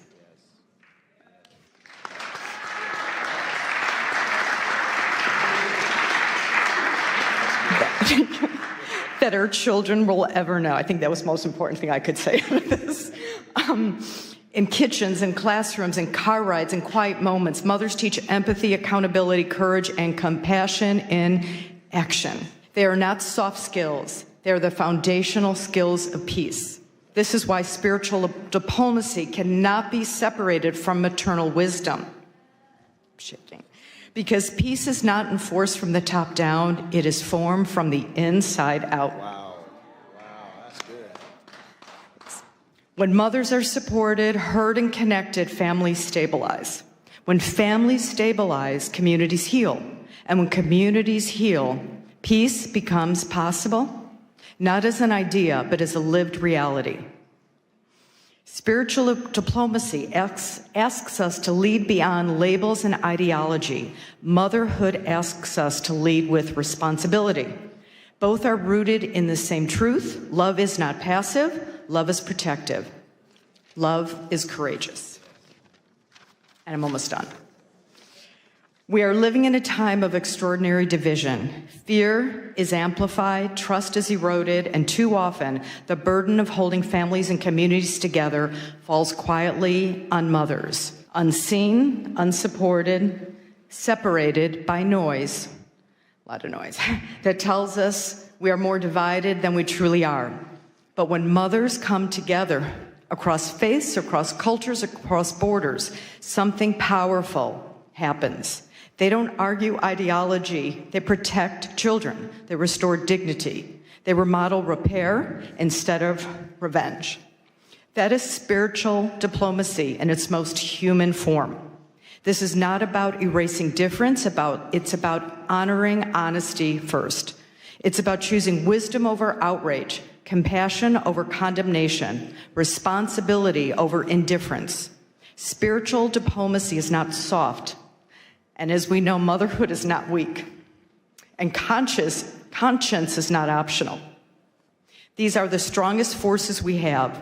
So my hope, my prayer, is that we leave this gathering committed to elevating maternal wisdom as part of the global peace dialogue, committed to seeing mothers not as a support system, but as a foundation, committed to standing for what is right, even when it is difficult, committed to remembering that every child everywhere deserves to grow up in a world shaped by care, courage, and conscience. May history say that when the world needed healers, we showed up.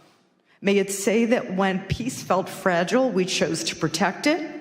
And may it say that love, lived boldly and practiced daily, became the bridge that carried us forward.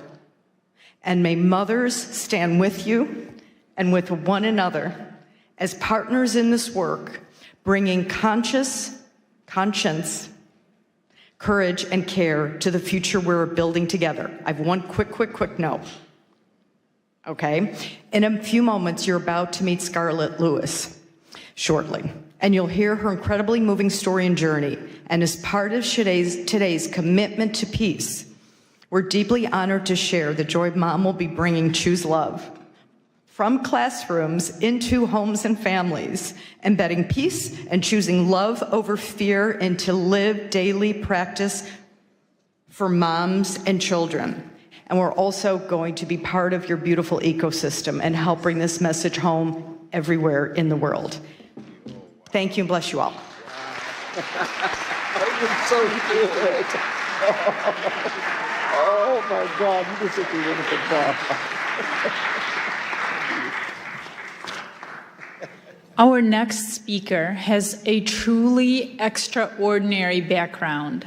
Please welcome Ms. Aliyah Rosa, a former secret agent turned women's empowerment coach. She has risked her life to stop criminal networks. She speaks to us today on the dark reality of child and human trafficking and the fight to save innocent lives. Thank you. Thank you, beautiful souls, spiritual diplomats, and thank you, Pastor Mark Burns, for bringing us all together, for inviting me. I would never imagine being a little girl born in corrupted communism, the country which doesn't exist anymore, thank God, USSR, that one day I'll stand here in front of you in the nation's capital, the symbol of freedom, liberty, unity, hoping for peace, right? We are all ambassadors for the peace, right? And the hope and love. I'm also very happy to see here children. Please raise your hands who are parents and who have children. 99%. Did you know that according to United Nations report, there are over 27 million people are sex trafficked globally? Think about this number, 27 million people. Once I was working as a secret agent in Russia, in FSB, fighting against human and drug trafficking. Together with my team, we saved and rescued over 500 underage children. Unfortunately, some of those children we couldn't rescue, it was too late. And I still remember their faces, and I still remember the faces of their parents who begged us to help them, but it was too late. Some of my colleagues have died during these missions, and let's take a moment to pray for their souls to rest in peace. So that's why, as adults, it's our responsibility to educate children, not just our children, but all children. Thank you. And that's why it's so important for us to speak about these global issues, to check social media of our children, speak with our children's friends, to support and report to adults or authorities if they will see suspicious behaviors. Create communities and speak about these social issues like we do right now. And hopefully, maybe today, tomorrow, you will share this information with your friends, with some kids, and they will remember that. And one day, when they will go to public places, they will not take from someone a drink or a sweet. And they will not leave their drinks unattended, because this is very important. My son is 16 years old. He was going out with his friends at 6 p.m. He calls me crying that 2 girls from his class were picked up by the car and they drove somewhere. Thank God in Snapchat they have the location. So I pick up my car, my son, I pick up my car, and we drove there to find them. They were picked up by 2 men, 40 years old about. We reported that issue. But this can happen with anyone. Imagine it could be your kids, imagine it could be kids of your family members or your friends or so on. That's why, as adults, we need to bring awareness, especially to our young generation, because this is our future. Yes. Thank you so much for understanding that it's so important to be together, to unite, to fight this problem, because the most important is to prevent a problem before it will even start. And this is our responsibility as adults, to teach, educate our children, because they copy what we do. And a little favor. It's the beginning of the year. I decided to set up a charity to bring awareness about this global issue. And if anyone here would like to help me and join me in this journey, I'm here for you. I would really appreciate about your help, and thank you so much for having me. Thank you for this amazing event, and God bless you all. Thank you. Thank you so much.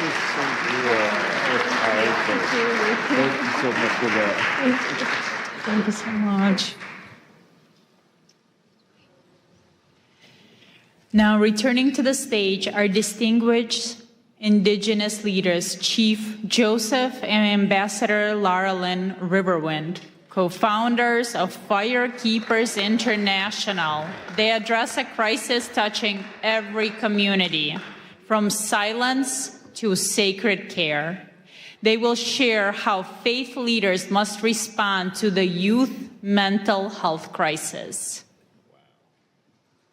I knew you were going to make us follow either Dr. Burns or the secret agent. Thank you for Pastor Burns for bringing a microphone to the Indigenous voice. It's an honor and blessing. Thank you. She sits on her bed behind a locked door in a dark room. Mascara-stained tears streak her cheeks as she watches blood drip from her arm. This self-inflicted wound, vying for space among many others. Next time it will be deeper. She says. Next time I'll go all the way. And just like that, ideation becomes a painful plan. Statistically, before this gathering ends, a depressed and hopeless Native American will take his or her life. But God. Taigwe, Oma Bahari, Dakakasike Guasabara Mahura, Takatais Boriken Ota Danaboria Yaya Ota Kasike Bosibakan. Good day with respect and honor to all the dignitaries that are here. I am Chief Joseph Riverwind, War Chief of the Arawak Taino tribe of Puerto Rico, the tribe of first contact.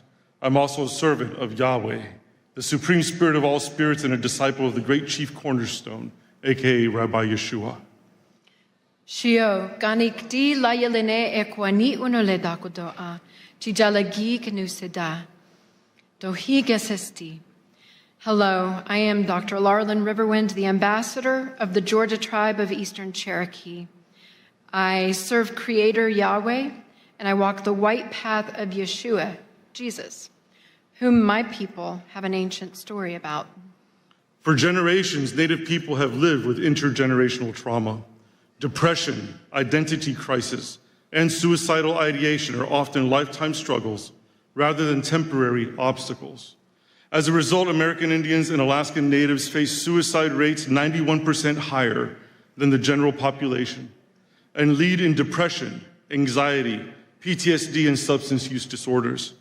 We can name the contributors of forced assimilation, racism, socioeconomic disparity, cultural incongruence, generational trauma. These matter. And in our tradition, we make our decisions based on 7 generations ahead. And these issues are not exclusive to the indigenous population of America. I have seen them abroad in the indigenous population of the Republic of the Marshall Islands, where I lived during my youth. But personal reasons often boil down to relationship problems, violence, and lack of access to care. Yet each of us must make and take the responsibility for our own mental health. Healing is not accidental. It takes time, faith, hard inner work, wise counsel, humor, and miracles. Humor is a core Native tradition, so we'd be remiss if we didn't ask you, how many psychiatrists does it take to change a light bulb? 1, but the light bulb has to want to change. And speaking of change, did you know that Native Americans will be the first ones in heaven? We have reservations. There you are. Jeremiah 29:11 declares, "For I know the plans I have for you," says Yahweh, "plans to prosper you and not to harm you, plans to give you hope and a future." We must help people envision a future worth living for. Often the first step across that bridge is moving from silence to speaking up, because evil flourishes in silence. It is often through sacred care that people find the courage to speak. Sacred care takes many forms. At Firekeepers International, our Good Medicine program provides sacred care through ancestral teachings passed down by our elders, through art, music, storytelling, dance, counsel, honor, and ceremony that brings holistic healing to the soul. Yet our culture should strive for much needed refinements. To 1, celebrate heroic whistleblowers. Normalize ongoing counseling. Honor mental health professionals. And develop emotionally intelligent leadership. For many, there is no dramatic crossroads between victim and victor. Victimhood is often a default survival mode. But this world, though filled with pain, is also filled with love. A soul's journey from victim to victor is forged through forgiveness, healthy boundaries, and discernment. It is our sacred duty as faith leaders to teach and model healthy, holy, enforced boundaries. Without them, encroachment is normalized, victimhood is enabled, abusers protected, and spiritual necrosis left unchecked. Across Turtle Island, what we call the land here, indigenous wisdom teaches a foundational truth. Life is sacred. It is a gift from the Creator. Important question. So where does spiritual diplomacy end and sacred heroism begin? When there are mobs of serial murderers currently slaughtering Christians, Jews, Druze, Alawites, Kurds, Yazidis, Persians, Syrians, Hindus, Nigerians, Masalit, Hutus, Tutsis, and moderate Muslims, we must speak up. As faith leaders, we must break our cultural taboos surrounding violence, sexual, physical, emotional, and spiritual abuse. Silence is compliance. Silence is condoning. Silence is abetting. We cannot teach tolerance of violence or endorse violence as resistance. We must model the sacred care of speaking up and breaking the silence, and we will now. This great nation protects freedom of religion, our right to serve any God or none. But liberty demands responsibility. If a religion commands the taking of an innocent life, it is a death cult, not a religion. And it's constitutional. Come on now. It is a death cult, not a religion, if it says, take innocent life. Got a few of you. And its constitutional protections then are null. Speech defining holy versus profane is protected, but breaching physical boundaries to commit violence is not. As indigenous spiritual authorities from these ancient lands of Turtle Island, we want to make a clear declaration. Radical Islam, death cults, anti-Semitism, and enslaving ideologies disregarding the sacredness of life and liberty are not welcome on Turtle Island. We must become divine interruptions on someone else's path to destruction. And let me just say this. It's a big deal to have somebody with spiritual authority of indigenous people to say what is and is not welcome in their land. Meditate on it. As we leave today, return with me to that dark room and that bleeding girl. She was not unseen. Her faith leader knew. He knew intervention was needed. He knew there were options. Now the only question left is this. What is he going to do about it?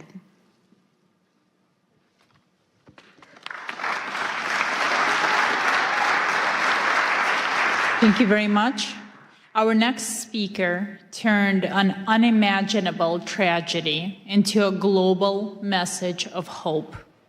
Please welcome Miss Scarlett Lewis, mother of Jesse Lewis, who was lost in the Sandy Hook school shooting tragedy, and founder of the Choose Love Momentum. She speaks on school safety and child protection, advocating for a path of love over fear.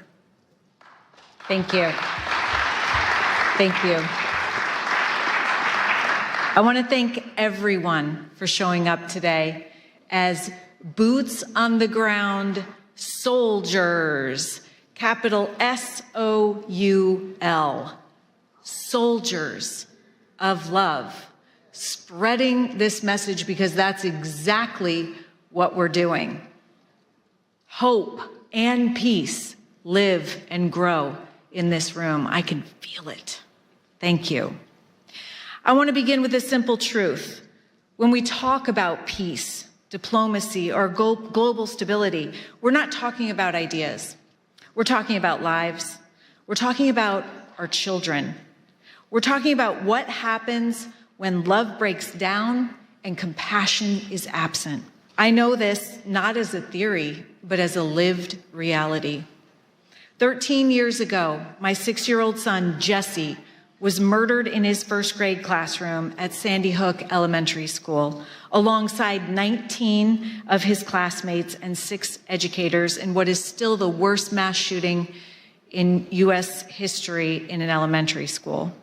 That morning, he walked into school like millions of other children do every day, trusting the adults in his life would keep him safe. What happened next is difficult to hear, but important to say out loud.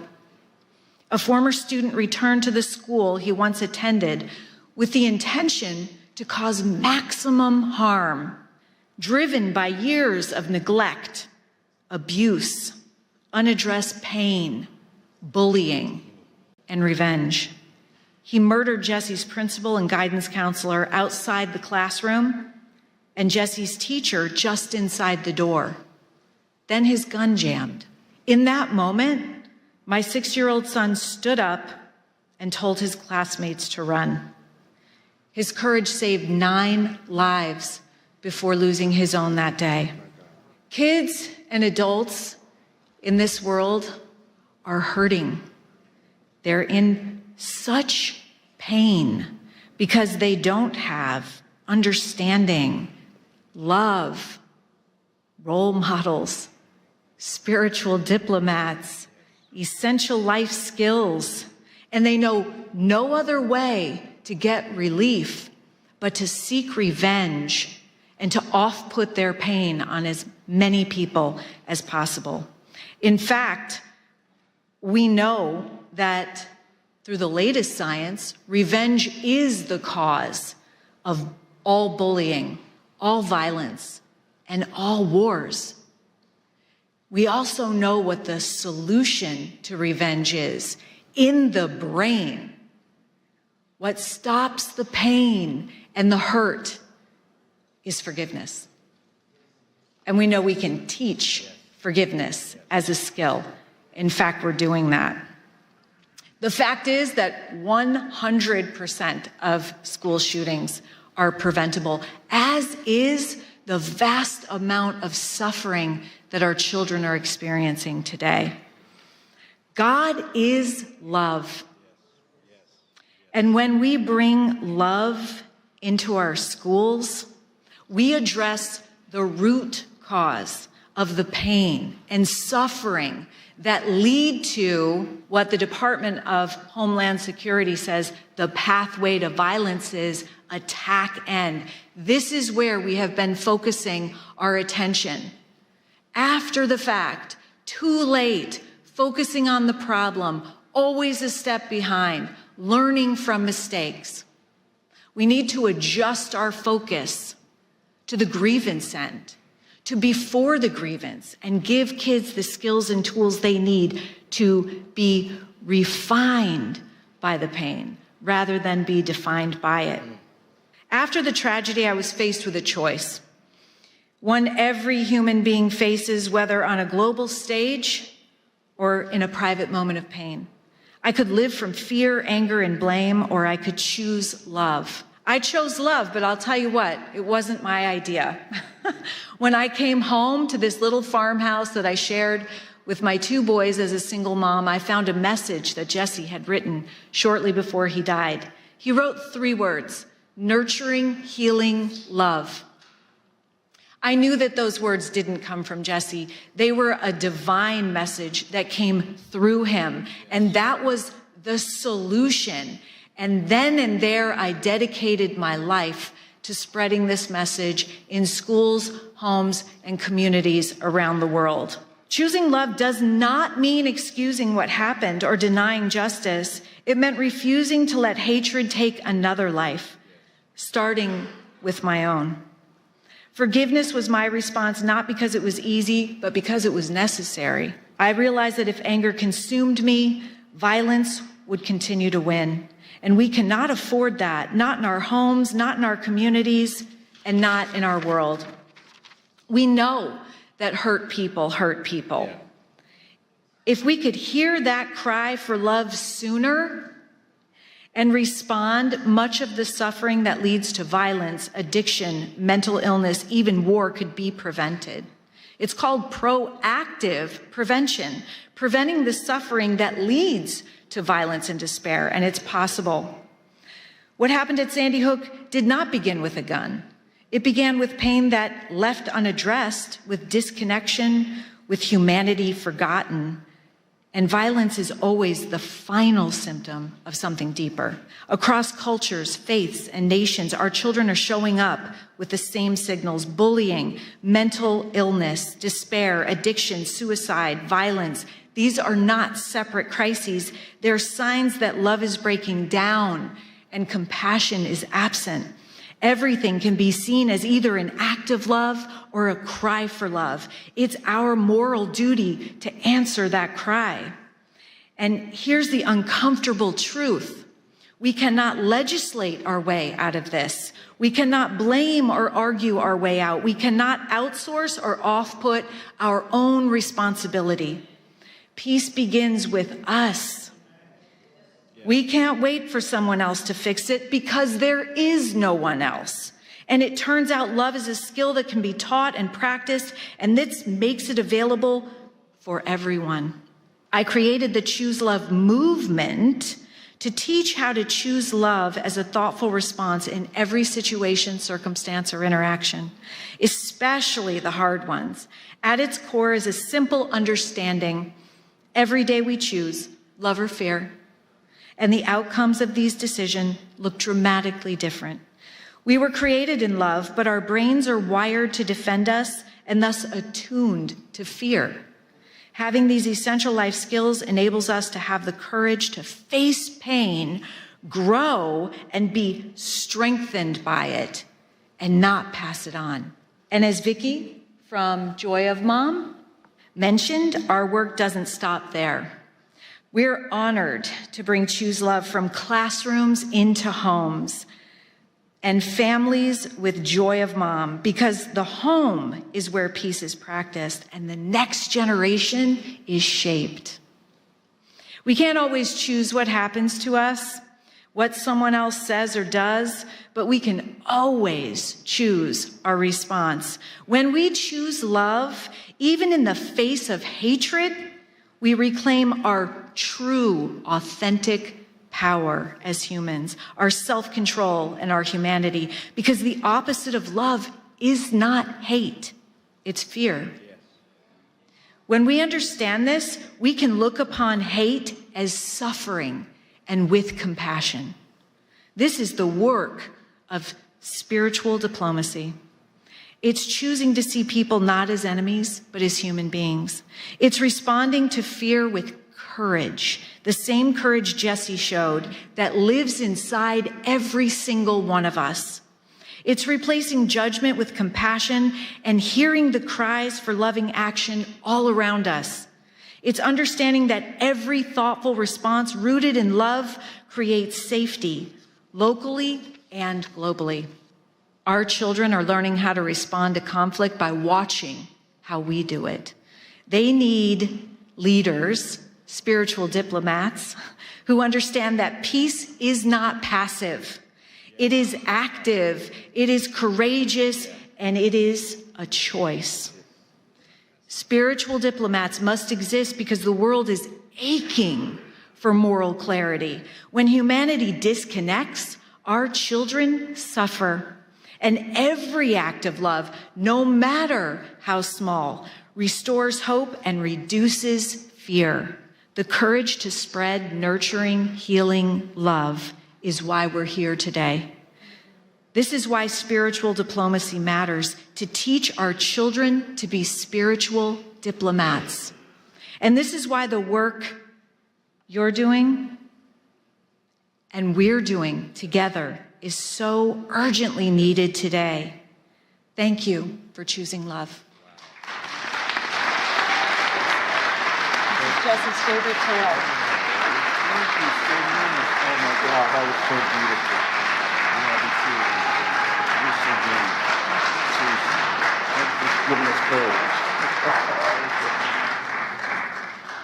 And now we are honored to receive a special address from His Excellency Caleb Mutfeng, the Executive Governor of Plateau State, Nigeria. Through his video address, he speaks to us today on promoting peace and liberty amidst global challenges, sharing a governance vision anchored in justice, mercy, and the sanctity of human life.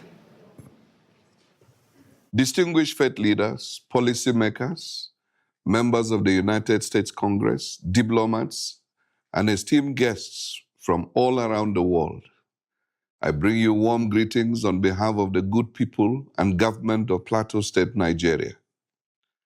I'm deeply honored by the gracious invitation extended to me to participate in this important International Interfaith Conference with the theme, United in Liberty, the Rise of Spiritual Diplomats.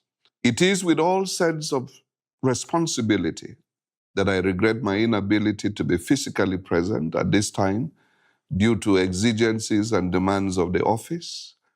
However, I am ably represented by my advisor on development partnerships and strategic linkages, as well as diaspora engagements, Mr. Manji Wilson, who would deliver a presentation on my behalf. I want to specially commend Pastor Dr. Mark Burns and the conference conveners for creating such a global platform that recognizes the vital role of faith, conscience, and moral leadership in diplomacy and peace building. At a time when divisions, that is religious, ethnic, and political, are being exploited across the world, this gathering affirms that liberty of belief and mutual respect remain foundational to human dignity and sustainable peace. For those of you that may not be familiar with Plateau State is Nigeria's 12th largest state, centrally located in the Middle Belt, with an area of about 26,899 square kilometers and a population of roughly 5 million people. Its capital is Jos, and the state is popularly known as the home of peace and tourism. Despite being in the tropical zone, Plateau State enjoys a near-temperate climate due to its high altitude, with average temperatures ranging between 18 degrees centigrade and 22 degrees centigrade. The coldest period occurs during the Harmattan season, which lasts between December and February, while the hottest months are March and April. Additionally, Plateau State serves as a major watershed and source of several important rivers in northern Nigeria. Now back to the reason we're here. The prophet Micah raises a pertinent question and immediately provides an answer, as recorded in Micah chapter 6 and verse 8, which reads, "What does the Lord require of you? To act justly, to love mercy, and to walk humbly with your God." This timeless call speaks not only to people of faith, but to all who hold positions of responsibility. It captures the essence of spiritual diplomacy, justice in policy, mercy in leadership, and humility in power. Plateau State is often described as a microcosm of Nigeria because it is home to diverse ethnicities and faith traditions that have coexisted for generations. Under the administration I am leading since coming on board in May 2023, we have made deliberate efforts to rebuild trust, strengthen interfaith dialogue, and restore the social contract between government and citizens. We're investing in inclusive governance, youth empowerment, agricultural transformation, infrastructure renewal, digital and economic reforms aimed at restoring livelihoods and hope for our people.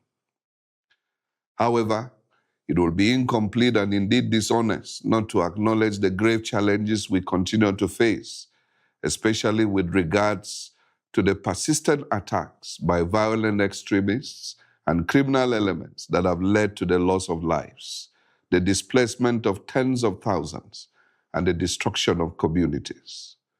Christians and moderate Muslims alike have been targeted, and internally displaced persons, including women, children, and the elderly, continue to bear the heaviest burden.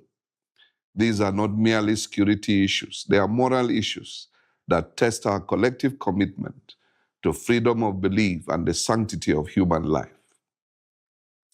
Yet we refuse to surrender to despair. Our response has been anchored on justice, compassion, reconciliation, and development. We believe that peace is not sustained by force alone, but by improved socio-economic opportunities, equity, and dignity. This for us is reflected in the books of Matthew 5, verse 9, "Blessed are the peacemakers," and Romans 12:18, "If it is possible, live at peace with everyone."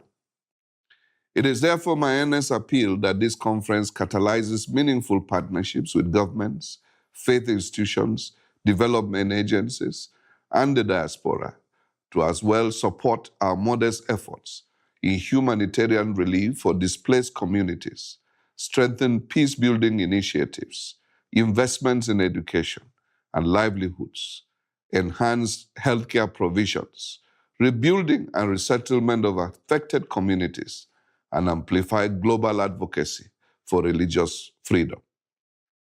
Plateau State stands ready to engage as a partner for peace, development, and interfaith cooperation. It is my earnest belief that together as spiritual diplomats, united in liberty, we can transform shared values into shared action and prosperity for our people. As I conclude, let me mention that Plateau State is open for engagements as well as explore areas of cooperation and interests. As a government, we are dedicated to creating an enabling environment for all our partners. As Chief Executive of the state, let me assure you of all the political will and support as you consider a partnership with us towards making a difference for humanity. By God's grace, I intend to be in Washington the first week of February and attend the Presidential National Prayer Breakfast. I will be delighted to meet with some of you that will be in DC at that time towards deepening our relationships and partnerships. My advisor, Manji Wilson, who is on ground, will coordinate on this and make meeting arrangements. Thank you for your attention, and may our collective efforts advance peace, justice, and human dignity across nations. God bless you all. God bless Plateau State. God bless Nigeria. God bless the United States of America. Thank you.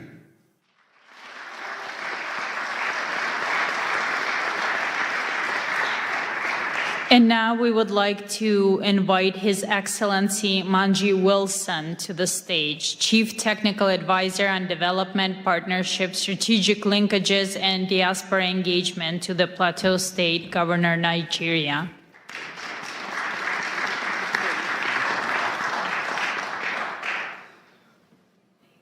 Good evening, everyone.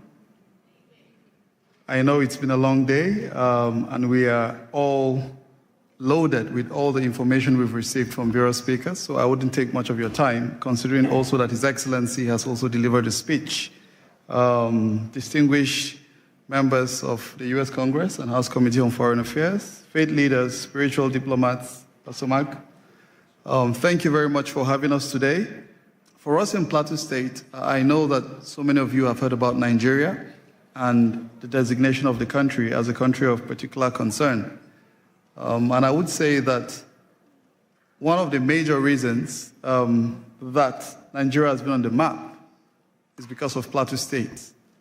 For some of you that may not be very familiar, between the year 2001 to date, I think conservatively estimated figures has indicated that over 12,000 people have lost their lives due to the activities of violent extremists, as have been highlighted by His Excellency.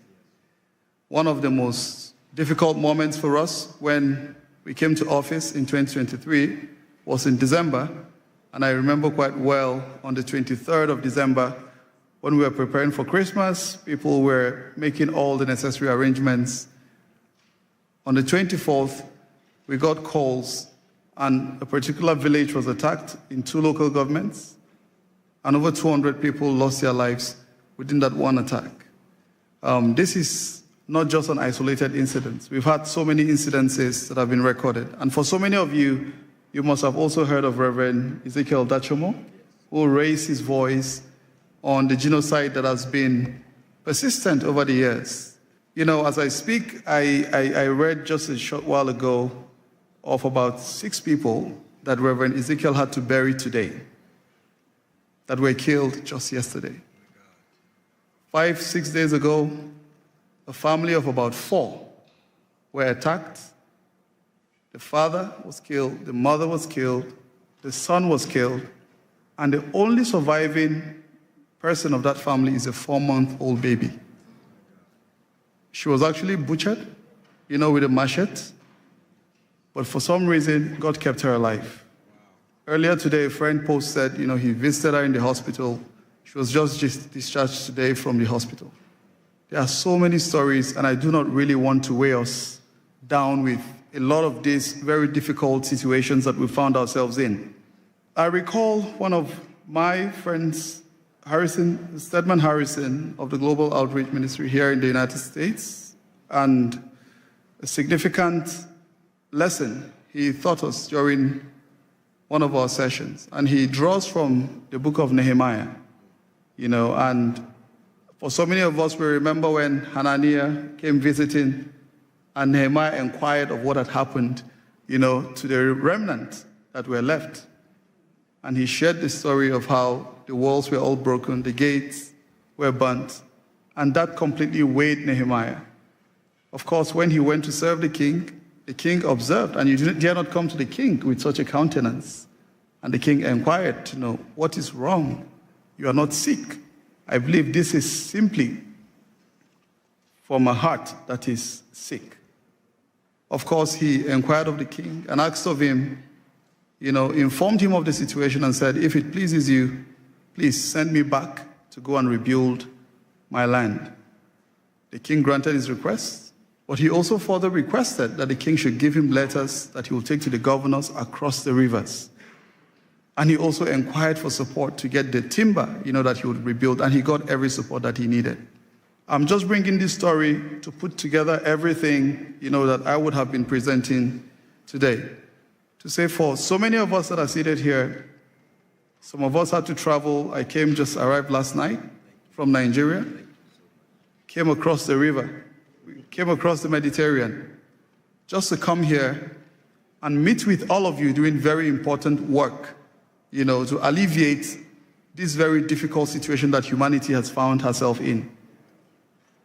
We are looking forward to seeing how we can join hands together like Nehemiah, because for such a time as this, God has called us to rise up and to serve as leaders that will transform nations and communities even beyond the shores of our immediate environments. The capital of Plateau State is known as Jos. It has a fantastic synonym, and we call it Jesus, our Savior, because Jos is in the central part of Nigeria, blessed with abundant natural resources, and it's known as one of the cities that hosts everyone, irrespective of ethnicity or religion, very accommodating set of people that have kept Nigeria, up till this moment. Plateau State is a city upon a hill, and her light will continue to shine.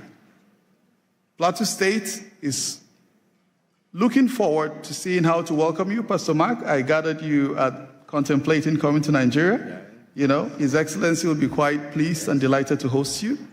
And we look forward to seeing how we can continue to utilize this office, this privilege that God has given us to serve our people, to improve the livelihood of those who are persecuted, those who are displaced, because we have so many of them, over 50 communities renamed, people sacked from their ancestral homes. They can no longer conduct their economic activities.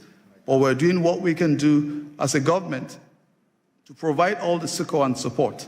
And we are looking forward to seeing how we can continue to leverage on this very important platform to do the good that our people so deserve. Thank you very much.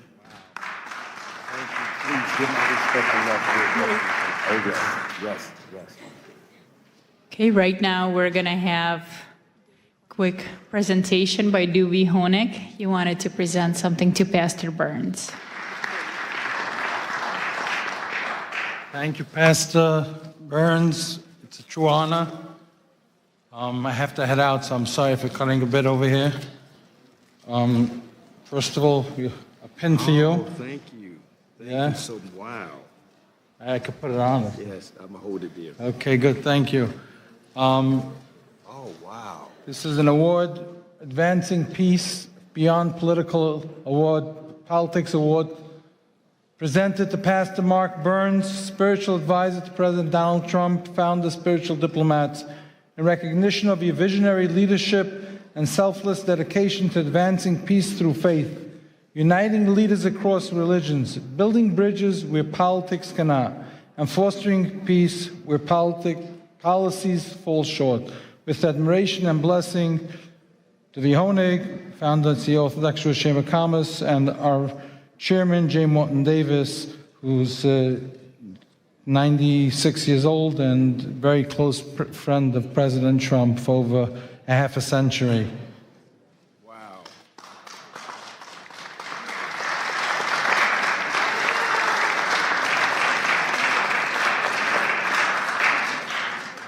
What an honor, what an honor. Thank you. What an honor. Thank you so much. And now, please welcome Ms. Madeline Rodriguez, a celebrated journalist, author, and preacher. She brings a message of empowerment titled Standing in the Gap, highlighting how women of prayer become crucial advocates for justice in our society.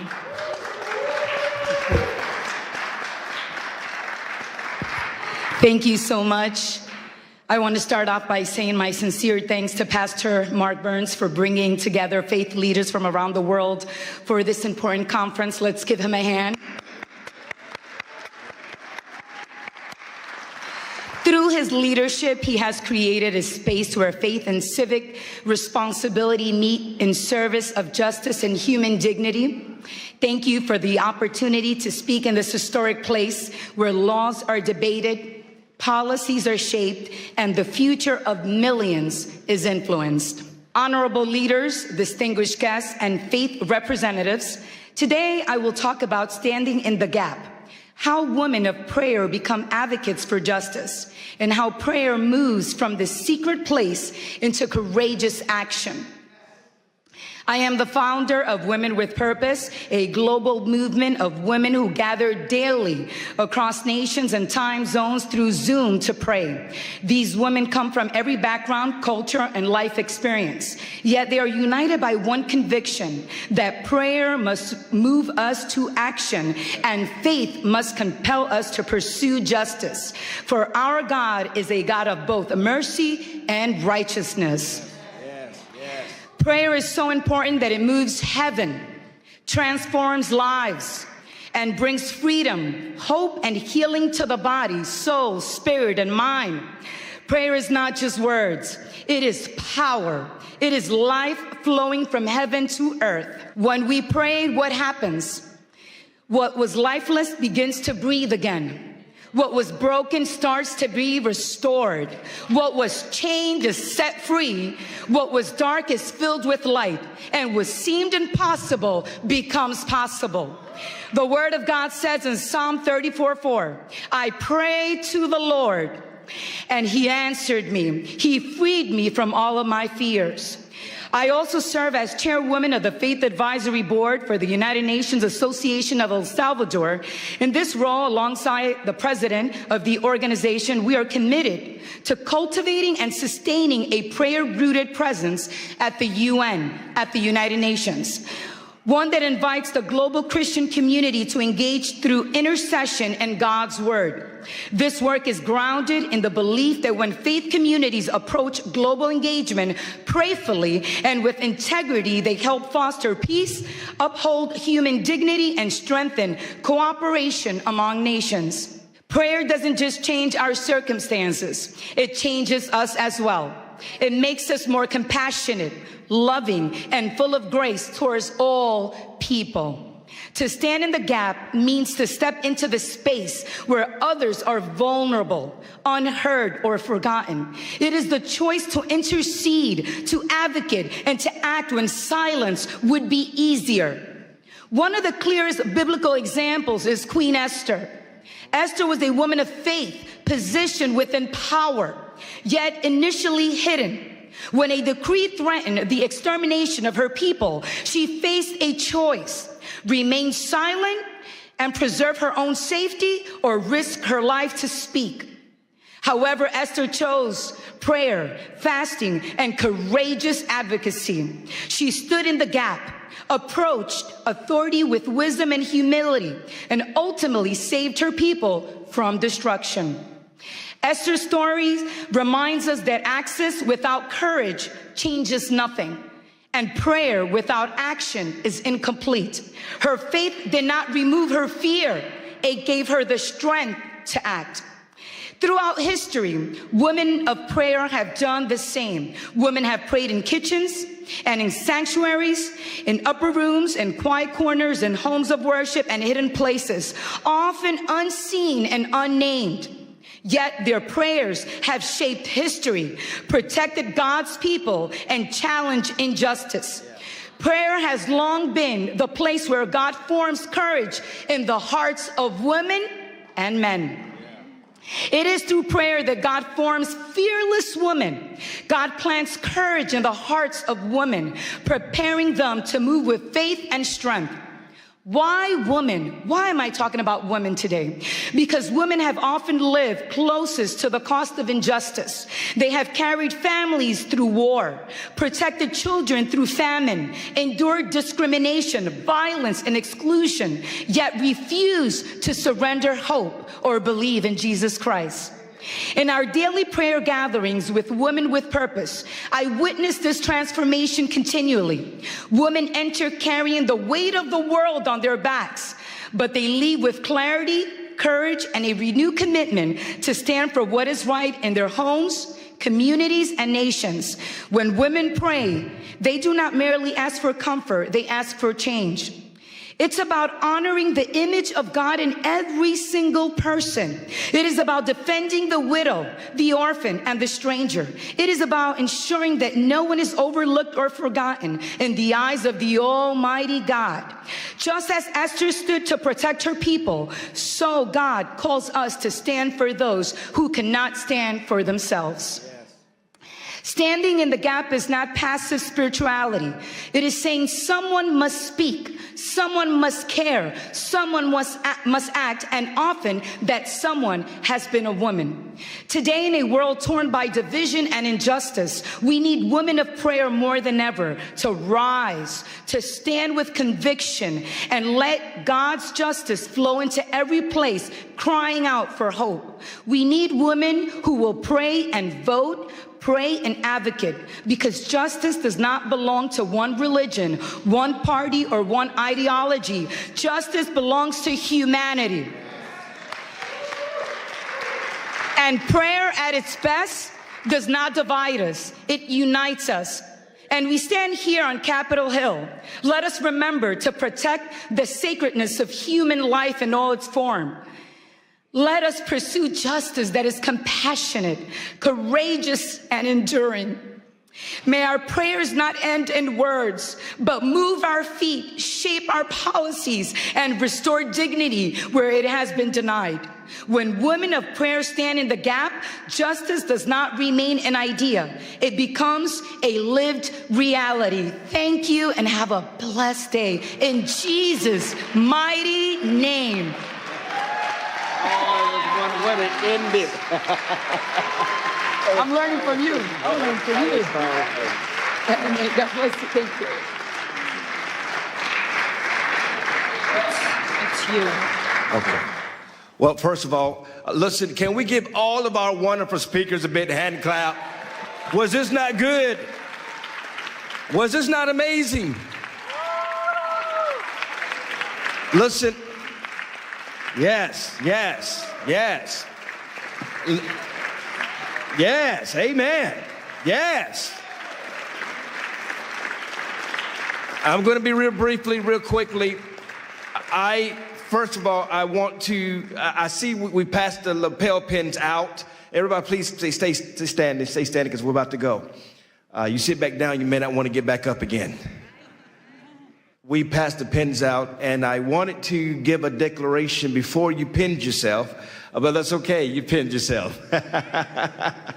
And we'll do it better the next time. But I want everyone you stayed here to the end, so you're telling me that you are truly committed to this movement. And I want to give a declaration, and I want you to repeat after me. Now, I'm going to be very clear. You're not pledging allegiance to a person or an organization, but an ideal of freedom. Are you understanding me? And so I want everybody here to just lift up your right hand, and you're going to make this pledge with me. You're going to repeat after me. Say, I in your name. Today I stand by choice and by conscience to declare my commitment to becoming a spiritual diplomat. I do not pledge allegiance to a person, a title, a political party, or an institute. I pledge myself to a higher ideal of peace, the sacred responsibility of peace. I commit to carrying peace before all conflicts, wisdom before reaction, and truth before pride. I choose honor, the dignity of every human life, regardless of faith, culture, color, nationality, or background. I will be a bridge where others build walls. A voice of calm where anger seeks control.